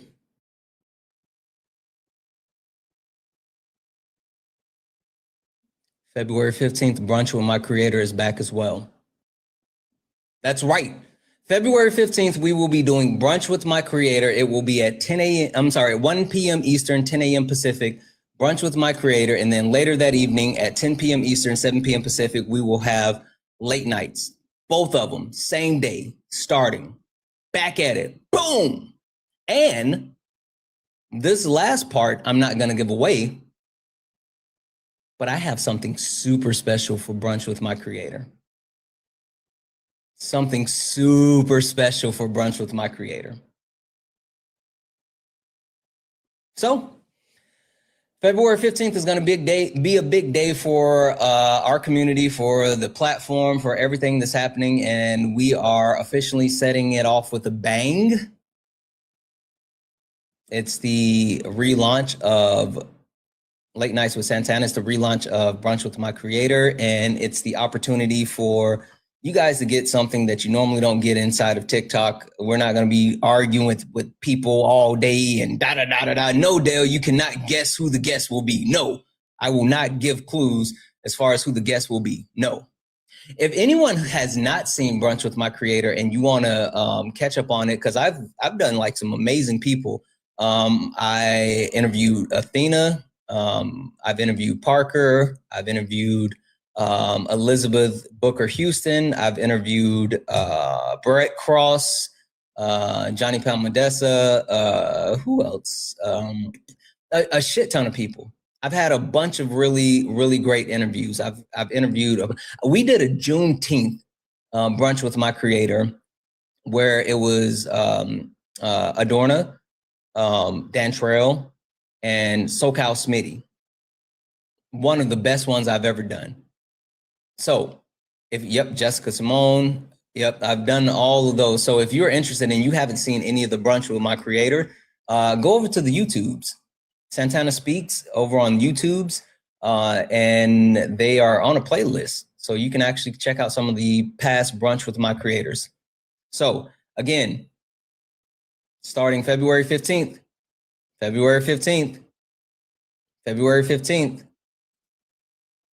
brunch with my creator, 1 p.m. Eastern, 10 a.m. Pacific. And then Late Nights with Santana starts again at 10 p.m. Eastern, 7 p.m. Pacific. It's going to be a huge deal. All right. Now we're done with the commercial break. Again, only request up if you are a Trump supporter or disagree with anything on the background. We are only looking for some debates. Only request up if you are a Trump supporter or disagree with anything on the background. We're only looking for some debates. Guys, I have figured out how we fix our country, how we fix our society. How do we make things better? And the way that we make things better is by addressing so many of the issues, that are plaguing us today. We have to dismantle the patriarchy. Easy. We got to abolish ICE. We got to lock up the GOP. We got to eat the rich. And last but not least, reparations for non-white people. So again, if you are someone that disagrees with anything on the background, get in the box, because we are only looking for some debates. Hi, are you a Trump supporter or disagree with anything on the background? Fuck you, black nigger. Go back to Africa with that. Yeah, sure. You waited in the box all that long, and like that's all you had? That was weak sauce. That was all you had. Got it. Cool. Only request up if you're a Trump supporter or disagree with something on the background. We are only looking for some debates. Hi, Eki Boss. Are you a Trump supporter or disagree with anything on the background? Yeah, Trump supporter. And I'm looking at Eat the Rich. Yes. What does that mean? Sure. So the premise of Eat the Rich, it revolves around the fact that capitalism is a failure, but even more so, it talks about how the ultra wealthy within our society, the billionaires, which technically I don't think they should exist, but the billionaires are the ones that continue to perpetuate harm and utilize capitalism to disenfranchise people without means even more. And so my proposition is not, getting rid of wealthy people, but using the loopholes that can be closed on the ultra wealthy to collect more taxes and also increase the corporate taxes in order to provide better social services for everyday Americans. And it would help us be able to establish a better life overall. Now, you brought up the social service part. Mm-hmm. What are we looking for? Are we looking for universal income? Are we looking for just expanding current programs? Yeah, no, I mean, I think like that would be idealistic, universal income. The two things that I would start with for me would be universal health care, which that just looks like, and both of these things look like a public option, right?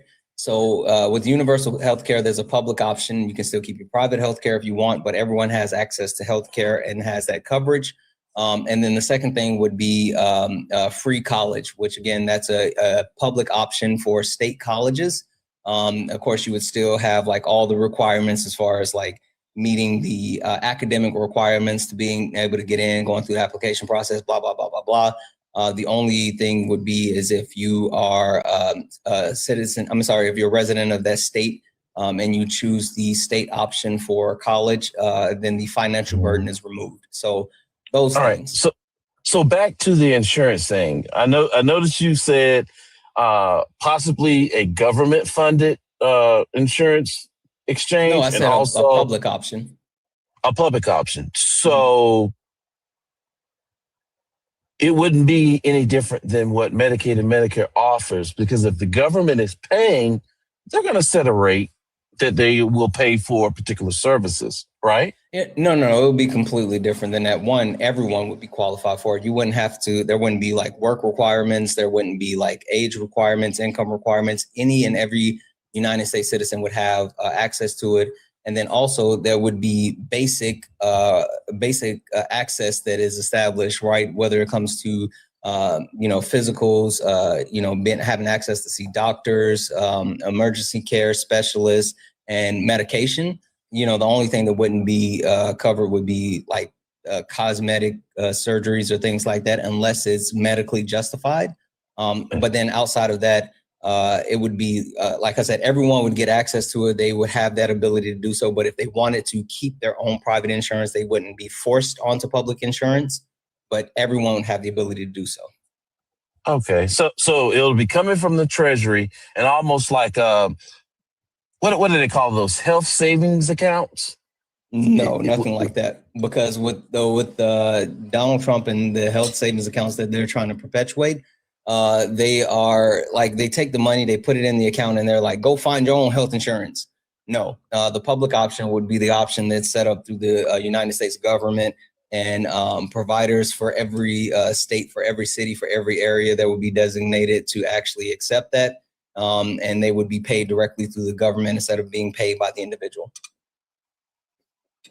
Okay, but like I said, the government sets rates to current insurance. Like the government's not going to write a blank check and says, "Oh, I got my teeth cleaned today.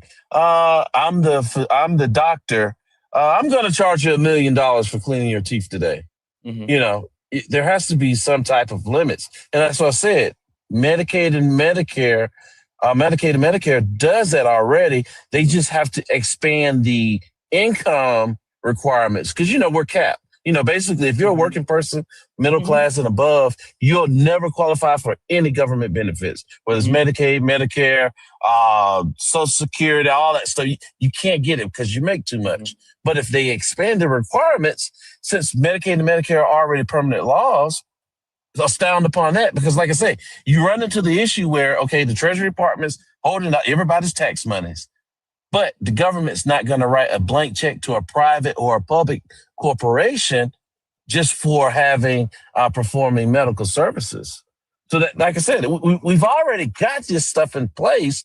We're just not utilizing it to its fullest because we're going to run into the same dead end. Now back to what I think the other thing. Wait, hold on 1 second. So I think you are a little mistaken as far as like how this actually works, and I think one of the actual beneficial parts as far as having the government step in and actually negotiate those rates, it's what happens in these other countries. One of the reasons why like drug costs and healthcare costs is able to be obtained for universal healthcare in other countries is because the government negotiates with these actual providers and say, hey, you can't charge past this amount for this service. But see, that's something that you see like such a discrepancy within the United States of America, where you see like providers, they can charge whatever they want for the service that they provide. And so having the government being able to centralize and regulate that is something that would be super beneficial to everyday Americans.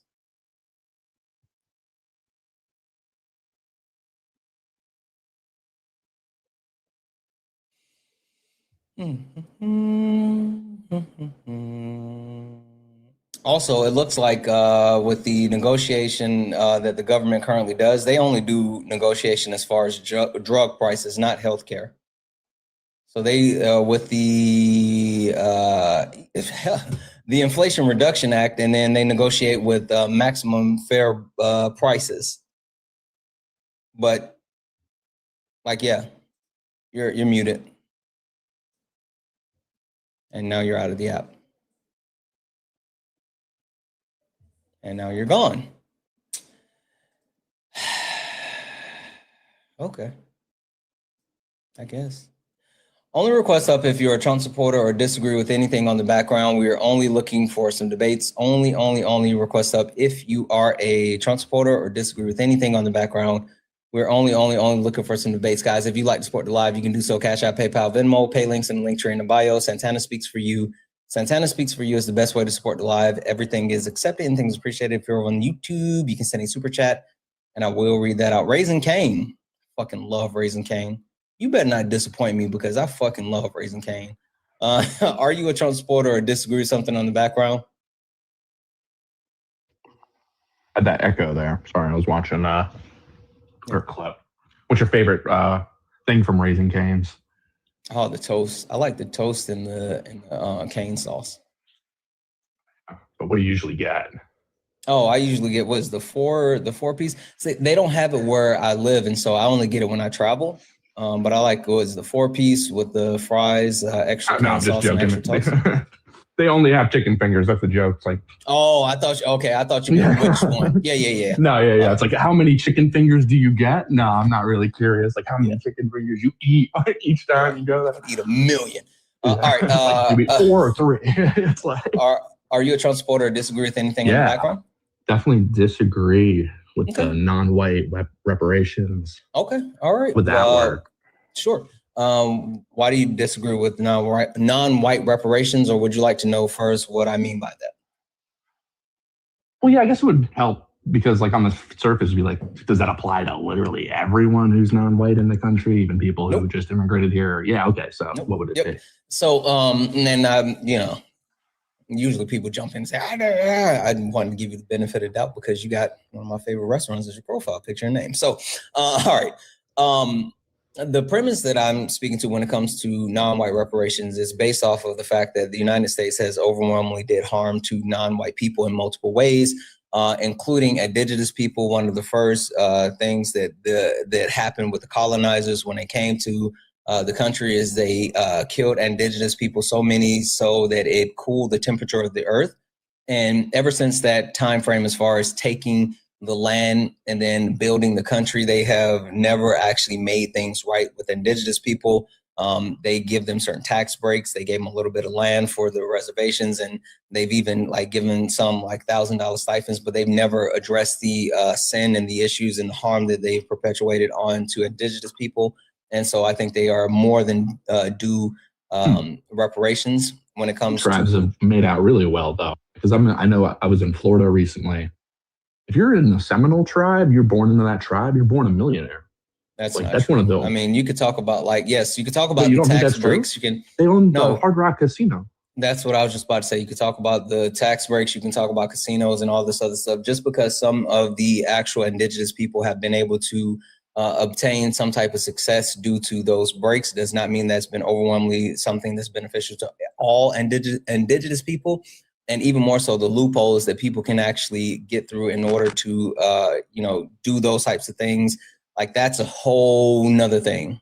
So they're even building another casino in Vegas. I hear you, but it's not just about casinos. It's literally not just about casinos. Like, yes, casinos, sure. It's not about casinos because, again, you can be a white person that can get through the loophole and actually be able to benefit from that. That's not what I'm talking about. But it's bigger than that. They have really strict fine. It's bigger than that. So when it comes to indigenous people, they have been harmed to the fact that they have not gotten made whole as far as what the United States has done. When you talk about Black people and the 400 years of hurt, harm, and free labor through slavery, and then you talk about reconciliation, you talk about Jim Crow, segregation, Black codes, all of these different things, the perpetuation of harm that has occurred on Black people, they are due reparations. But also, when you talk about the people that are overwhelmingly being harmed today by ICE, the Black and brown people that are being harmed by ICE,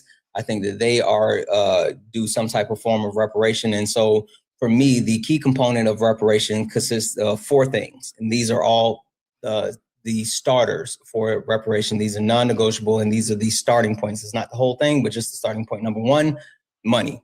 Absolutely. We're talking about some type of capital. Number 2, land. Number 3, tax breaks. And number 4, free education. Those are the 4 starting points. And there are requirements around who is able to obtain that when it comes to, I know a lot of people say, hey, what about Italian people or Irish people that were they came to the country as immigrants? They had to do all this. They were harmed, and I agree. But One trade-off that they have gotten is their ability to gain access to white privilege. And so since now they are considered as white people, what about like Syrians or Pakistanis or Indians? I'm going to finish if you just give me like a few more seconds. Okay, yeah. Talking No, about go ahead. requirements. So if you are someone who is come to this country and you were disenfranchised, but now you are classified as white and you actually get access to white privilege, you no longer qualify for reparations. Also, you cannot be a first generation person. So like if you are Black and your first generation being here, you would not be someone that would gain access to reparations. And that's only because I wouldn't want people just coming here and getting access to reparations. But if you are second generation or beyond, then I would say yes, because the overall system of people who are impacted by the harm that still persists today, no matter where you're from, you are affected by that. You see, that's interesting because you actually are different than some of the other arguments I've heard from like Tariq Nasheed. They say only FBAs should get it. Yeah, FBAs are idiots and all they do is yell online. Oh, so you think the FBA people are like kind of ridiculous? They're ultra ridiculous. And if you meet a Black person that doesn't feel the same way, then like they're fucking idiots too. Okay. Well, I wouldn't disagree. They're definitely usually pretty dumb. Don't use that word for me, please. That's a ableist term. Anyway, go ahead. Wait, really? Dumb? Yeah, D-U-M-B, please. Yeah. Oh, wow. Say it again. I didn't know that. Very low intellect. Sure. But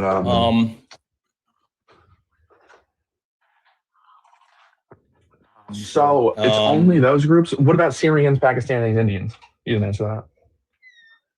I mean, again, it depends on how they present phenotypically, and do they fall within the categories of the Like an Indian dude, like Vivek Ramaswamy looking guy. Okay, yeah, I mean, like again, yeah. I mean, he would. Well, no, again, if they are Black, well, he's an anchor baby. If they're Black, holy smokes, if they're Black, then yes, but Indian people, I don't know. Like I would have to have a full understanding as far as like people from India and Asian. Black. No, they don't. They're Asian. No, but yeah, that's a region. But I'm talking about phenotypes, like their skin. They present as like brown, dark. They are very dark skinned. Yeah, but you do understand that people that can be classified as Asian can have dark skin.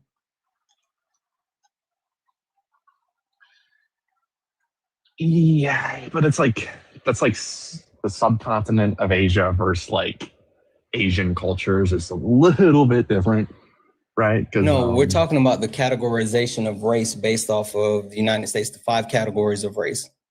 Yeah, so what about like Arab, Middle Eastern, right? You say they're just Arab. What about so like a Syrian? They're not Asian, right? Well, I mean, again, it depends on the phenotypical characteristics and how they actually present. Yeah, well, let's say you're like a Sudanese guy from Syria. It depends on the phenotypical characteristics. And darker than you. Darker than you. It's not just about skin color. Like you keep, I'm not understanding exactly where you're going. I'm trying to figure out who would be eligible, right? Because I have a buddy who's literally like a Syrian, telling you it's based off of the phenotypical characteristics and how they present. It sounds kind of Goebbels like how phenotypical, like it's like you're getting like Nazi race science on me. It's like how pure of a Black person do they have to be eligible for this money? Sure, I'm only talking about the actual categorization of race that we live by in the United States of America currently. Okay, but Indians do not because they're Asian. Okay. Mm-hmm. Syrians, it depends, I guess. Oh, what about Ashkenazi Jewish man? How about that? Jewish isn't a race. They're ethno-religion. Yes. Yeah, so what about an Ashkenazi Jewish man who... Jewish is not a race. It depends. You keep naming all of these things, but again, it's always going to depend on phenotypically speaking how they present. Like it's literally, it's that. One second. Okay, Vivek Ramaswamy, no. Give it 1 second, Raising Cane. Go ahead, Swan. Yeah, I was gonna say, Raising Cane, you can like Google these things, right? So India was colonized by Great Britain, so they would seek reparations from Great Britain. If it's another country and they were colonized by about Indians in America. I'm not done. You want overall, Indians in America to go to the Hey, UK? Raising Cane, can you please stop interrupting Swan? Please, thank you, Swan. Floor. yeah. I hope you're gonna be paying Santana for all this education raising. But anyways, what I'm saying is the group of Say that people again? that have been the group of people, they would go by who they were colonized by, right? Like for example, excuse me, in the Caribbean, they would refer to CARICOM, who they would be taking the lead in what people who are Black in the Caribbean would get, right? Here in the United States, it would be those that have a lineage to chattel slavery. If it's people who are from India, they have ancestry to India, or like if they were living here, they wouldn't necessarily get reparations from the United States, but they would be getting reparations from Great Britain because Great Britain is the group that colonized them. So that's how it works. Whatever the group is, if they were like whoever colonized that group of people, that's the group of people that would be paying the reparations to them. Does that make sense? Well, when you say group of people, it's like you're people in the British government, right? They're white people, the same people who created the American government, right? The same people you seek reparations from. It's the same group, right? Because of Europe came America, right? The settlers, the coloniers, and Britain didn't colonize India until like the 1600s, pre-America. It doesn't matter. So it wouldn't be like, I think you could logically make the claim as an Indian in America that you were suppressed by white colonialism and your duty is reparations. What would you say to that person? Well, I think when we talk about reparations, we would mostly be talking about because they do experience racism, right? If they're not white, but they weren't colonized by America. Like they're colonized by white settler colonials of the same group. No. They were colonized by Great Britain. So the people who Who was John Jay and George Washington? Can you let her finish her sentence? Come on. Like, no, I completely understand, but like she's not. I'm muting you now. Stop it. Let her finish her sentence. Go ahead, Swan.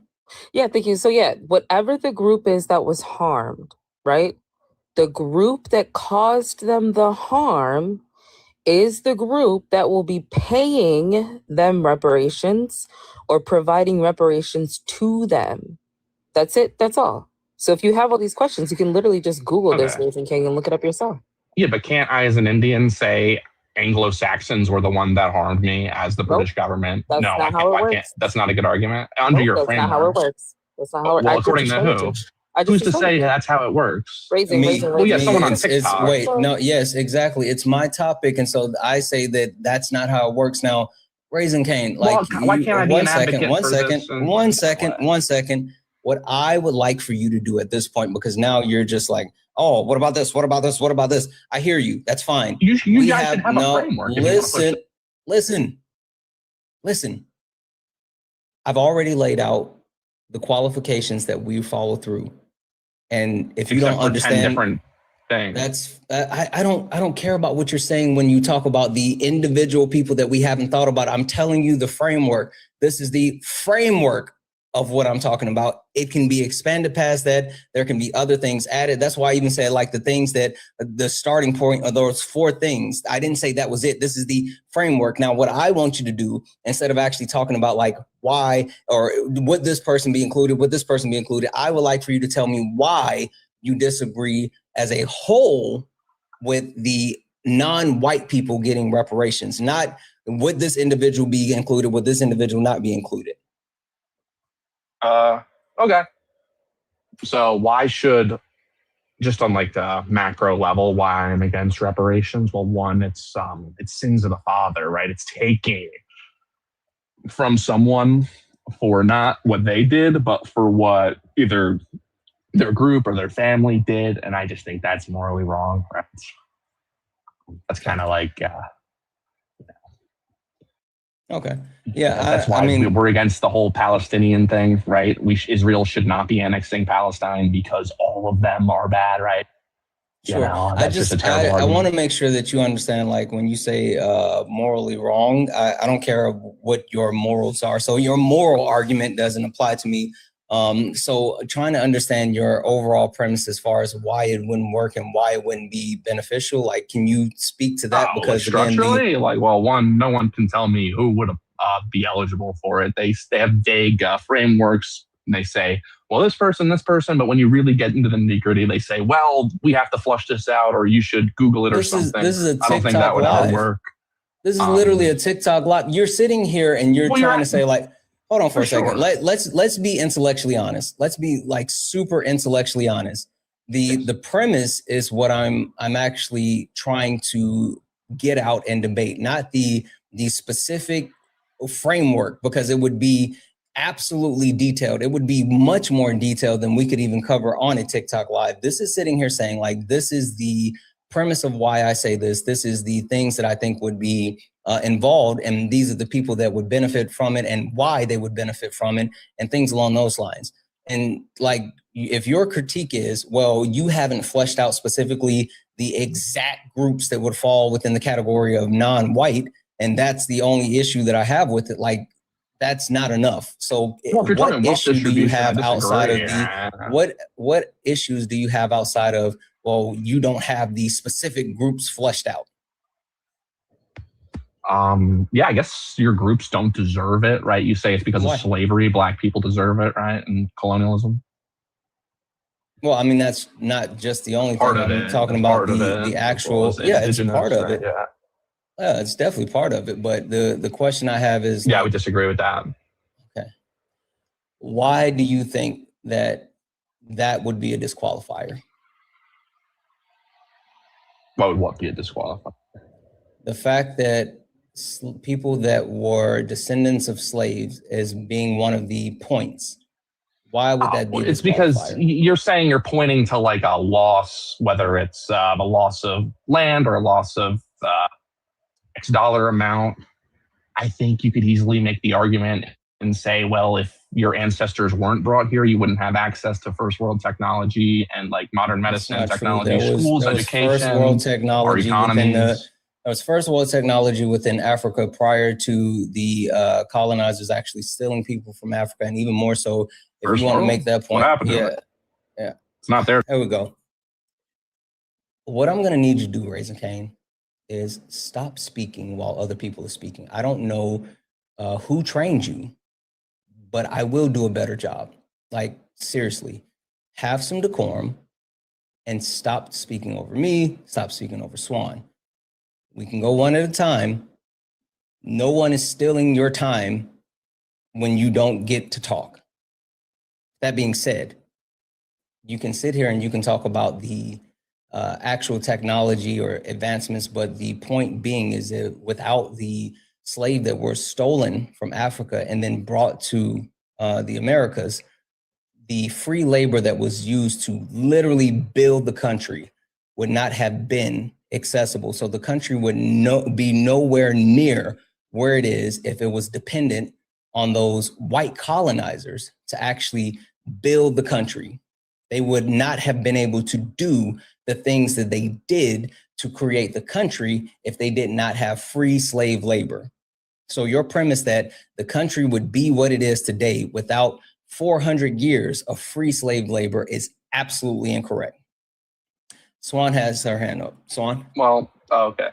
Yeah, Raising, let me ask you a question. Can you tell me what satisfaction would mean pertaining to reparations? You're asking what would satisfy you, or like a particular group, an organization? No, when we talk about reparations, right? Can you tell me what satisfaction means? When we talk about reparations, what does satisfaction mean? Could you tell me what compensation would mean? Say that again, cut out. Can you tell me what compensation would mean pertaining to reparations?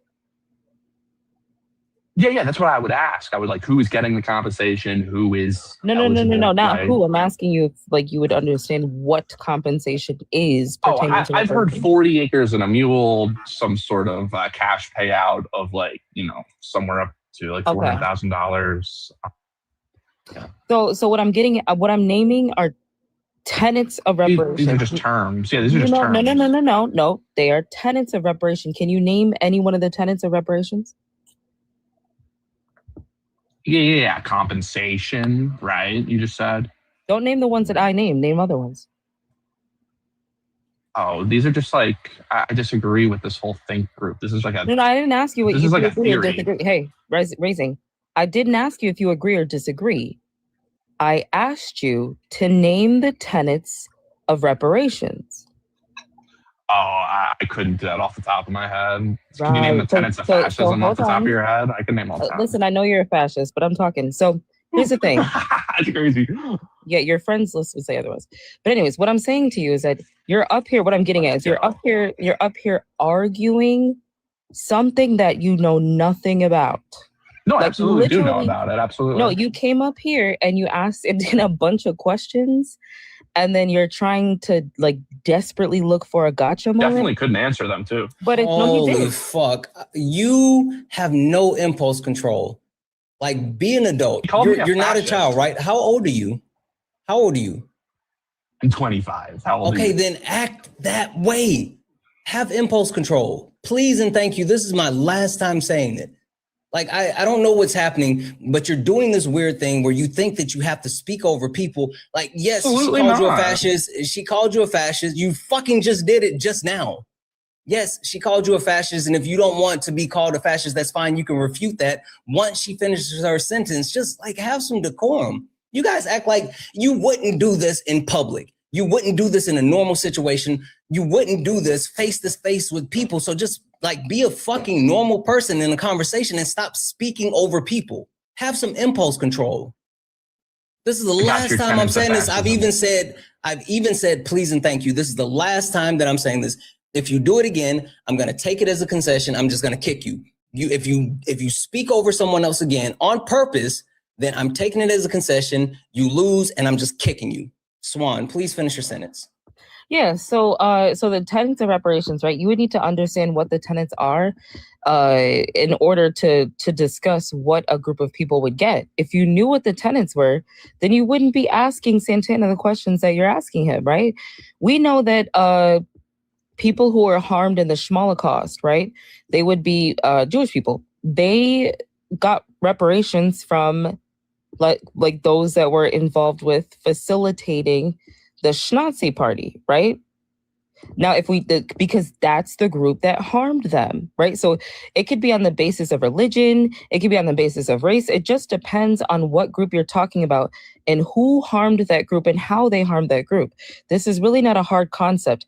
You said something about framework. We've given you the framework, right? But you don't even know what the framework of reparations would be in terms of how it would be applied, because it's not even just money, right? It's restitution, aims to restore the victim to the situation before the violation occurred, such as returning land, restoring employment, or returning property. Compensation provides economic accessible damage resulting from the violation, including physical or mental harm.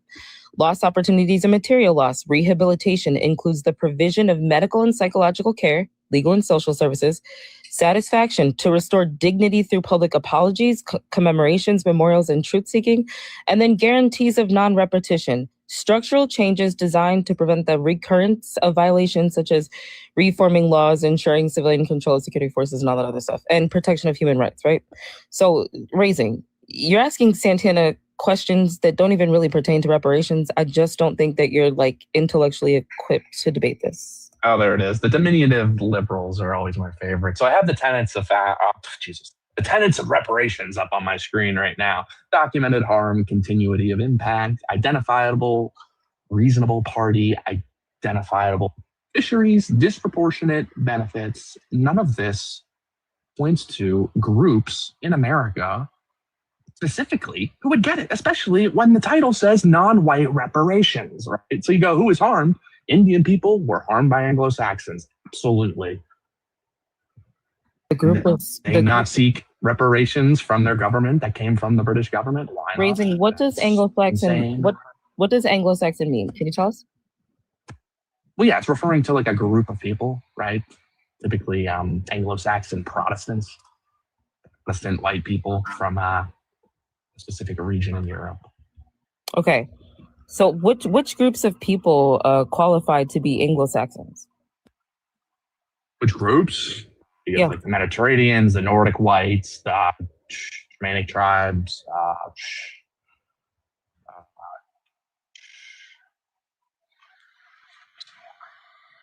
I mean, it's a WASPy thing, so it's like Protestants are all over Europe up until like you reach the eastern parts of. Okay.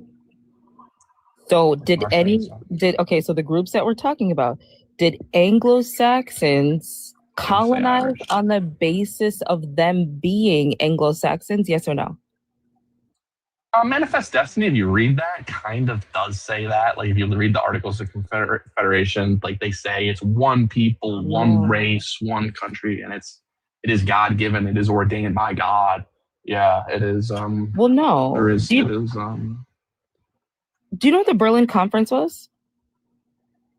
Berlin Conference. I don't think it's relevant. It's very much so relevant.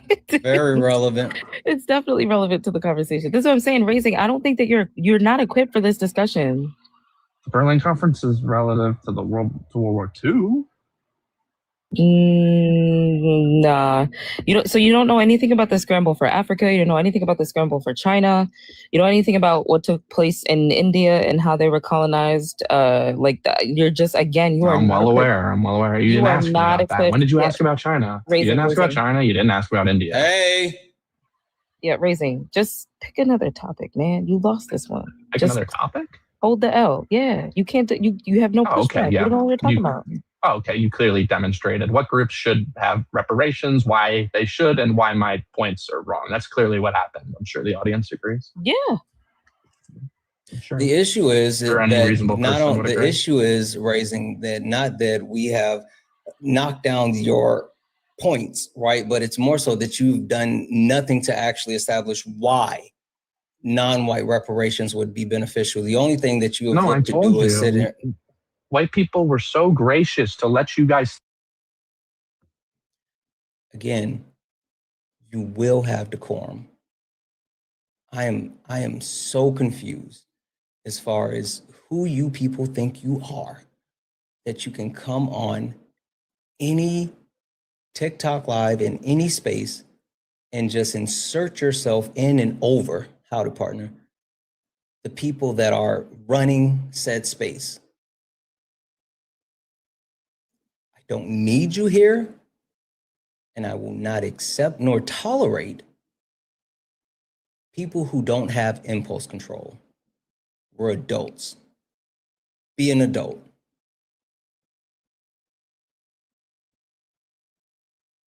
And you were warned. Like literally you were warned.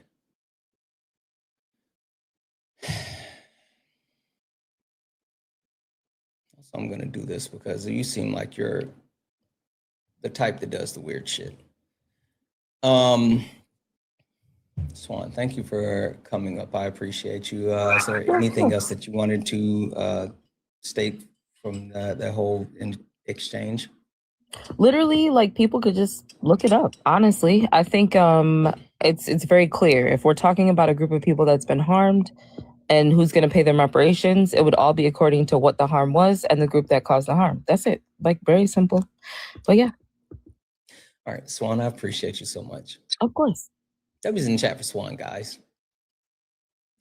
Only request up if you're a Trump supporter or disagree with anything on the background. We are only looking for some debates. W's in chat for Ali for the $1 donation stand.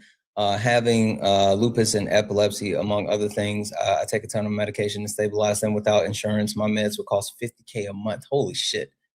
This shouldn't even be possible. It shouldn't. It shouldn't. And like the whole thing is fucking wild as far as how we continue to actually foot the big pharma bill while at the same time not actually getting anything that benefits us. That was in chat for Amy for the $2 donation. I saw your message, Amy, but we're gonna reach out. I promise you, Amy. Thank you so much for that, and take care of yourself. That was in chat for Veronica for the $5 donation, saying, how do you feel about reparations for women as well, regardless of race? I think I'm up for that conversation. I mean, like, I understand that.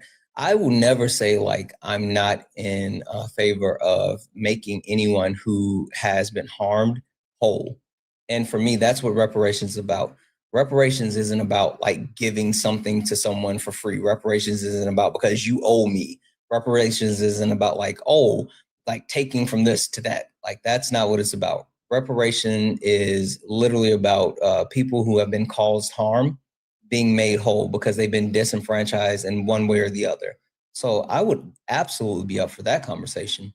That was in chat for Emma, who sent a dollar donation saying Canada has reparations for those families who were victims in the residential schools, although it's not to the extent that you're talking about. It's been historically evident that it's beneficial to society as a whole and do so many things. Reparations, a victim of racial prejudice. Yeah, like the whole thing is, and this is the part that I try to get across to so many people. A lot of people hear the premise behind like reparations and they often think about what they're not gonna get, but they fail to see the benefit that comes through as far as how giving those reparations would not only benefit the individual or the group, but people as a whole, especially people within society. Hi, are you a Trump supporter or disagree with something on the background? I just have a couple of questions. I'm Sure, 20. but are you a Trump supporter or disagree with something on the background? I'm not fully a Trump supporter, but I do agree with some of the stuff that he's done. Sure, just to verify, know what you know today, if the election were held, who would you vote for, Trump or Kamala? I'd probably vote for Trump. Okay. All right. Give me 1 second here. Debbie's in the chat for Domain. Domain sent a $5 donation saying white men are responsible for some of the greatest destruction and depravity in human history. Colonization is a minus in every way. I couldn't agree more. Couldn't agree more. Thank you. I think it's Domain. Sorry, Domain. Domain. I know I'm messing up your name, but thank you so much for the $5 donation and the love. Again, if anyone else would like to support the live, you can do so. Santana speaks for you. Cash App, PayPal, Venmo. If you're over on YouTube, you can send a super chat and I will read that out. Almost 2,000 of us hanging out here on YouTube. Look up at the top. If you see that word follow, that means you're not following me. That means you're not following me. Hit that follow button. We are driving to 100,000 followers and I need your help to get there. So hit that follow button, turn on notifications so you know when I go live. All right. What on the background do you disagree with the most that you would that you think you can defend? I would like to ask what each of them mean. I mean, I kind of understand abolish ICE. I understand that. Okay. And Sure. I think that, and I would like to speak on that if you don't mind. Okay, if you wanna take that one, then sure. Okay. Or did you want me to explain the other ones and then you can make a decision? Do you think we could explain? You could explain Sure. it to me. Dismantling the patriarchy. This patriarchal system that we currently live in, where white men sit at the top and everyone else, depending on their intersex, falls below, is a system that has been harmful to so many different people and specifically to minority groups. And so my premise is we need to completely get rid of the patriarchal system if we want to see any type of progression within society. Abolish ICE. I think that they are not doing anything beneficial for the country. They are a drain on United States tax dollars while being inefficient and even murdering United States citizens in the streets. Lock up the GOP. That's not necessarily just specific to the GOP. That speaks to the need to hold any type of elected official or member of Congress or government that is overwhelmingly perpetuating harm onto American citizens through multiple ways. And it's not specific to the GOP. If it's people on the left, I don't care who it is. If there's any type of politicians that are engaging in harmful behaviors, they need to be held accountable. Eat the Rich talks about the failure of capitalism and how a redistribution of wealth at the very top, closing tax loopholes and holding the billionaires accountable and corporations accountable would allow us to thrive more as a society. And last but not least, non-white reparations talk about the harm that has been perpetuated on multiple groups throughout the history of our country and how we need to make them whole. Okay. I'd really like the only one that I think I'm knowledgeable about is probably the Abolish ICE one. Okay. Do you think we could talk a little bit about abortion? or maybe a couple of quick questions for you. Yes, sir. When you say you want to talk about abortion, I'm assuming that you don't believe in abortion. If you read my bio, I'm extremely pro-life. Okay. And is that based off of like your religion, or what do you base your morality when it comes to your opinion about abortion? It's mainly based on my quote unquote religion. I don't believe I don't like the word religion. I think it's a relationship with Jesus Christ. That's really how I look at it.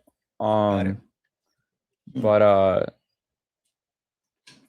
got it. Okay, yeah. that's understandable. A couple of quick things just to verify then. Let's say there was a law passed for a nationwide abortion ban. Would you be willing to get behind that? Would you support a nationwide abortion ban? Yes, I would. Okay. Would you allow any exceptions like rape, incest, life of the mother? No, I would not make any exceptions. None. No. Okay. Cool. Would you be willing to enforce that nationwide abortion ban to the fullest extent of the law? Not, pulling a weapon on someone and harming them, but like, all legal means in order to ensure that the abortion ban was upheld. Would you be willing to do that? Yes, I would. Okay. Cool. Last but not least, how many uteruses do you have? How many uteri do you currently possess? Can you elaborate on uterus? Yeah, like how many do you have, you individually? I'm saying I don't know what a uterus is.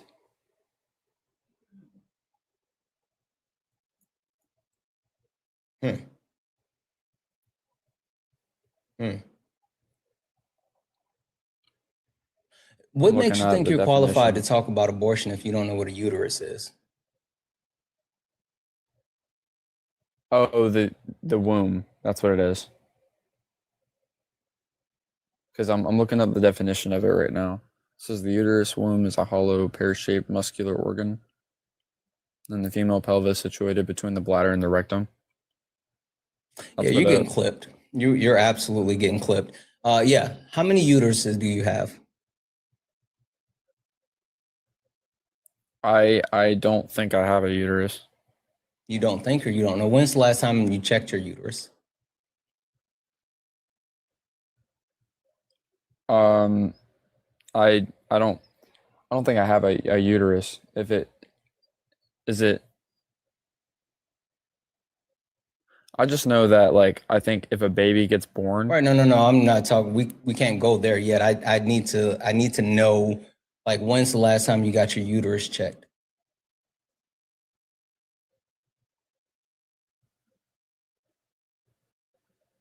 I never. I'm a male. I don't. Isn't it like a reproductive organ? So you don't have a uterus? I'm not. I don't have a reproductive organ.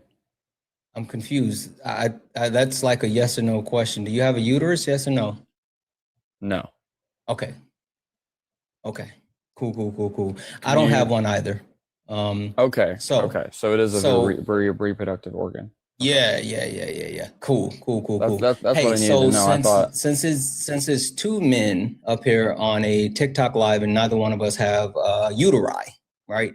What benefit do you think it would be for us to actually have a conversation around the woman body and the reproductive rights and healthcare rights of a woman when neither one of us have any skin in the game? Like, neither one of us have uteri, and unless you're going to go get a few and put them in, like, I don't know if it's going to be beneficial, because like this isn't something that you would ever have to deal with.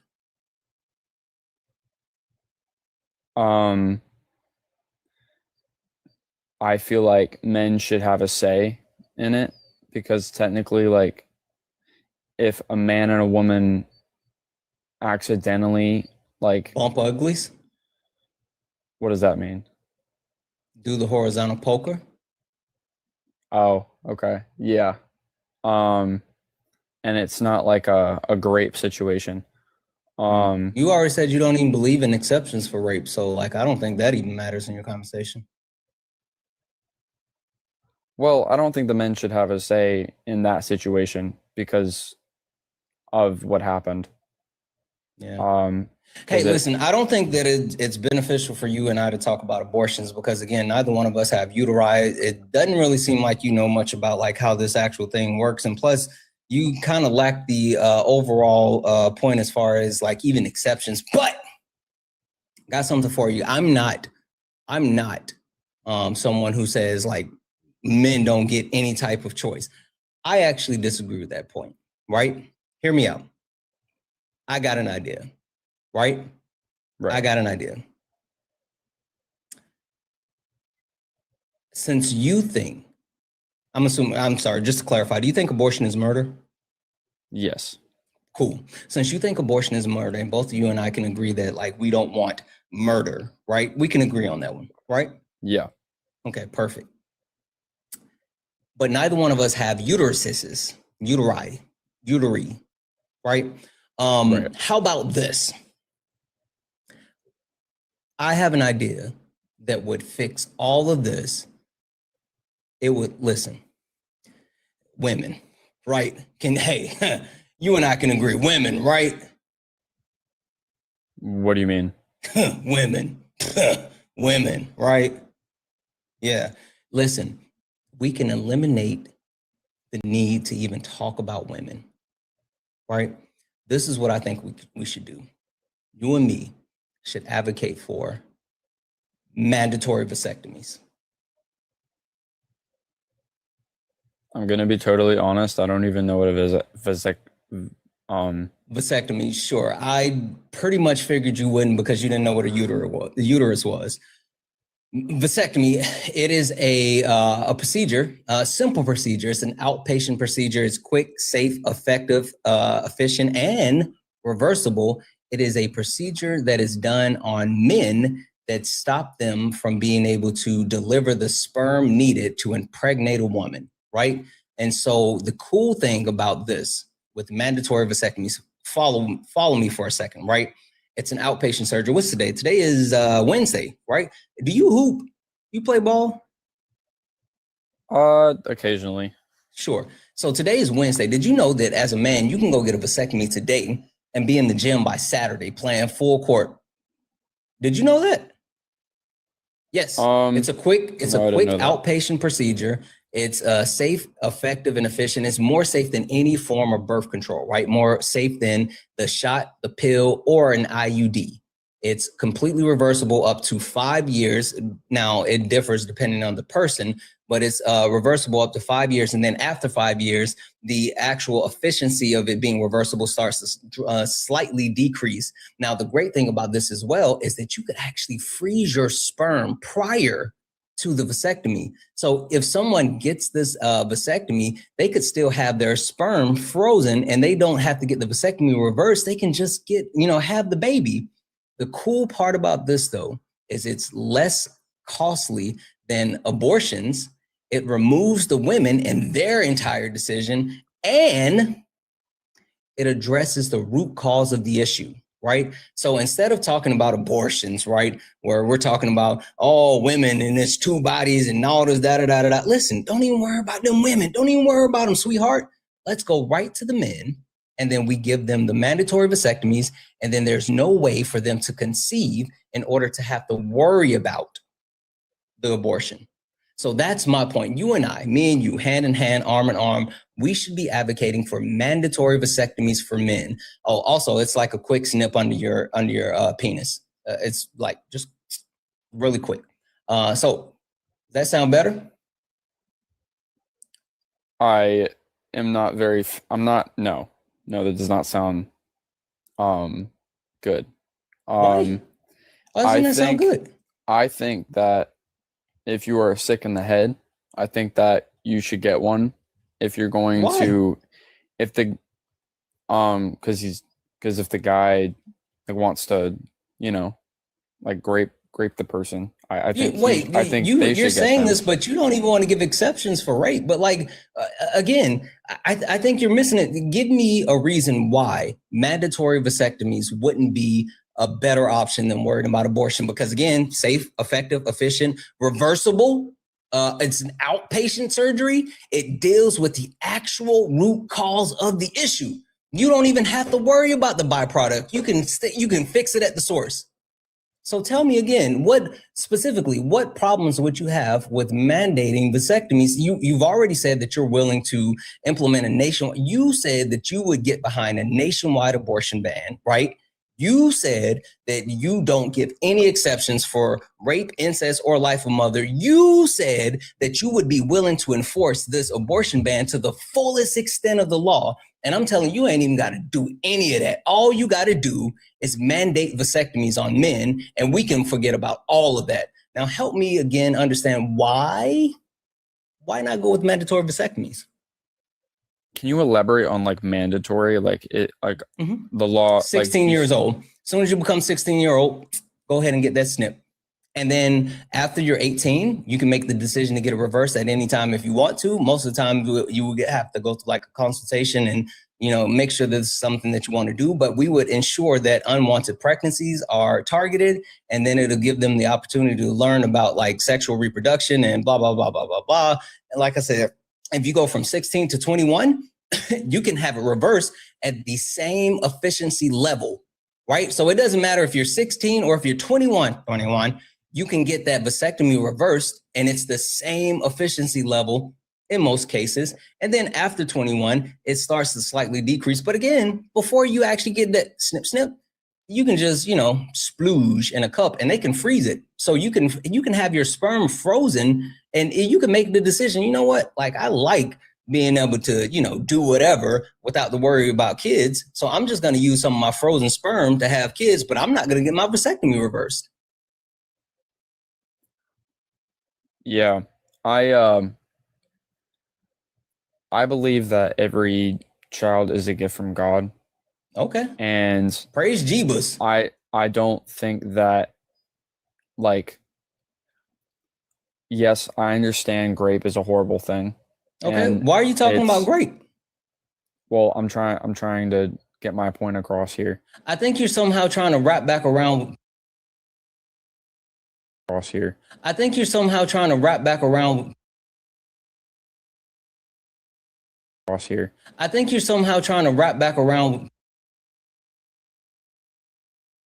I think you're somehow trying to wrap back around. I think you're somehow trying to wrap back. I think you're somehow trying to wrap back around birth control pills, or they get a shot, or they get the IUD. It has like massive implications to their body, whether it's implications when it comes to clotting, physical changes where they're gaining weight, actual chemical imbalances. Some women deal with like depression and all this other stuff. Like you can eliminate even all of that as well. You can eliminate all of that as well. Now, of course, I understand people like birth control is used for other things, and including regulating the woman's period and stuff like that. But I'm just saying. Okay, hold on. So how about this? Let me hit you with one other thing. Maybe this will get you on board. Damn it, you probably don't know the answer, so I'm gonna have to hold your hand on this one. Don't worry about it. In typical, do you know within a 30-day span, in typical, how many times within a 30-day span a woman can get pregnant? Can you repeat the question? Yep. In typical, within a 30-day span, how often can a woman get pregnant? How many days in typical out of 30 days can a woman get pregnant? I don't know. You know what ovulation is? Yes, I have heard of the term. Ovulation is when the woman can't get pregnant, correct? Okay, yeah. It's their ovulation window, and in typical, it can range, but most of the time it goes anywhere from it can be up to 3 days, but usually it's like 1 or 2 days, right? So out of a 30-day period, sometimes it's like 1 to 2 days out of a 30-day. There's an optimal day, so 1 day. So let's say typical, a woman can get pregnant once a month, right? Right. So out of 1 year, out of 12 months, there's about 12 chances that a woman can get pregnant in typical, right? Right. Okay. So when a woman becomes pregnant, how long can she go before she gets pregnant again? Meaning, let's say she gets pregnant and she carries the baby full term. In typical, how many times a year can a woman have a child? I'm not familiar with that duration of time. How long are women pregnant? I think the most is like 36 months.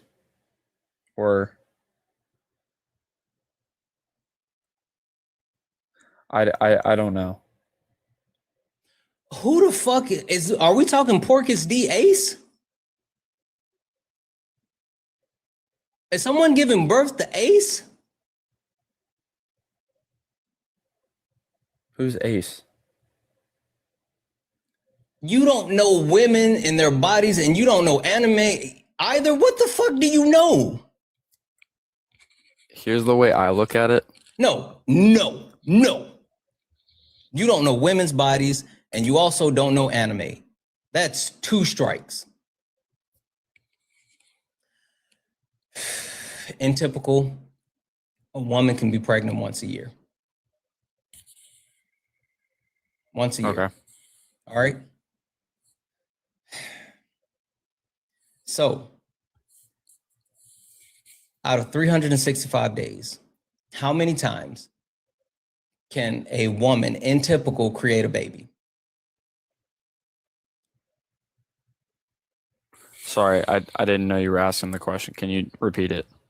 In typical, out of 365 days a year, how many times can a woman create a baby? 1 time. Perfect. Okay. Out of 365 times in typical, a woman can create a baby once. Now, a man, out of 30 days in typical, how many days a week?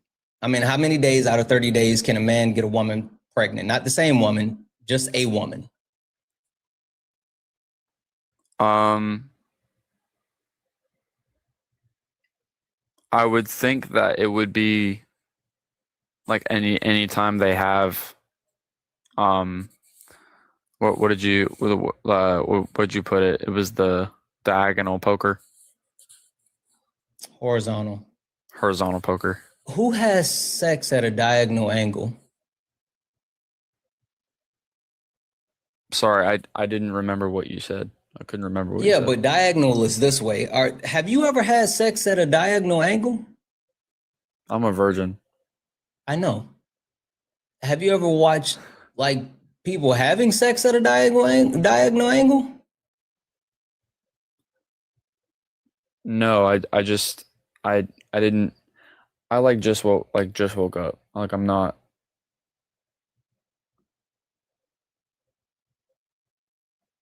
My brain's still waking up. Out of a 30-day period, out of a 30-day period in typical, how many days out of 30 days do you think a man can get a woman, not the same woman, a woman pregnant?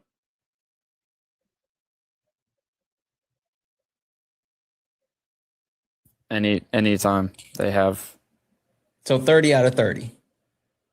30 for 30. We're doing ESPN. Got it. Yes, 30.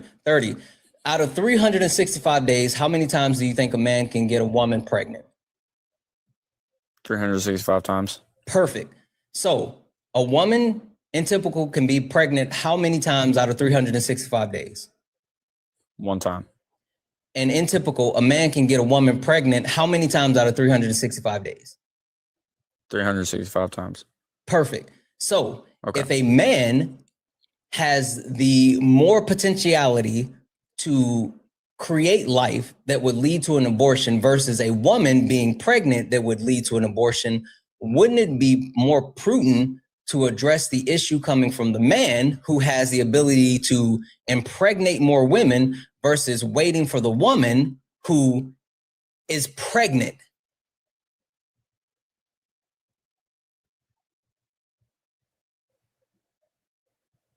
What is the question? Wouldn't it be more prudent to address the man that can get 365 women pregnant, which would lead to possibilities of abortion, versus the woman that can only get pregnant once, that would lead to one abortion? Which one is better? Stopping the 365 potential abortions or the one potential abortion?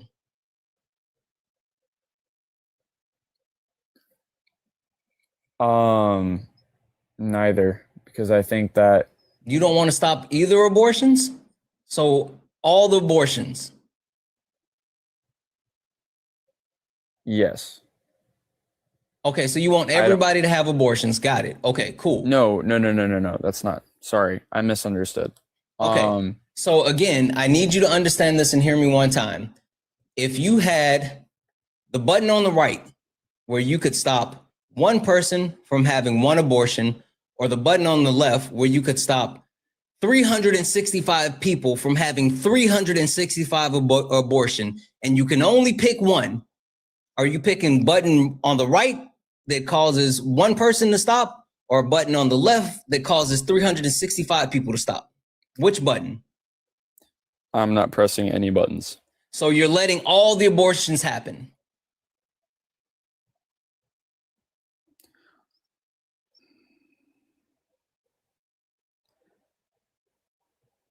Yes. Yes, abortions for everyone. Chat, he finally agreed it. Abortions for everyone. Mandatory abortions for every single person, because this guy won't pick which button to actually press. He didn't press the one, he didn't press the 365. So that means every single person is mandatory abortions. Go get your abortions today, chat. 2,400 people hanging out here, fucking another 500 over on YouTube. We got about almost 3,000 abortions that we're about to get, thanks to this guy right here who couldn't pick a button. Every child is a gift from God. That's what I believe. I'm standing firm on that, and I don't believe in abortion at all. Okay, then again, Bub, then you would want the button that would stop 365. It doesn't matter which one I press. A baby's gonna still die. No, I'm not saying that if you press one, yes. If you press the button with one, then there are still 364 babies that get aborted. But if you press the button with 365, then all 365 get aborted. Do you understand now? I understand, but so would you want one human life does not outweigh the other? You know what? At this point, I don't even give a fuck anymore. Like, I'm not even trying to walk you through my analogy. You don't fucking know shit about shit. Like, you are up here on a TikTok live in front of like 3,000 people, and you have no fucking idea. You didn't even know what a uterus was. You didn't even know what a uterus was. And you think that we should listen to your opinion about abortions?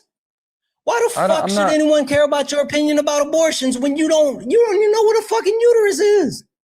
You don't know what a uterus is. You didn't know what a vasectomy was. You don't know when women can get pregnant. Like, well, I do feel like I've learned a lot from this. You shouldn't have. You were fucking 20. Did you not take sex education? No, that was never a class for me. That's the fucking problem. That's the fucking problem. That's why people are running around here talking about abortion. You guys don't know shit about shit, but y'all think you should be able to regulate women's bodies. Women, keep your fucking hands off of women's bodies. You don't know what you're talking about. You don't know shit about shit. Sure. You don't know shit about shit. And then you're sitting here saying that you don't even agree with exceptions because what? No. Because you're a sky daddy? Because you're a sky daddy? Wait a minute.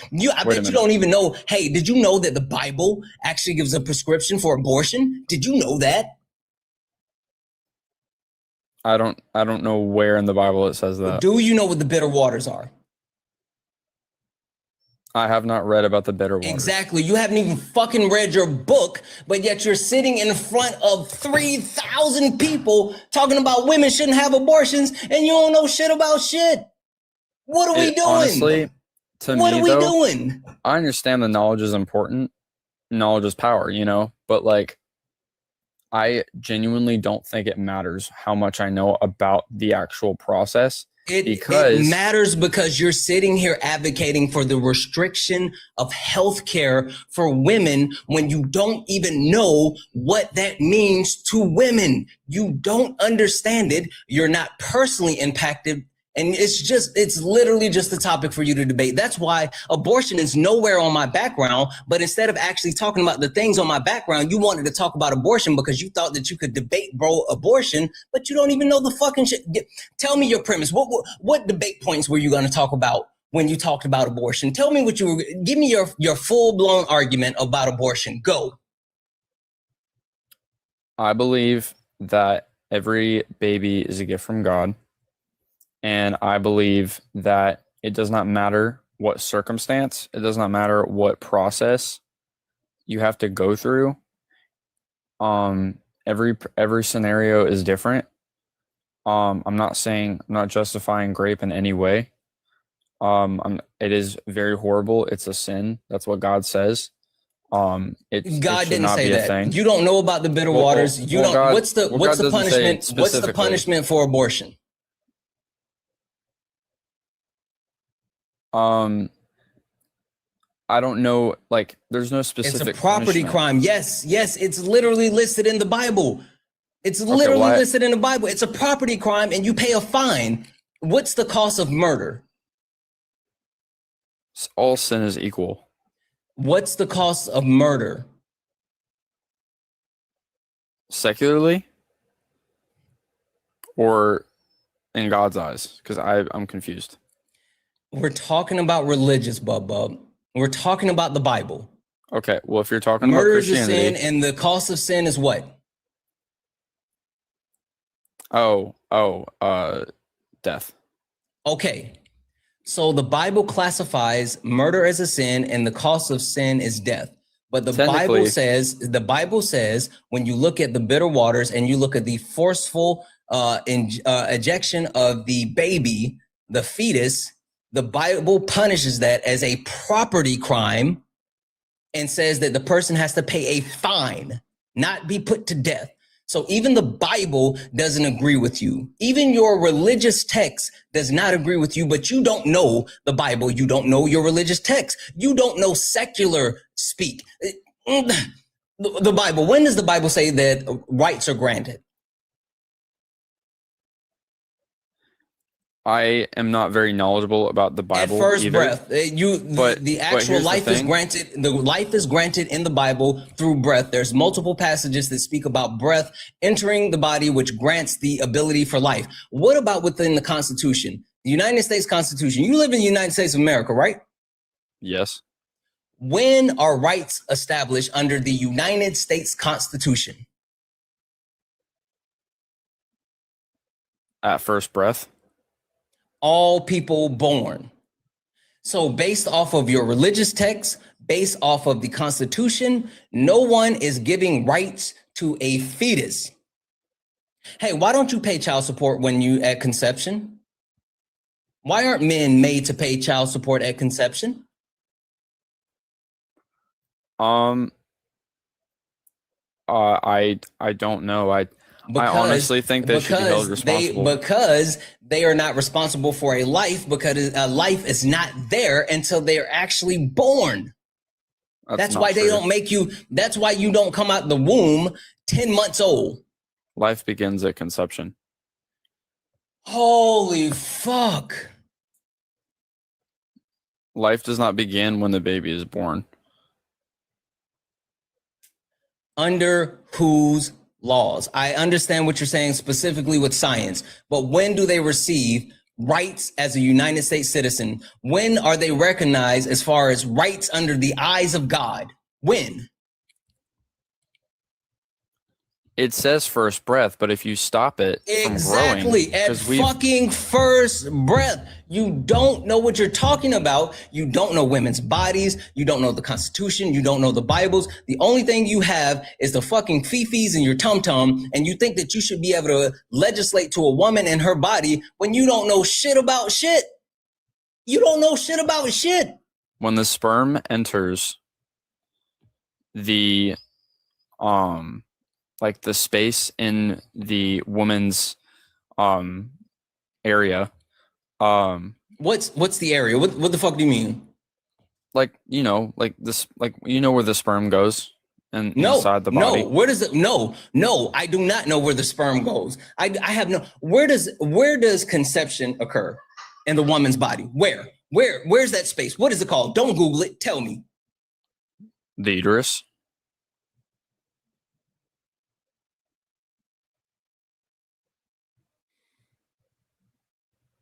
All I know is that when the sperm enters the egg, you don't know shit, and it becomes a zygote or zygote. It's a fucking zygote.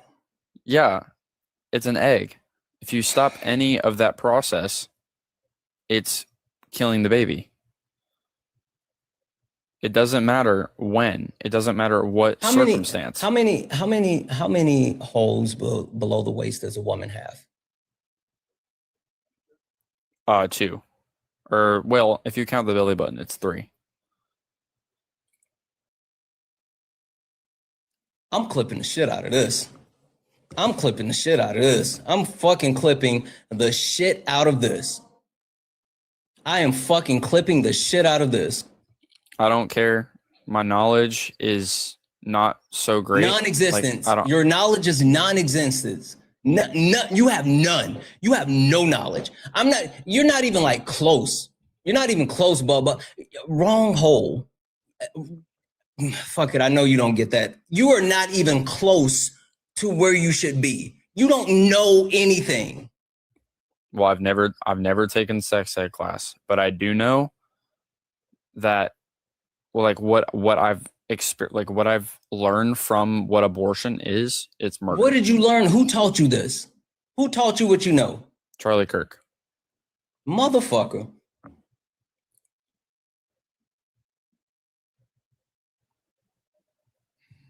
Do you know how they kill the baby?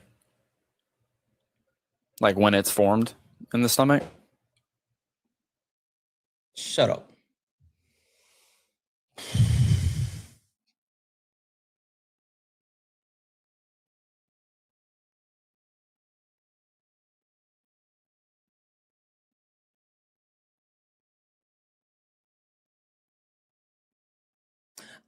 I'm gonna read a couple of thank yous.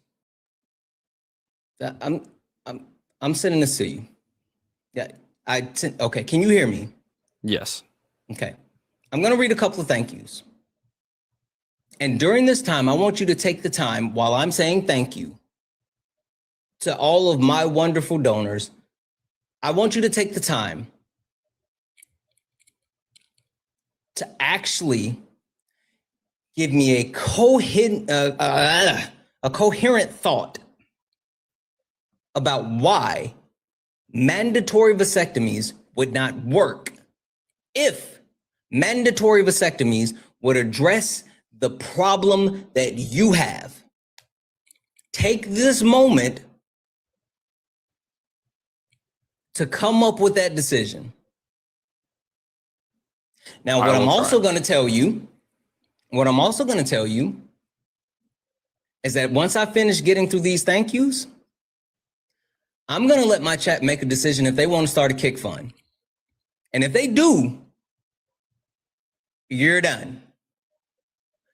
So when I come back, you better have a good answer, or I'm going to let my chat make a decision about a kick fund, and you're done. Do you understand? When you say kick fund, you mean like you're going to kick me from the live?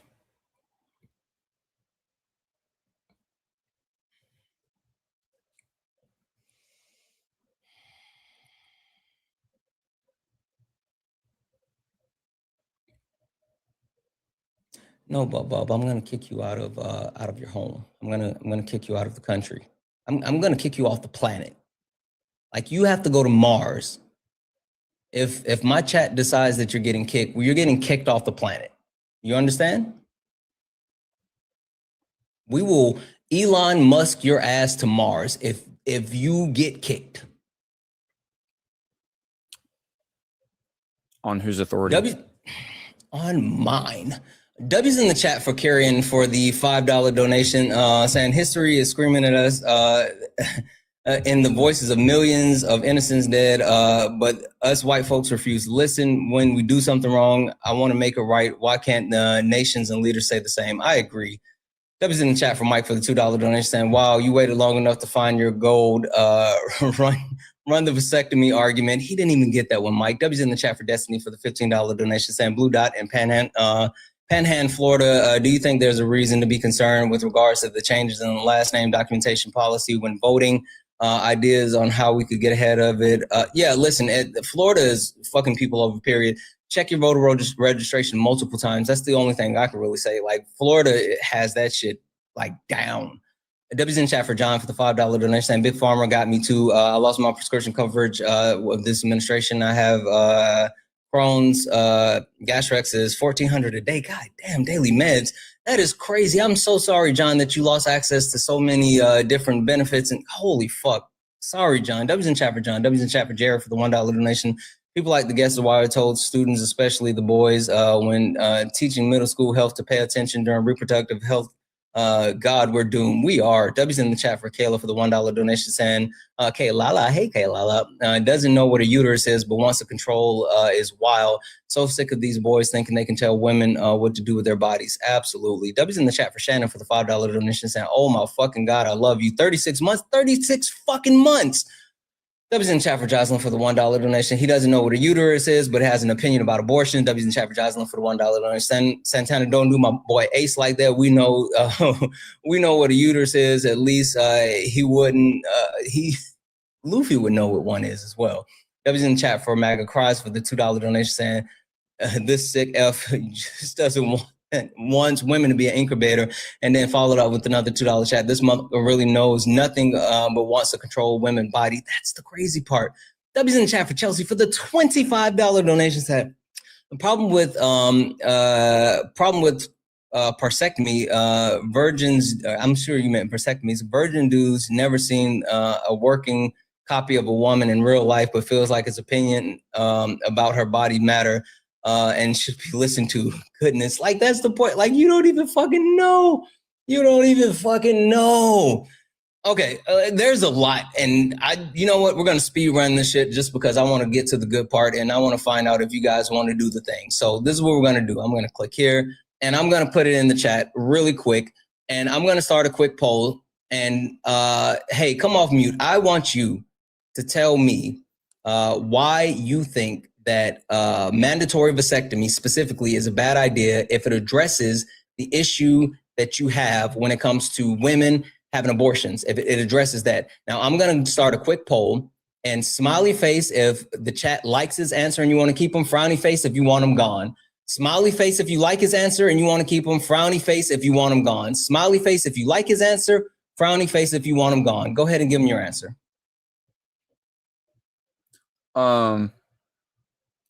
I don't think it should be a thing because there are some minor, like, there's some implications that vasectomy can cause, like bruising of the scrotum. That's not of the scrotum. Of the scrotum. Hmm.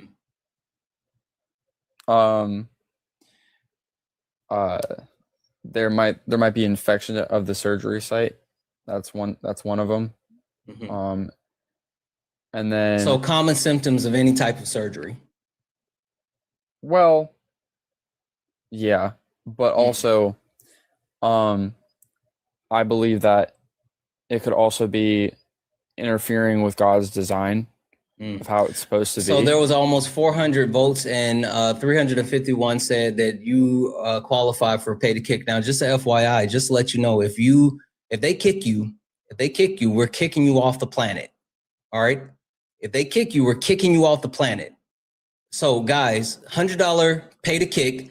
It has to go through the pay links. Cash App, PayPal, Venmo. Santana Speaks for You. I love you, YouTube, but we're only doing it through the pay links. Santana Speaks for You, $100 kick fund. I'm letting you know if they decide to pay to kick you, pow, boom, boom, to the moon or Mars or whatever. Like, just FYI. Finish your thought.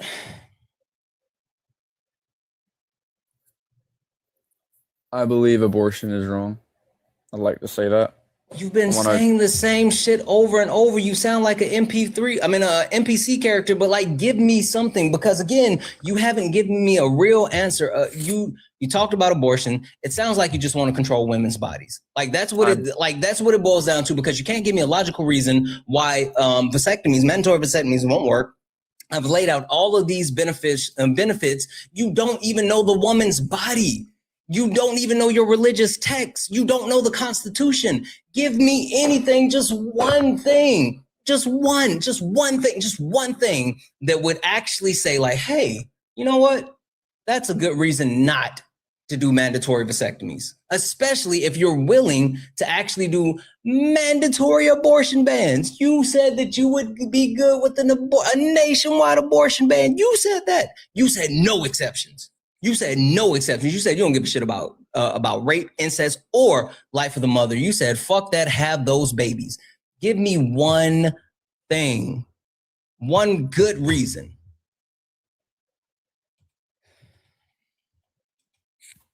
I feel like interfering with God's design and literally removing something from your body that God has created in you. What are you talking about? Taking away your ability to reproduce. You're not taking away, you're just pausing it. It's reversible. Up to 5 years. Yeah. It's reversible after 5 years, but it's the same efficiency within that 5-year range. So again, that's not true. I think that mandatory vasectomies would be more bad than good because it would lower the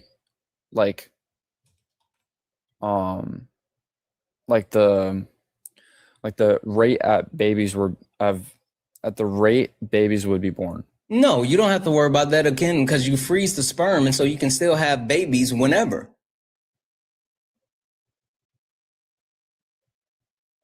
How much sperm are you freezing though? Because you can't really you know what I mean? A whole load. And chat, that's an actual term. That's an actual term, a load. Also, FYI chat, we are doing a kick fund. If anyone wants to actually kick him off the planet, not just out of the live, but off the planet, $100 kick fund. Santana Speaks for You, Cash App, PayPal, Venmo. We're at $84.51 of the $100 kick fund. I would also like to say, no, I want you to give me the actual reason. You still haven't given me a reason why mandatory vasectomies would not be efficient. Because you'd be taking men's rights as well. Did you just say the thing? I hope so. Did you just say the thing? Was it? So you don't want to do mandatory vasectomies because it takes away men's rights, but you would be willing to do mandatory abortion, an abortion ban, because it takes away women's rights. Is that accurate? I understand. Yes. I understand what you're saying. Yes. So you're good. You don't want to take away men's rights, but you do want to take away women's rights. Well, what abortion is like, you don't want to take away men's rights, but you do want to take away women's rights. Is that an accurate statement? Is that an accurate statement? You don't want to take away women's rights, but you do want to take away men's. You don't want to take away men's rights, but you do want to take away women's rights. That is not an accurate statement. You literally just said that it would be restricting men's rights too. Just because I said it would be restricting men's rights for mandatory vasectomies does not mean that I would that doesn't mean that I want to take women's rights away. I believe women. You said you did. I said, so you want to take away women's rights. You said yes. You said that. Those were your words. They came out of your mouth. You said yes. I said that statement was not accurate, where I do not You support. said yes. You said that. Tell me. Say it with your chest. Like, we're here now. We're here now. We're here now. We're here now. Why is it that you think that you should be able to restrict women's rights and not men? Just say it. Just say the fucking thing, bro. Just say it. You're here. Just say it. Why do you think that we should actually take away women's rights? I don't believe that we should take women's rights away. It does not matter why the fuck you think we should or should not, because your ass just got launched to Mars. Fucking launched to Mars. W's in the chat for the chat. Fucking W's in the chat for the chat. Holy shit, that was stressful. That was so stressful. What are we doing? Chat, what the fuck are we doing?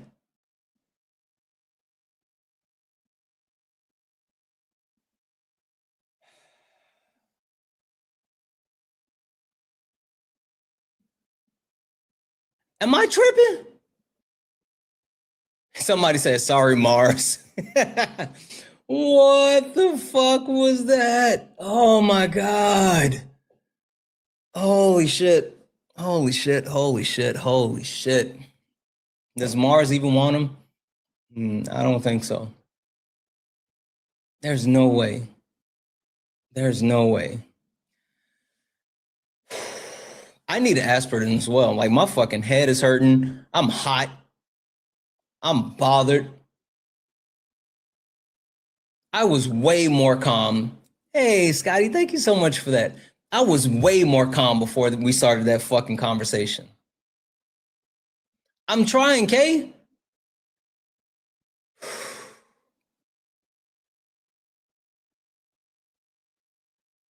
That was fucking batshit insane. Thank you for the cake. That was fucking crazy. Guys, am I tripping?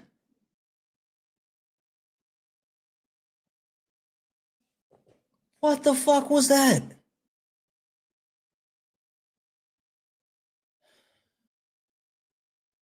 I didn't even get to find out. For anyone who doesn't know, first and foremost, 2.8 thousand people hanging out here on TikTok. Hit that follow button. You look up at the top, you see the word follow. You're not following me. Hit that follow button if you see it right up there. Turn on your notification. We're trying to get to 100,000 followers. So if you're not following me on TikTok, hit that follow button, turn on notifications so you don't miss any lives. I did not get to the question because he said he's 20 and he's still a virgin. If you don't know, you can fact check me. This is real. This is real. There's a group of virgins online that believe if you make it to 33 and you are still a virgin, that you become a wizard. They believe that if you are still a virgin at 33 years old, you become a wizard. I am not fucking lying. Go look it up. If you think that I'm lying, go look that shit up. They think that if you stay a virgin until 33 years old, it's only men. It's only men. Sorry, women. If you stay a virgin until you're 33 years old, you become a fucking wizard. You said, ain't no way, go look it up. I bet you won't go look it up. I bet you won't go look it up. I am dead ass serious. Fact check me. Fact check me. They're so fucking weird. They're so fucking weird. And they wonder why women don't want them around. They wonder why women don't want them near them. Oh my God.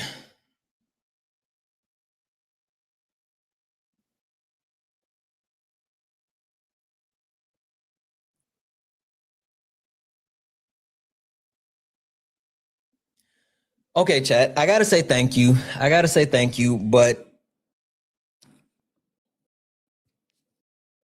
what do you guys think? One more, or do we call it a wrap? One more, or do we call it a wrap? We got people in the box. I think I might be able to make it through one more. one more, or do we call it a wrap?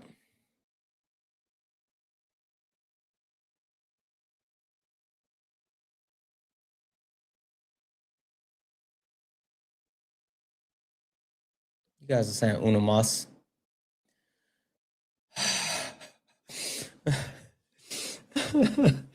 Oh, you guys better be glad I fucking love you. Oh my God, you guys better be glad I love you. Holy shit, you guys better be glad I love you. Holy fuck, you better be glad I love you. I love you, Santana. Only request up if you're a Trump supporter or disagree with something on the background. Only request up if you're a Trump supporter or disagree with something on the background. Oh my God. Okay. Only request up if you're a Trump supporter or disagree with something on the background. We're only looking for some debates. Oh my God. Jesus.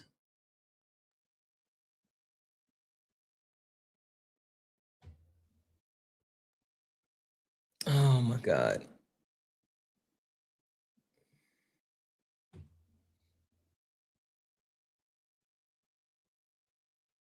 If they don't load in, I don't know what to tell you, chat. I'm selecting them. Holy shit, I'm selecting them. If they don't load in, I don't know what to tell you. Oh my gosh. Arr, matey. What up, Gucci? Hi, are you a Trump supporter or disagree with something on the background? No, I accidentally requested. Okay. Am I crazy? Dang it. She got sniped.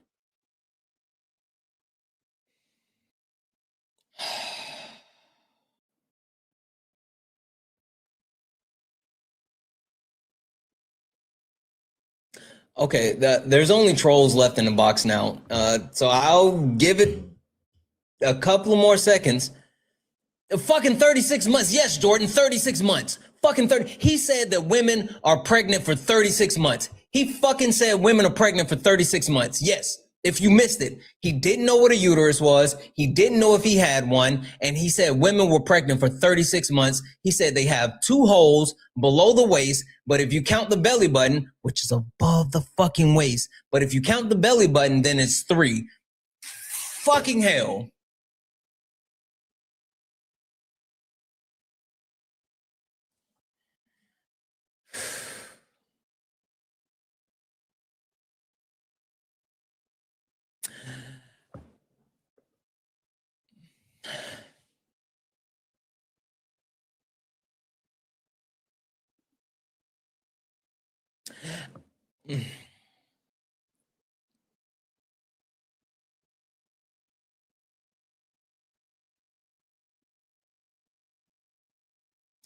I don't know what to say, chat. I'm not gonna fucking hold you. I don't know what to do. I don't know what to do. I don't know what to do. I don't know what to do. I don't know what to do. I don't know what to do. Hi, are you a Trump supporter or disagree with something on the background? No, I was coming up to support with that last insane conversation. So I'm a friendly. Sorry, Santana. All right, no worries. Thank you so much. I appreciate you.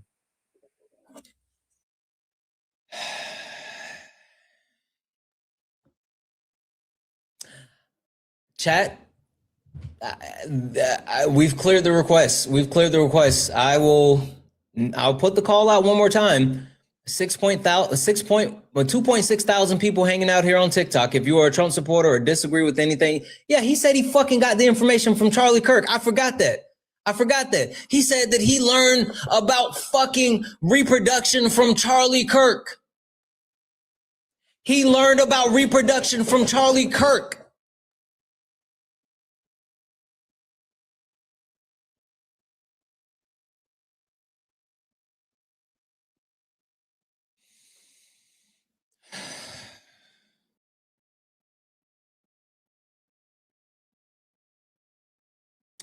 If you're a Trump supporter or disagree with anything on the background, get in the box. I figured out the way to fix the country, dismantling the patriarchy, abolishing ICE, lock up the GOP, eat the rich, non-white reparations, and mandatory sex education. Holy fuck. I'm not crashing, Kay. Robin, are you a Trump supporter or disagree with anything on the background? Hello, Santana. Nice to meet you. I am not a Trump supporter, but I am a bit on the fence about the patriarchy thing.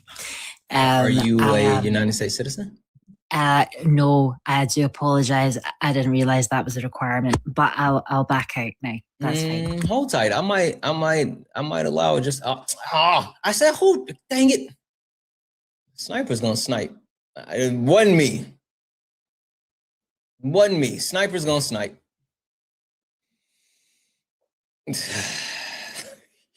That was not me. Oh my god. Oh my god. Oh my god. Oh my god. I chat FYI, I'm not crashing out. Hi, are you a Trump supporter or disagree with something on the background? Hey, Santana. No, I was just wondering that I've seen you crash out quite a bit. Well, not crash out. You only request up if you're a Trump supporter, if you disagree with something on the background. We are looking for one more debate, but it seems like a lot of people is not trying to debate.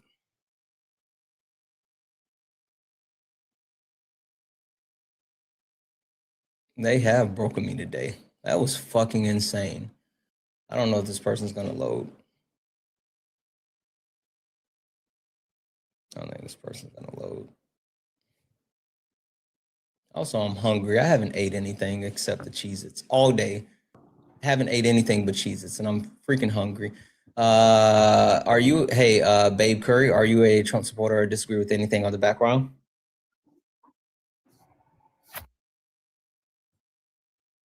Okay.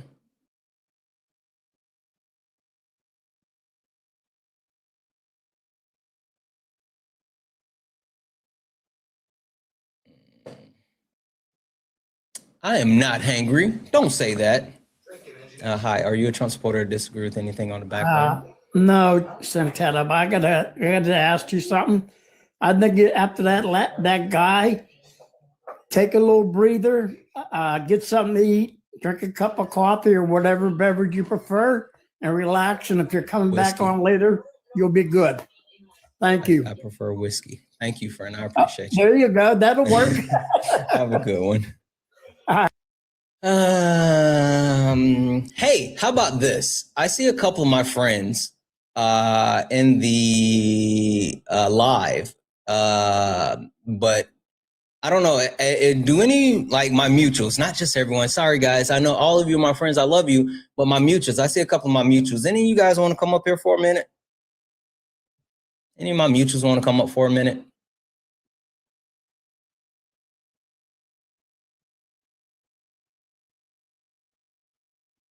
If they don't, then, you know, it seems like my mutuals don't like me. I can fucking see you guys. I'm literally looking right at you. I see you.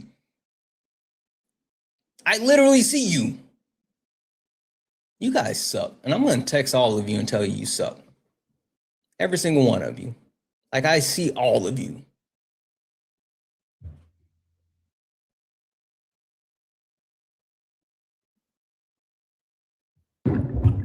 Hi, are you a Trump supporter or disagree with something on the background? The Uncle Dan Show, are you a Trump supporter or disagree with something on the background? Oh, you got really bad signal. You turned it to not him hitting us with one of the, hold on, not him hitting us with one of the. Not him just going all automatic on us and we couldn't understand what the fuck he was saying. Oh wait, he's back. He's back. The Uncle Dan Show, are you a Trump supporter or disagree with something in the background? As a representative of Mars, I've got to say we are pretty pissed about this. You have to deal with it, bud. Sorry. Is your problem now? Can we send him? Can we send him back? Nope. Okay. Last call for alcohol. I gotta say, there's a fuck ton of thank yous because I didn't get through the thank yous before we even started doing the kick. So there's a fuck ton of thank yous. Really quick, guys, look up at the top. If you see the word follow, you're not following me. Hit that follow button. Hit that follow button. If you look up at the top, you see the word follow, you're not following me. Hit that follow button. This is the main account. We're trying to get to 100,000. 100,000. Spent about 100,000 followers. We're trying to get there. So follow the main account and follow the backup account. Follow all of it. Follow all of it. Give me 1 second.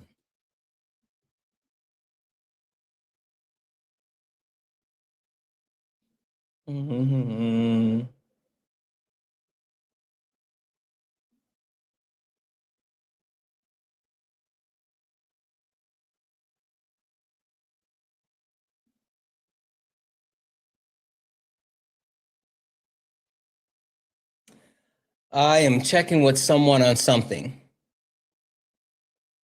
Oh, never mind. It might be a never mind.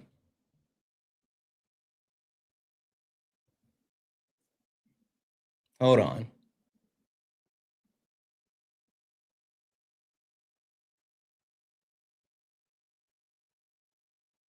It might be a never mind. Let's see.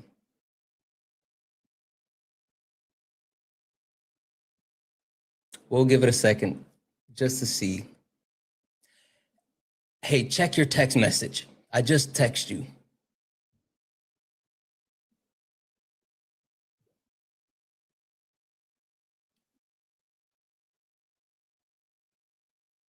Ryan West, you can fuck off. You would never get platformed ever in your life in here. Okay, we'll hold for a second. I got someone that's getting ready to come up in a moment because I want to like tell them something. All right, we'll give this person just a second. I want to say a couple of quick thank yous.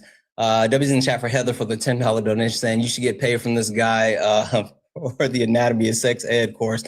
Holy shit. W's in the chat for Cassie for the one. My 4-year-old and 7-year-old son knows more about women bodies than its grown adult. Yes. W's in the chat for Amy for the $2 donation saying good explanation in the whole story. I'm confused. I don't know what you're talking about. The whole story with CNN. I'm so confused, Amy. Thank you for the 2. W's in the chat for Brendan. Thank you for the 1. If the guest is has a child in the future, we're screwed. Yes, that was so bad. Holy shit. W's in the chat for Gladys for the $50 donation saying clearly women should decide what happens to our bodies. Thank you for speaking out. I tried. I don't even know. I think that went so far from landing. W's in chat for Gucci. Thank you so much for the $5 donation. Does he believe that the fetus of a woman temporary visa is a temporary visa holder with undocumented immigrants that have constitutional right?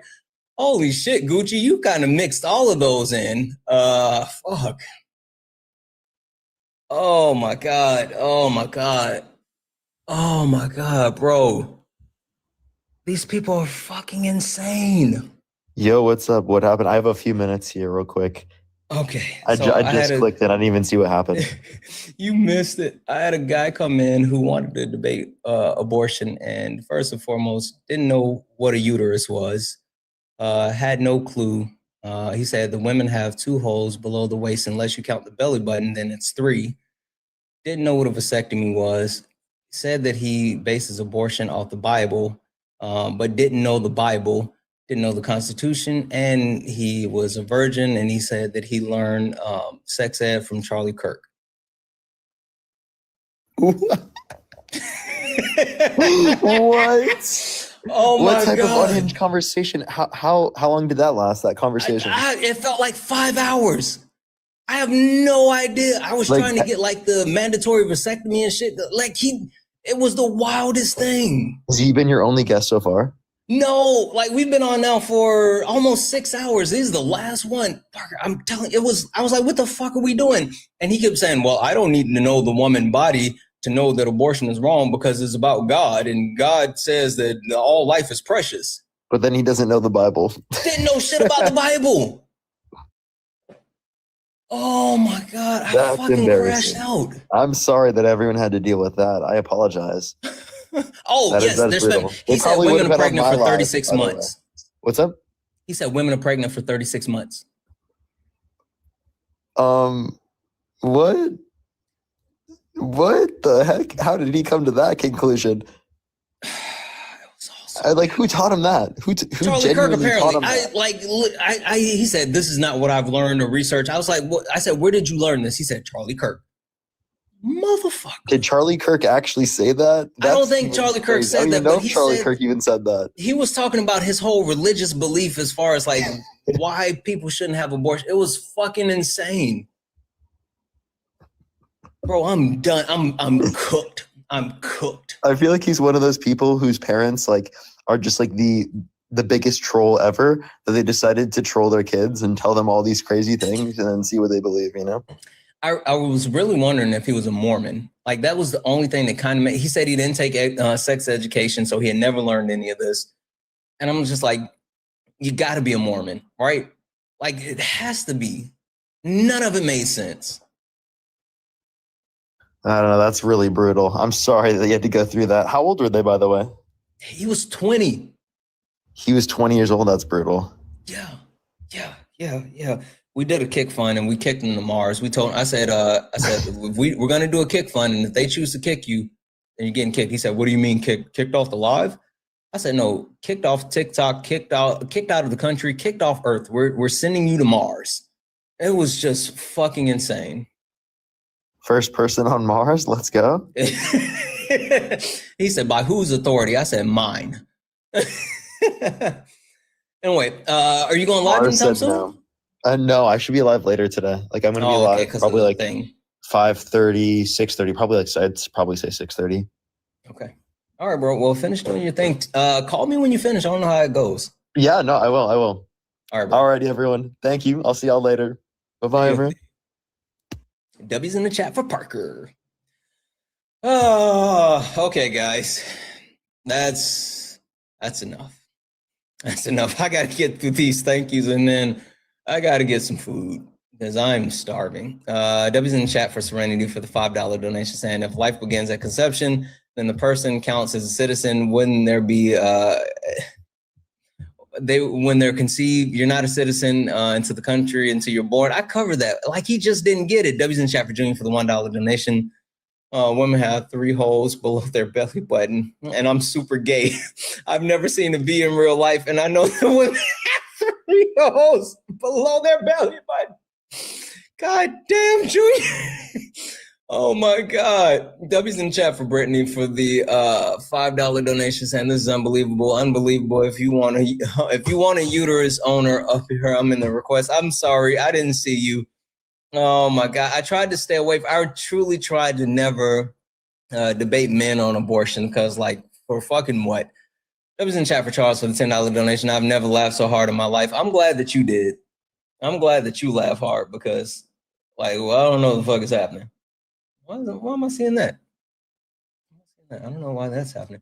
W's in the chat for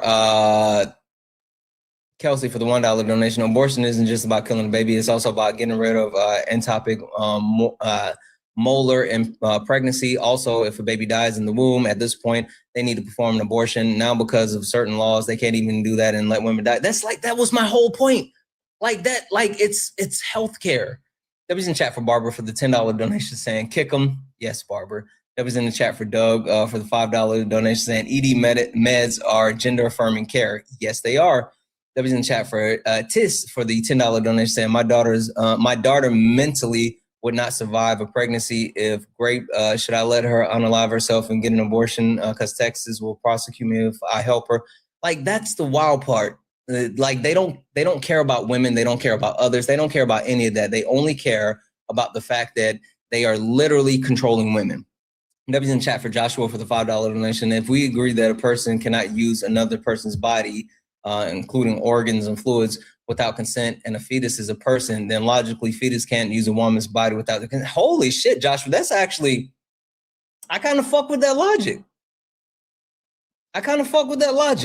W's in chat for Linda for the $1 donation. This parent kid failed him so freaking hard. It was so bad. W's in the chat for Kara for the $5 donation. Educate this child.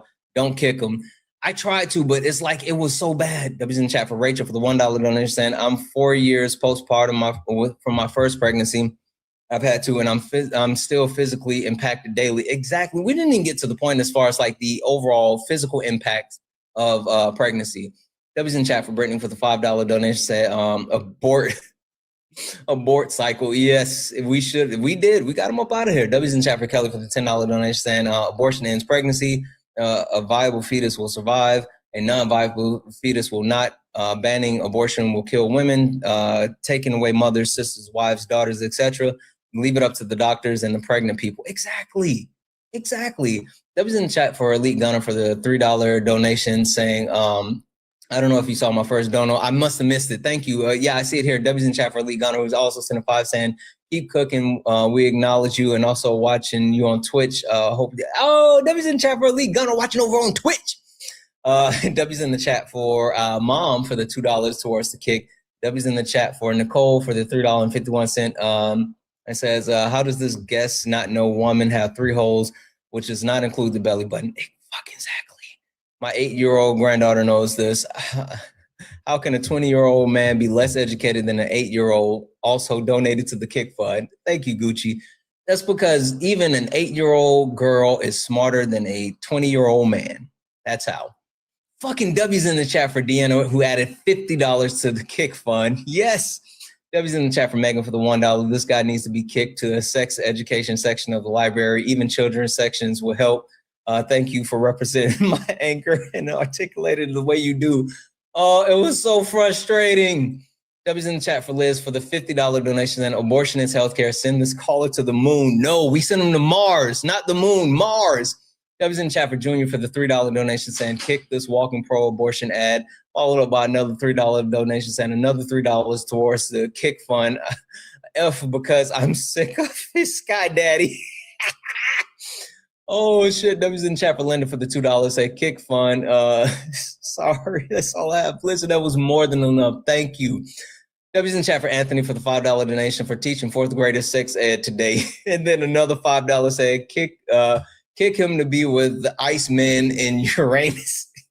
We're not going to talk about the Iceman in my anus. We're not doing that. W's in the chat for Jenny for the $5 to the Kick Fund.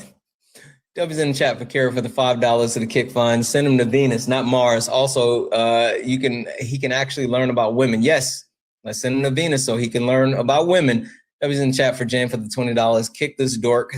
You're right. Your rights are so fragile. Yes, he was super fragile.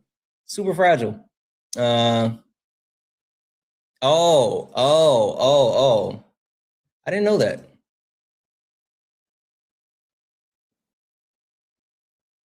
Why? Why are you in it? I don't know. W's in the chat for Jordan for the $10 donation saying, please kick this baby. He doesn't even know what a uterus is. He did not. I just read it, Kay. Like, I don't know what you want me to do. I'm fucking Ron Burgundy up here. All I do is read it. They send it, I read it. I don't know what they wanted to talk about ice in my anus, and I just read it out. W's in the chat for Natalie for the $2.62 donation Kick Fund from the UK. I know that's right. W's in the chat, holy shit, for a bag of spinach, who sent $50 say extra to the Kick Fund over the line. How about this goofy MF has to go? I know that's right. W's in chat for Amy for the $3 donation saying small gift, but thank you for standing up for women and our rights. Keep up the good work. Amy, thank you so much for the love, kindness, and support. Anytime that I can use my voice to amplify anyone, especially anyone else that's in the marginalized community, I will always do that each and every time. W's in the chat for Samantha for the $10 donation saying, did you see the question on the CNN reporter, Caitlin and Trump telling a woman to smile when she was questioned? Yes, that is sexual abuse. I saw that Trump was telling, that's so fucking creepy that he was telling the woman reporter that she needed to smile. But he doesn't do that shit to men reporters. He does not do that shit to men reporters, but he absolutely did it to women. Absolutely did it to women. Debbie's in the chat for MAGA Cries for the $2 donation saying just fact check, and these widows actually believe it. And then so yeah, it's called Cherry Magic. It's based off some anime. So MAGA Cries went and verified. I told you they believe if you stay a virgin until you're 33 years old, then you become a wizard. I didn't make that up. That was not me. It's Cherry Magic. I'm telling you, they think if you stay a virgin until 33, you're a fucking wizard. Debbie's in chat for Jesse for the $2 donation saying, bro, stop arguing with this man who gets no boom boom. He has been on desert status for his whole adult life. No wonder why MAGA men are incels. Like, they are the worst. Cousin Jesse also sent a $2 donation saying, I figured it out. When you hit 33 years old as a virgin status, you become a wizard. They're able to cast up to a level 4 incel magic. God damn. That sounds about right. We're almost done, guys. A wizard of what? Not of Waverly Place. Cherry what? Cherry Magic. I'm telling you, if you guys missed it, yes, there is a group of people online that think if you, as men, if you stay a virgin until you're 33 years old, you become a wizard. If you don't believe me, look that shit up. If you think that I'm lying to you, look it up. They think that if you stay a virgin until you're 33 years old, you become a wizard. I am not making this up. Go look it up. Debbie's in chat for Jay for the $2 donation saying, can we get the kid back? I love making. No. He told me I love making you quarters all max. You're my op, but real talk. Women preggo for 36 months. Like, what the fuck were we doing?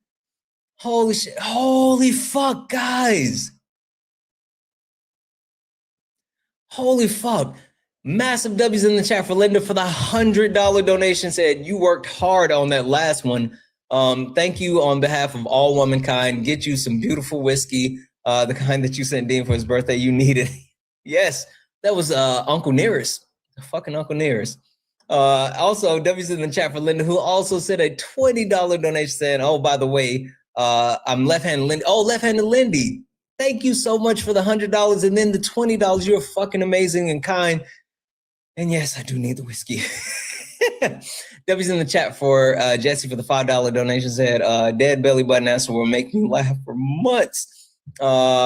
Ruth asked questions on YouTube, said, asked his dad, and his dad said, asked his mom said, asked the dad.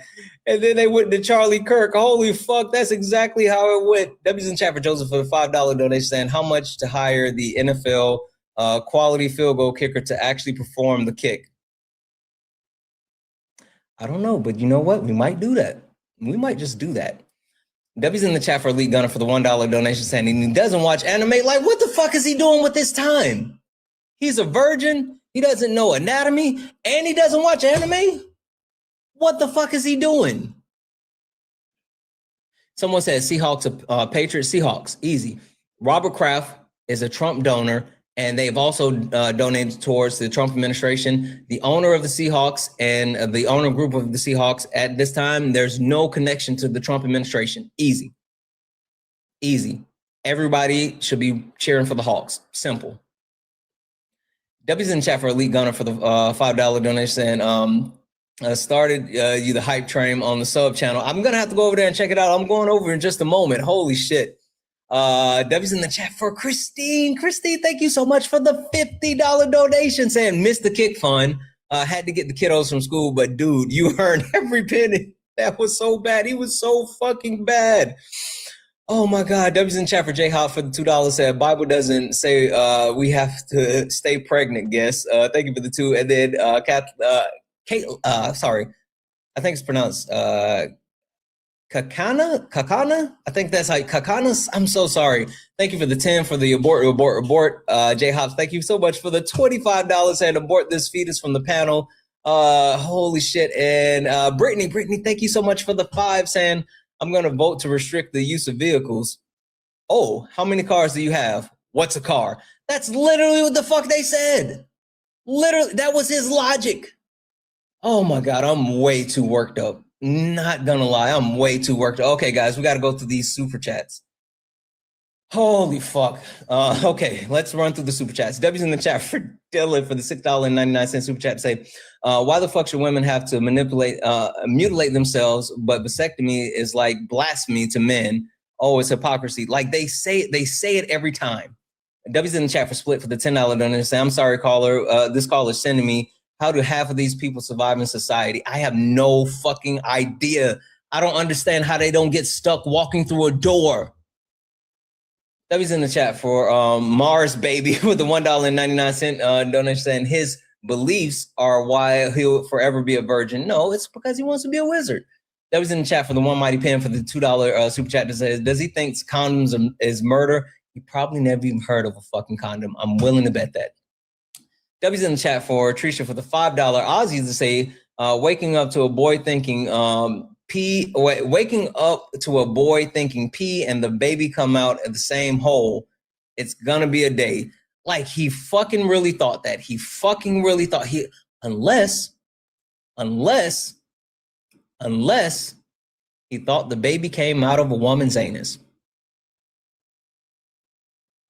That could have been his belief as well. Butt babies.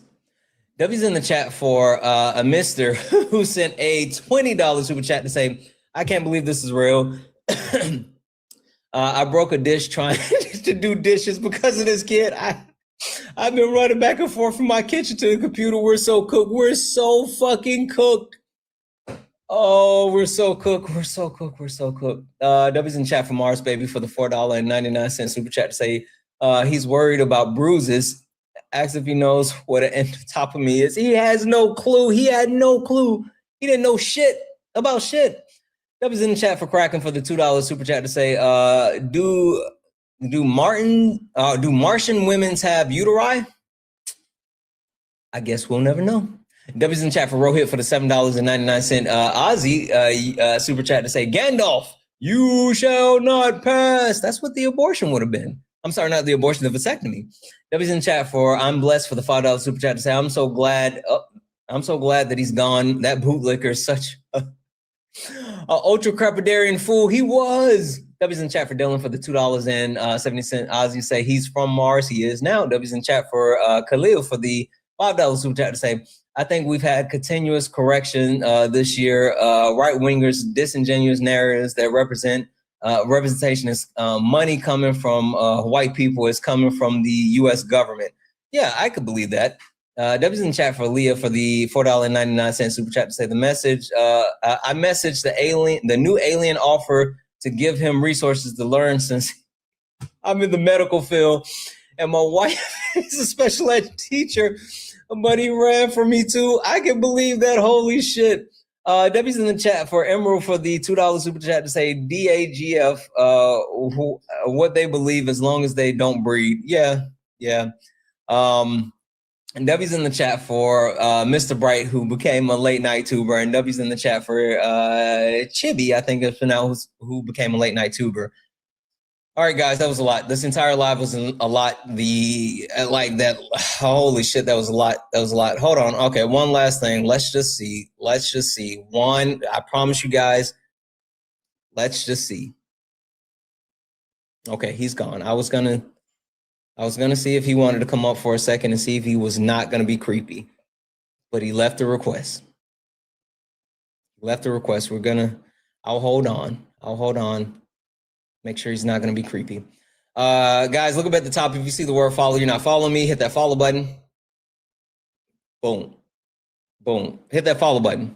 Yes, it was Jonathan. We were going to see if Jonathan knew not to be creepy today, and we're going to give him a chance. We wanted to give Jonathan a chance, but his words were super creepy yesterday, and it made the women uncomfy. So we were seeing if he learned his lesson. But we're going to call it since he's gone. And we're going to call it.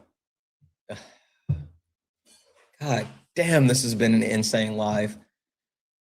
I got to go. This has been crazy. I see Athena's live. So we're going to go raid Athena. I see she's live. Let's go hang out with Athena. You stepped in the box. Now you're in the ring. Ain't no hugs here. You better take your best swing. My God. Who wanna step in the flame? This ain't a debate. This is a mind game. Facts type lies get left in chain. One wrong word, you slapped out your name. This ain't TikTok T, this is Warzone talk. No script, no filter, no safe walk. Bring stats and get scrambled like a glitch. I got fire in my mouth like I came from the pit. Oh my God, we're cooked, chat. Holy shit, we're cooked. But you know what? It's fine. It's fine. We're fine. It's fine. We'll figure it out. We'll do it again tomorrow. We'll do it again tomorrow. I'll be back. Make sure you hit that follow button. Follow the backup. Follow both accounts. If you're over on YouTube, hit that thumbs up before you go.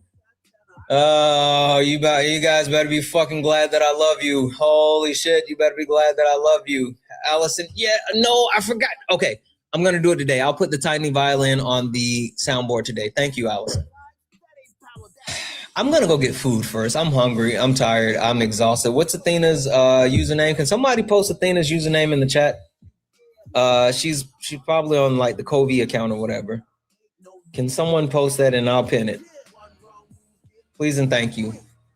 She's on the Covey account for sure. Covey 2.0. Thank you, Kay. All right. We're out of here. Elite Gunner, don't forget Twitch. Twitch, I would never forget Twitch. What up, Twitch? All right, guys, we're out of here. We'll be back tomorrow. Thank you for all the gifts, the taps, the likes, the shares. Thank you for all hanging out. Thank you for being amazing. I love you all. I fucking love you all. If I didn't, I wouldn't do it. We're going to clip the shit out of that guy. I love you all. And as always,